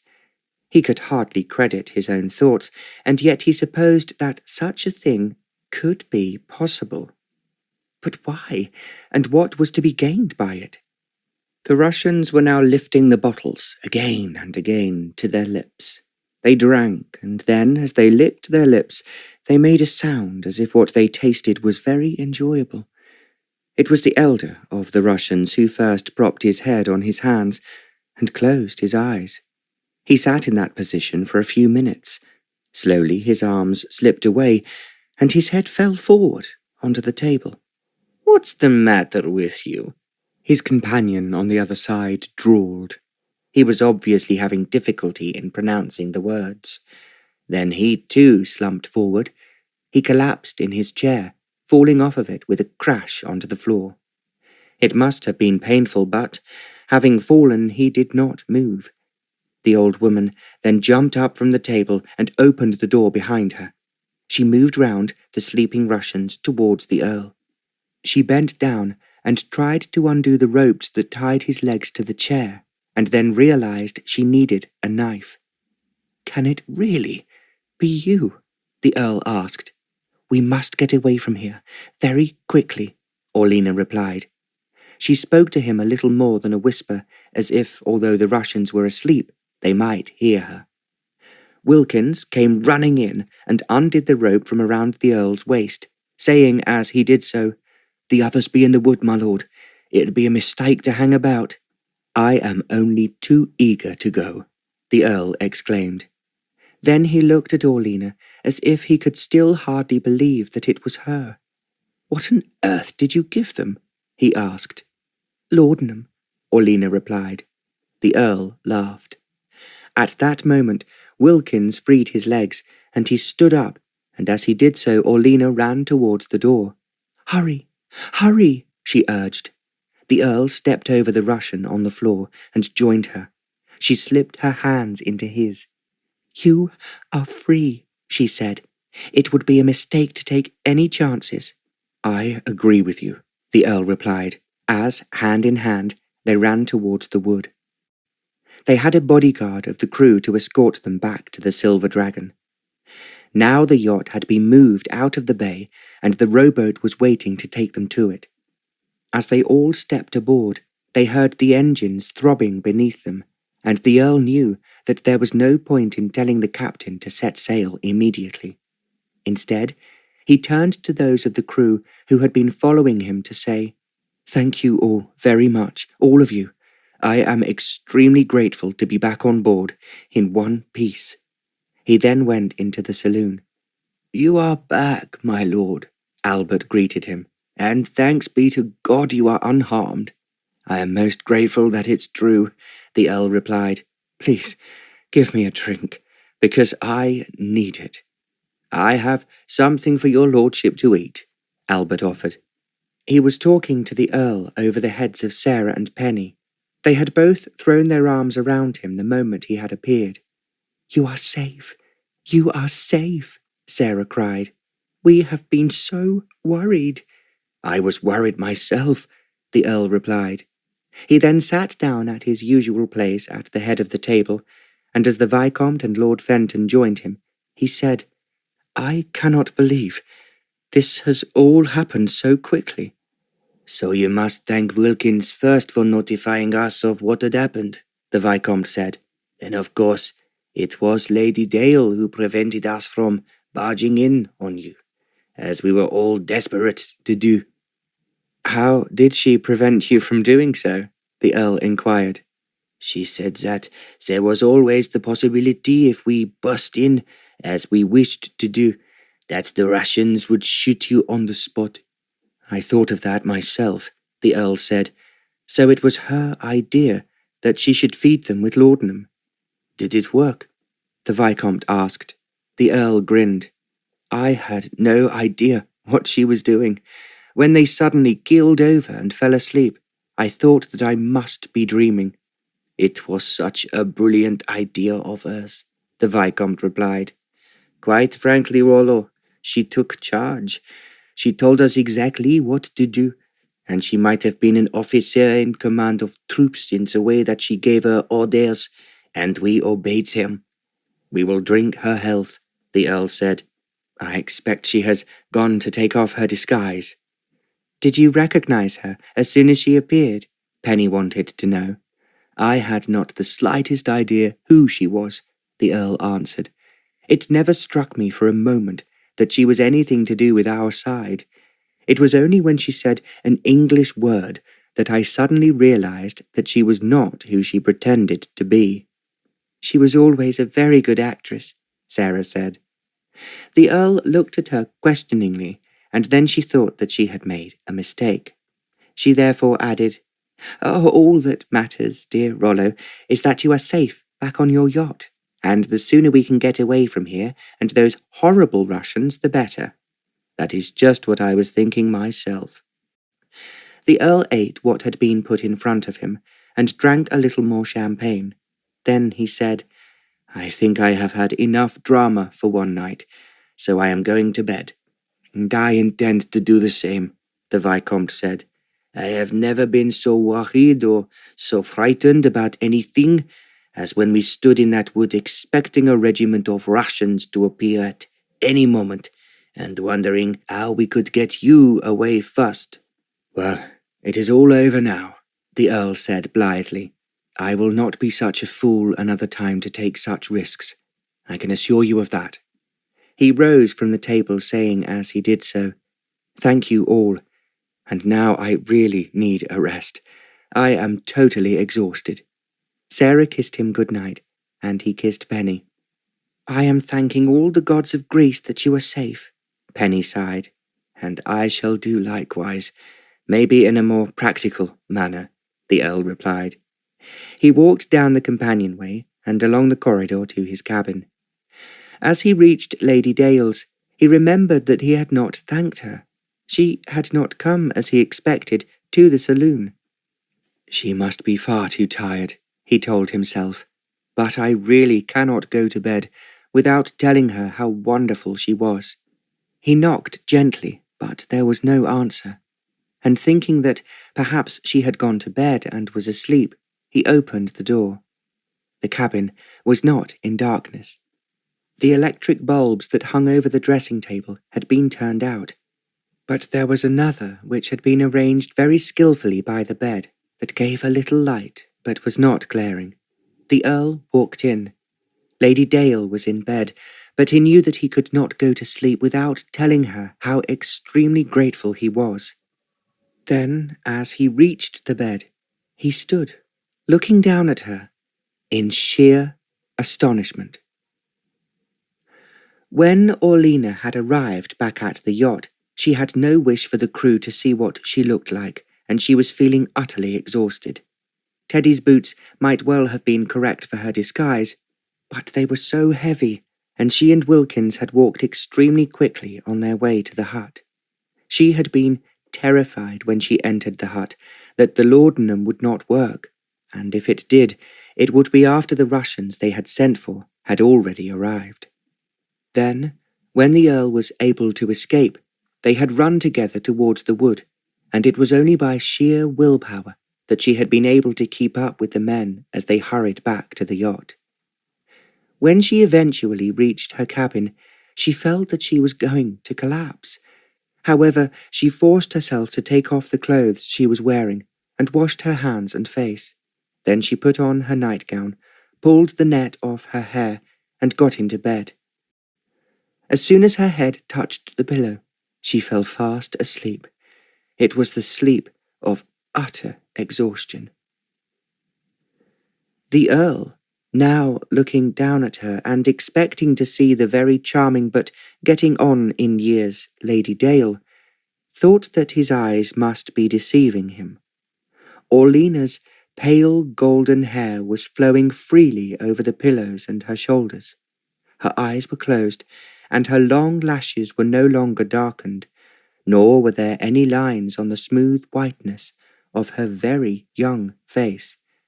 To the Earl, she looked just like a nymph who might have risen from the sea, or a young, beautiful goddess who had stepped down from Mount Olympus. He stood staring at her, and realized how incredibly stupid he must have been to have accepted what she was pretending to be, without questioning it. He knew now that she was very young, and younger than Sarah. Also, so lovely as she lay there, it was difficult to believe that she was real. As he gazed at her and went on gazing, something strange happened within him. He knew that he had found something that he had been seeking all his life. Finally, as if he just could not help himself, he bent down, and very gently his lips touched Orlina's, and it gave him the most sublime feeling that he had never known before. It was a kiss of reverence and gratitude, but it was also very much more than that. He felt as if his heart responded in a very strange way, and so did his soul, if he indeed had one. Then, as his lips were still pressed against Orlina's, he felt a little quiver run through her. She did not wake up, but he realized that she had responded within herself to the magical feeling that was within him. He stood up, and once again looked down at her. He knew that she was the loveliest and the most precious person he had ever known. He turned out the light and went very quietly from the cabin, closing the door behind him. Chapter 7. Orlina awoke and knew that she had been dreaming about the Earl. For a few moments she lay still, thinking how in her dream he had kissed her. A little quiver ran through her, and she remembered that she had saved him from the dangerous Russians. He was alive, and he might at this moment have been tortured by the Russians or perhaps dead. I saved him, she told herself, and she felt her love for him surge over her like a tidal wave. Then she turned to look at the clock on the table beside her. The sun was now seeping through the sides of the curtains that covered the portholes, and there was enough light to see the hands on the gold clock. For a moment, she just stared at it in astonishment. It was nearly 12 o'clock. How was it possible that she had slept for so long? Then she was aware that the clothes she had been wearing were in a heap on the floor. She remembered that she had got into bed without making up her face again, nor had she locked her door. She climbed hastily out of bed and pulled back the curtains.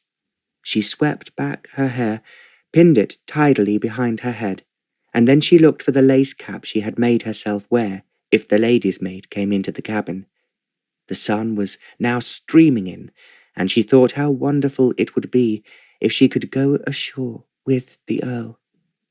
Then she remembered that, although she had been asleep, she had been aware that the yacht was moving, but now it was at a standstill.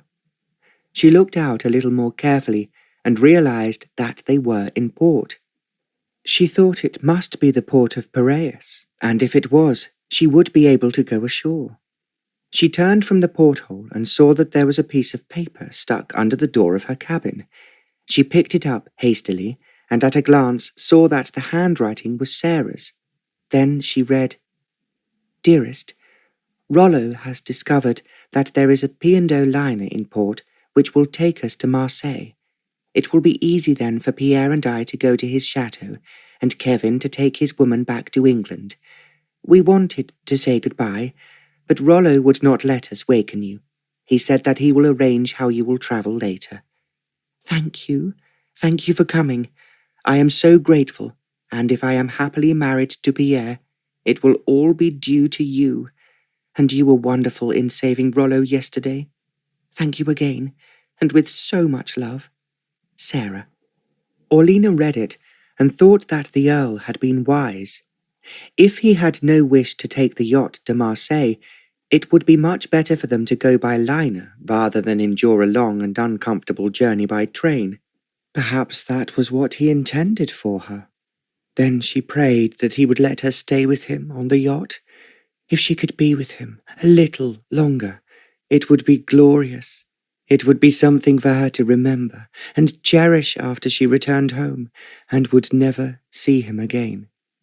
"I love him," she said over and over in her heart, and it kept repeating itself.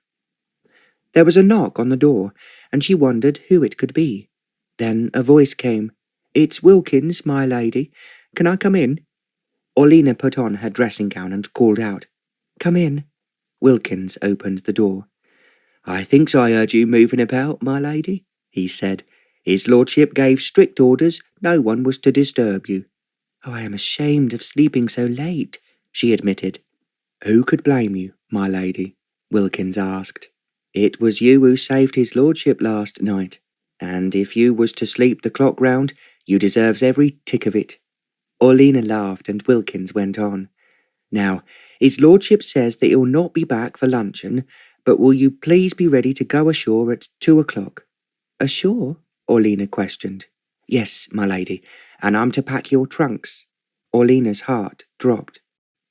Now she understood. The Earl was sending her back by train.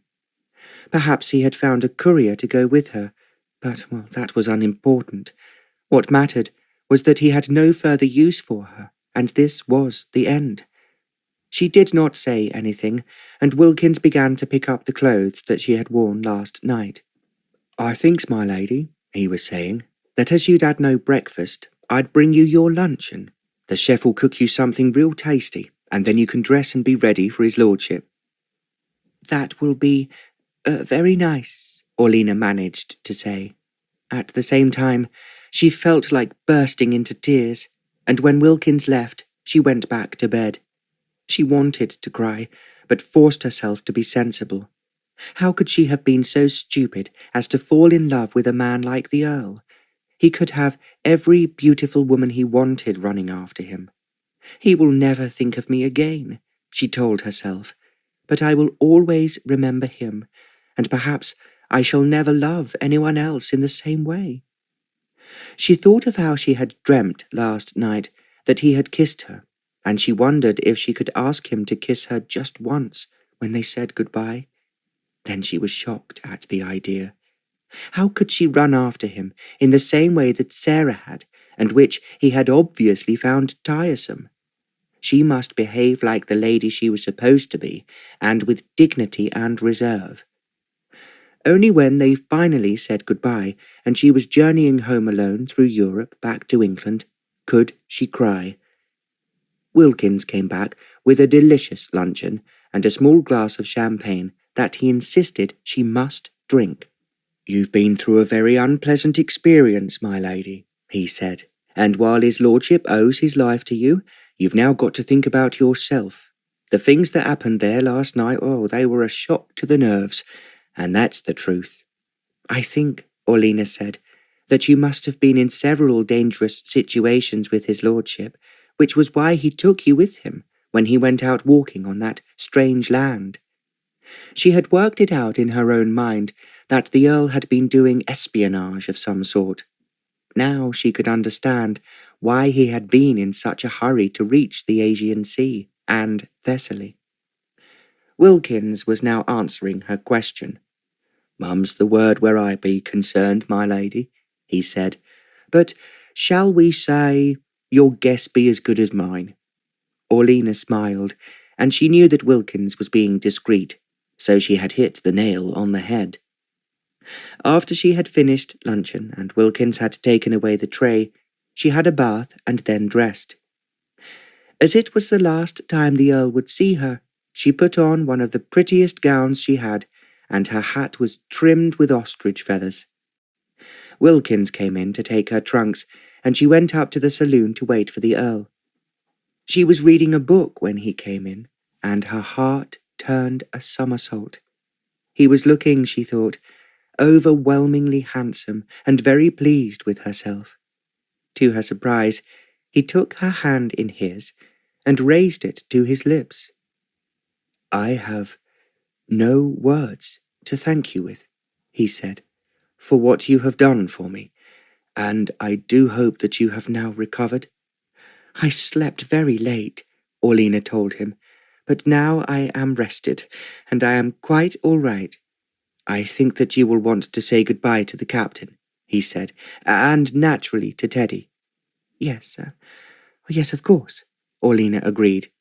"I bought some books for him, and I thought you would like to give them to him," the Earl suggested. As he spoke, a steward came into the saloon with a large parcel. "They are all books suitable for a young boy, and which will give him a sense of adventure," the Earl said. "Thank you. How very kind of you to think of it," Orlena murmured.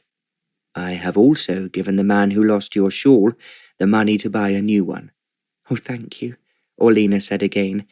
"I suppose Wilkins told you about it?" The Earl smiled and told the steward to fetch the captain and the cabin boy.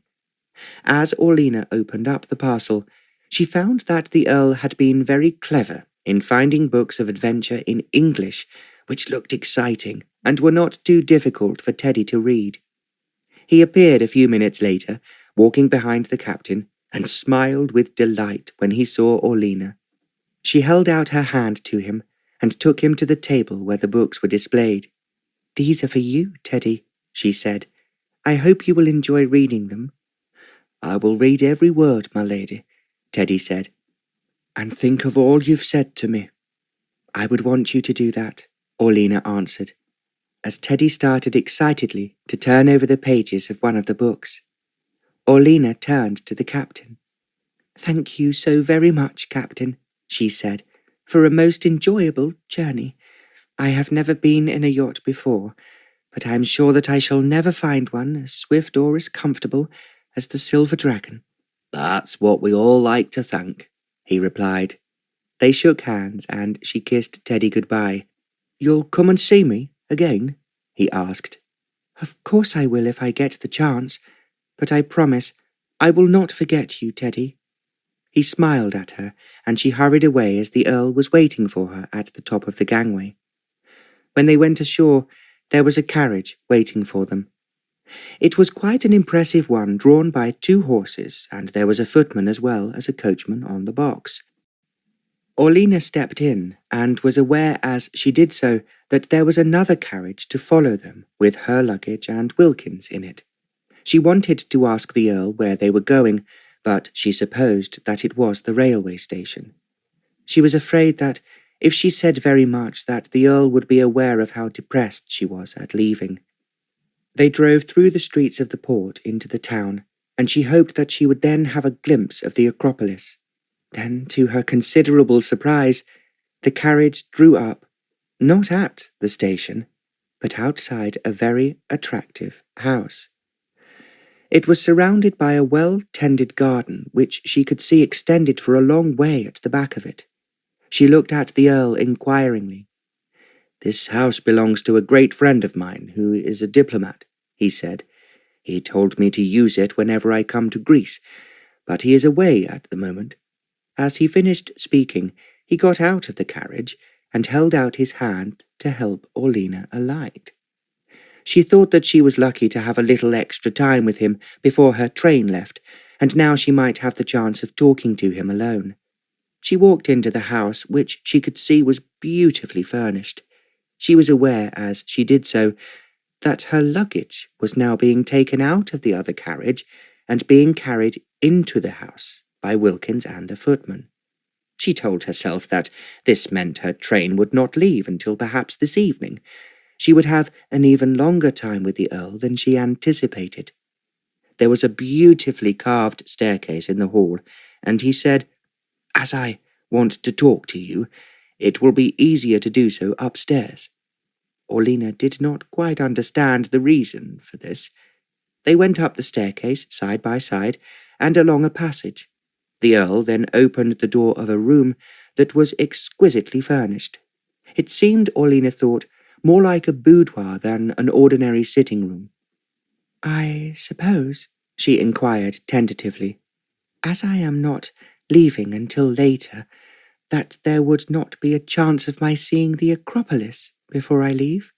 "I am afraid not," he replied, "because actually Lady Dale has to leave immediately." The way he spoke and what he said sounded rather odd. Orlena looked up at him. "So," he went on, We must say goodbye." She felt as if his words were a physical blow, and there was nothing that she could say or do. "To make it easier," the Earl continued, "I think I should remove this." As he spoke, he lifted her hat off her head and threw it onto the floor. Then, before she could realize what was happening, his arms were round her. He pulled her against him, and his lips were on hers. For a moment, it was impossible for her to move or even think. Then, the wonder of his kiss, which she had dreamt about, seemed to seep through her whole body like a flash of lightning. At first, the Earl was kissing her very gently, as if he was afraid of frightening her. Then, as he felt her trembling and her lips respond to his, he drew her closer still, and his kisses became much more possessive. It seemed to Orlena as if her whole body melted into his body, and she became a part of him. Then, when she thought that it was impossible to feel such ecstasy and still be alive, the Earl raised his head. "Now," he said in a voice that was deep and a little unsteady, "I have said goodbye to Lady Dale. Go into the next room, my darling, and change." It was impossible for Orlena to move. She could only stare at him.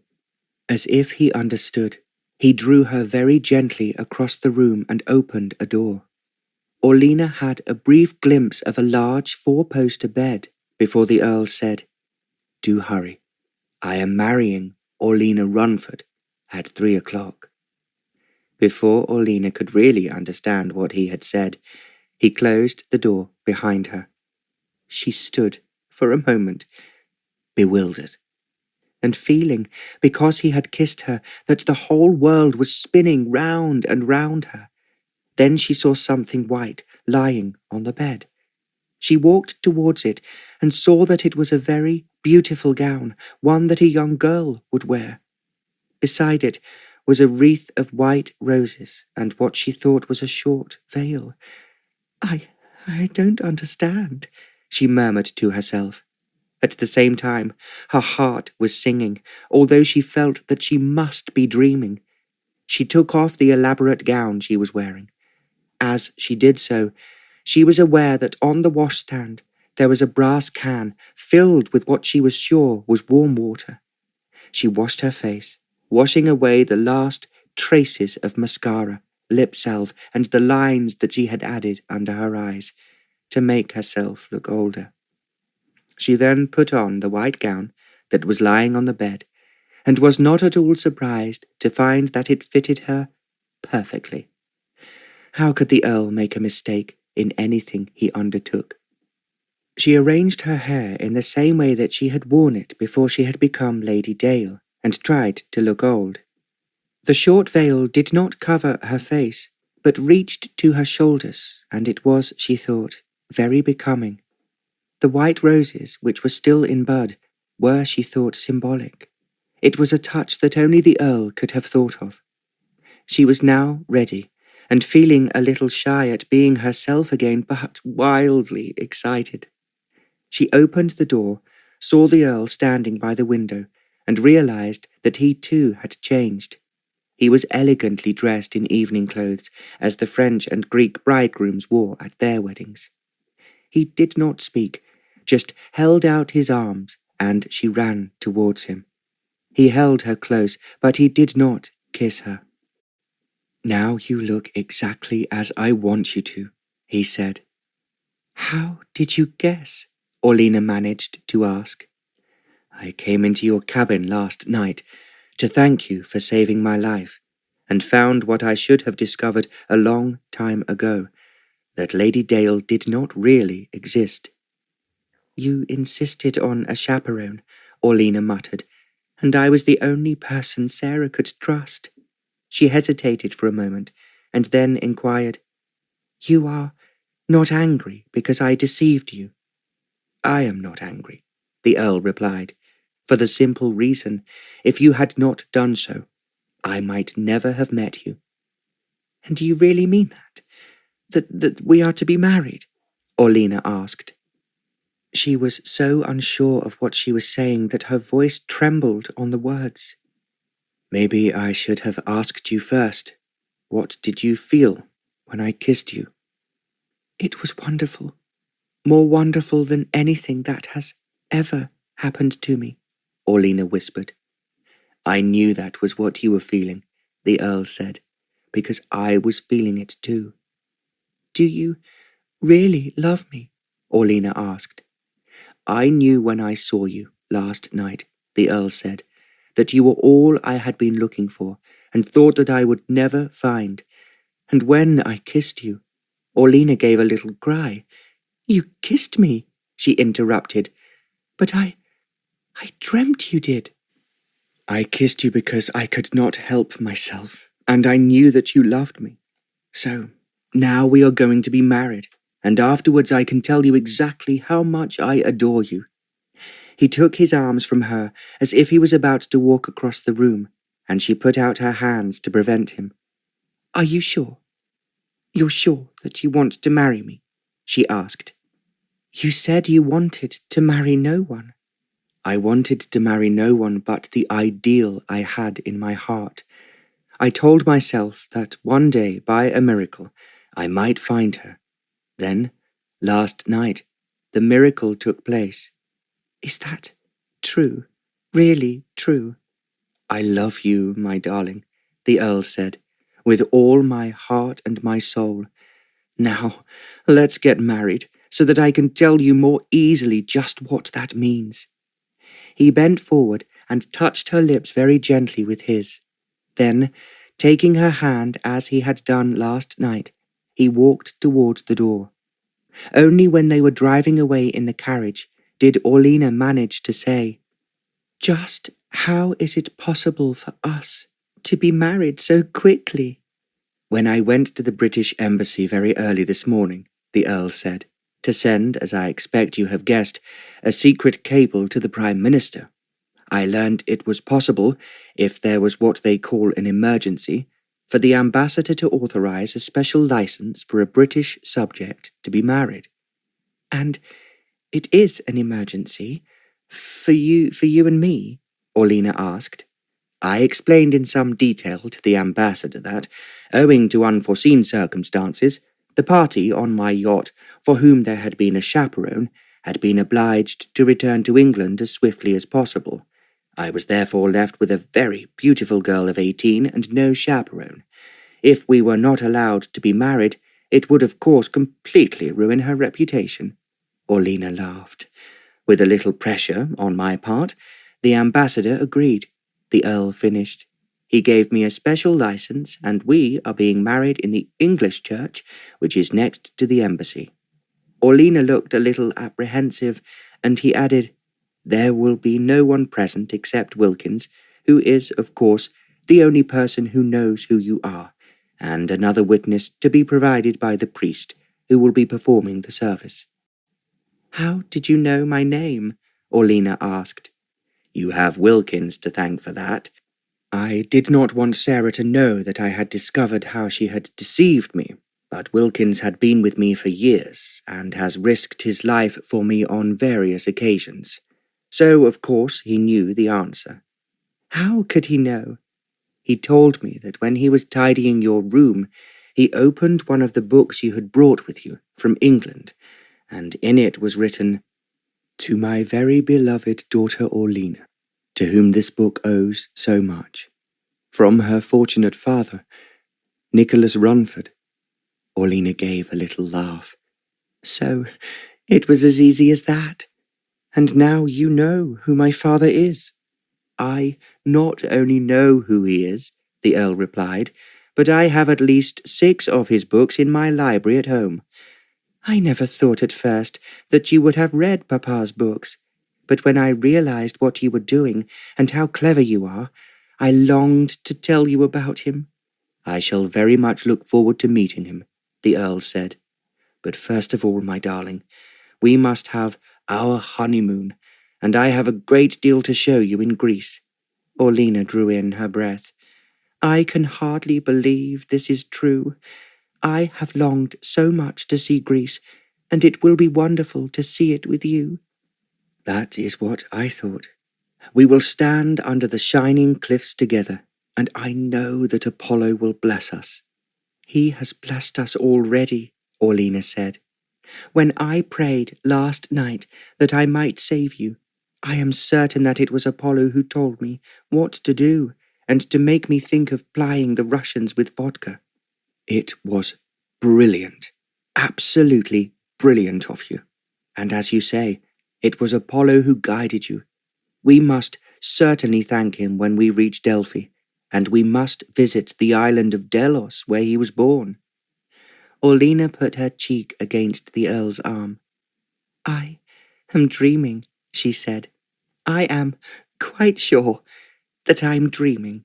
The Earl smiled. "If you are, then I am dreaming too." "There is one more thing," she exclaimed. "How will you explain me to the crew of the Silver Dragon?" "I have thought of that. When you are ready to go home, the crew will be informed that I have married Lady Dale's younger sister. She is very like her, but much, much more beautiful." Orlina laughed. "Oh, you are so clever. You think of everything." "I think of you," he replied, "as I always will." Orlina felt that the marriage service in the lovely little church was attended not only by the angels she had believed in since she was a child, but by the gods and goddesses of Olympia. The service was simple and took very little time. She felt that the atmosphere of sanctity was divine, and the love that she and the Earl had for each other was not of this world, but came from heaven itself. After the service, they drove back to the house, and there was champagne for them, and the Greek couple who looked after it for the Earl's friend had iced a special cake for them. Wilkins drank their health, and then accepted a large slice of the cake. They went upstairs to the room where Orlina had changed, and she found that a great many flowers had been added to it since they had been away. There was a heady fragrance from the white roses on both sides of the bed, and in huge bowls on the furniture. "How could you do all this for me?" she asked. "It is only the beginning of what I am going to do for you, my darling," the Earl sighed. "I find it difficult to tell you just how beautiful you are, and at the same time to realize how incredibly stupid I was not to notice it before. It would have been disastrous if you had, as you might have sent me back to England in disgrace, and Sarah would have had to come too, as she had no chaperone." "As it is," he said, "she will marry her Vicomte, and be very important in France, and, I hope, very happy." "As we will be, Rollo." It was a question she wanted him to answer, and he smiled at her before he said, "We now have this house to ourselves, and no one to interfere or trouble us until we are ready to go back to civilization and all that is waiting for us in England." He smiled at her as he continued, "Now, at the moment, I just want you, and only you. It would be easier to tell you if we rest, if that is the right word, before dinner." He did not kiss her, but left the room as he spoke. Orlina undressed and hung up the pretty white dress she had worn for her wedding in the wardrobe. To her surprise, she found that a number of other dresses were there that the Earl must have bought for her. How could he be so clever? She asked herself. What other man would be so imaginative? She put on one of the nightgowns she had brought with her and slipped into bed. The communicating door to the boudoir opened, and the Earl came in. He was wearing a long dark robe, and she felt shyly that he was dressed while her shoulders were bare, and her golden hair was falling over them. The Earl then came to the bedside and stood gazing down at her. "This is just how you looked last night," he said. "I knew at once that heaven had sent you to me, and I could never let you go." "I thought this morning that you were sending me away, and I would never see you again," Orlina faltered. There was a little sob in her voice as she spoke. The Earl smiled at her before he took off his robe and then climbed into the bed beside her. As he pulled her into his arms, he said, "I think, my darling, we both know that all this has been ordained since the very beginning of time. Maybe we loved each other a long time ago in Olympia. We were separated and have at last found each other again through time and space. Now we will never be parted." "That is what I think, and it is so wonderful that you can believe the same," Orlena replied. "How could I have been so incredibly fortunate to meet you in this life? You must be very, very careful never to be in danger again." She felt with a sense of horror that everything might have gone wrong last night. If the others had gone to save him as they intended, he could easily have been killed.